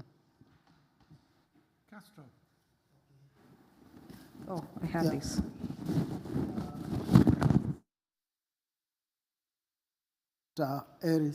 Eric and Eddie asked. I think partly it has been answered by Sheila when talking about the demurrage system. It does devalue over time, yes, and the charges are 2% monthly, but over time, I think there is an algorithm that has been placed so that they can be able to increase the recirculation so that the rates are supposed to increase so that you dispose of these particular coins instead of holding on to them.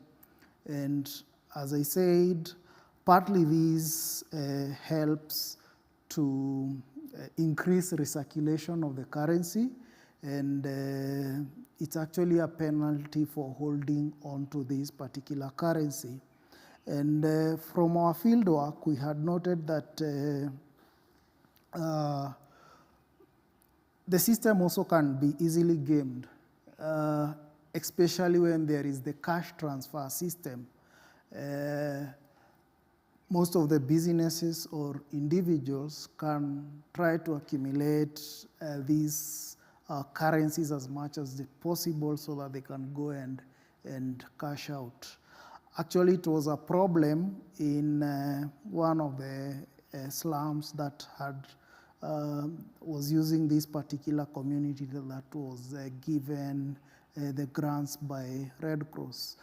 Because some community members were doing multiple registration. You find that one particular person had registered 5 or 6 times. Therefore, he accumulates a lot of currency. And with the aim of or anticipating to go and cash out from the system. Therefore, it's a risk that also can be mitigated through the same technology by verifying on the details of the people who are using the currency. On the question of what does the business gain, I did describe the model that is actually applied in two systems. There is the one that is a kind of a closed loop. With the closed loop kind of a system, from our study, we found out that most of the businesses actually were not incentivized to join that particular model because they ended up accumulating all these community currencies. So there was no incentive to join into that particular kind of currency. But on the flip side, when there is a cash transfer, most of the businesses were eager to join in because the sales would automatically increase, and at the end of the week, they'll go and cash out, even though at a particular rate. So technically, it will help recirculate the money into the community.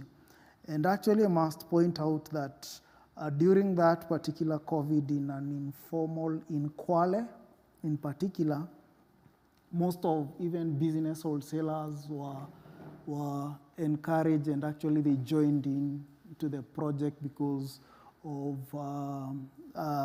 their number of community members who are into the program. And they were even giving bundles of flowers and all that. So in that particular aspect, it benefits the business. And I think that also answers your question that it can also be easily gained if you let in people register randomly without doing due diligence. Yeah. Okay, that was good. So we have a chance for a final. We have just, if there's any more questions. I just have one final question for Hilda. I wasn't clear, who takes the risk if there's a default? Is it your organization, or is that passed on to the investor, the lender? It's a shared risk. You share the risk? Lender, yes. Okay, so 50-50, if it's okay. Yes. Okay, that clears that up for me. Anybody else? Okay, over here, yep. Question for Castro. This is about mobile money. So, we hear in a lot of, in the fintech industry that mobile money would be successful if it stops being cashed out, right? So if it remains in the wallets. Does that mean that if that happens, are there risks that it could go the way of some of these community currencies? So it gets stuck in different merchants and then all kind of collapses. I don't know. It's just a question. Question also, it's an experience that Zimbabwe has. But I think the dynamics will be a bit different in our case, or maybe we might end up with all-purpose money that maybe you use M-Pesa to buy in a supermarket, and when you are in the informal economy also you shift again the use, yeah. Just a comment on when mobile money becomes a form of money which you cannot cash out. The thing is, not to cash out is a choice, is okay. And then not to cash out because there is no option. Like we can take, for example, when the community currencies, for example, if they are failing to cash out because there is no way to cash out, then it obviously loses value, which is the same thing with mobile money. If it's a decision that a person is making not to cash out, but if you want to cash out, then you just have access to cash. So I do not know how best can we make either community currencies work without fiat monies supporting them in a network where there is no fiat money, or where these mobile monies, they work in environments where there is no cash. I do not know if there is someone who has a different view of how best can these forms of money work without fiat monies, especially community currency, for example?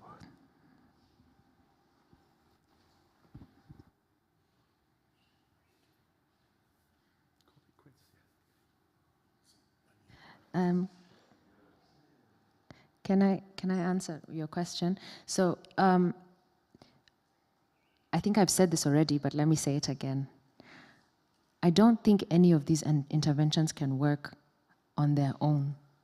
Like, community currencies cannot work on its own. And I think it's very important because we've had such different crowds addressing different people, some at the bottom, some in the middle, and some at the top. And I think it's very important for us to never forget that. There's different layers of interventions. The community currency, as I mentioned before, should be a complementary. Now that's, I think, what it was supposed to be, this with the C, I see, complementary currency. So it's not that it's going to replace fiat. If you have interventions that are for the middle of the pyramid, and then we have situations like refugees during wars, internally displaced people, people who actually transfers. And these organizations have KPIs. They have to tell their donors that we helped 1 million people in Darfur or 1 million people in Congo. So how will you justify that? With a cheaper way. And let me say this very passionately. I am not against community inclusion currencies. I feel as though the governance is the issue. If you put it in an institution that is completely auditable, then it makes sense. Because also they will not just wake up the next day and change it. But when we leave it up to a person and a human, they're just human, so anything can happen.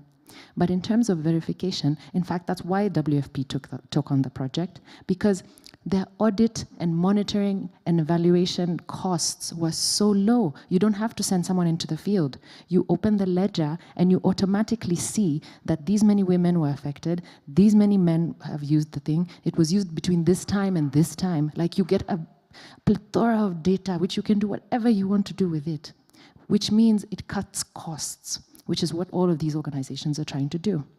So I don't know if the aid industry is even maybe afraid of it a little bit, because they will not be having all these extra staff members to go and now do the monitoring. You know, you don't need auditors because it's right there, it's open on the ledger. So I guess my conclusion is just that these interventions cannot live on their own. They have to be side by side, addressing the different angles and the different people that need it. Okay, do we have any more? What we do? Okay. Yeah, I know it's you may choose or not choose to answer or not to answer this one. You once worked with Radic, right? Then you said you had different visions on community currencies. Are you comfortable to tell your understanding of Radic's vision and your vision on community currencies, if you are comfortable?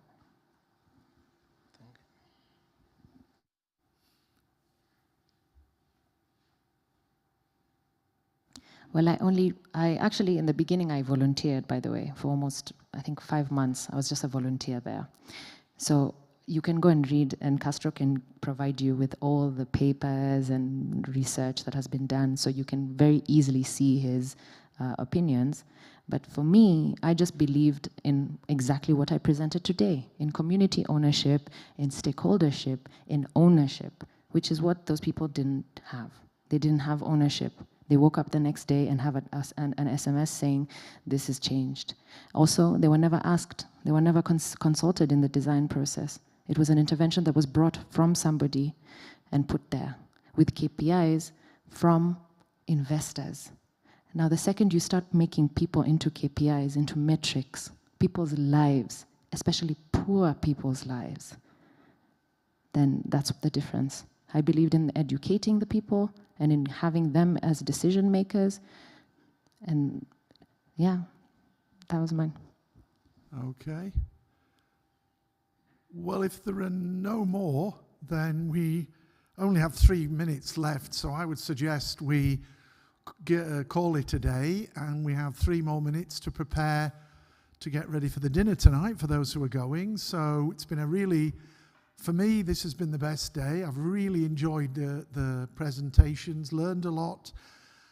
We've all asked some great questions, I think. So I think it's been very good. So see you down at the gate at 6. And if not, then if you're not going, then see you tomorrow for the final wrap-up.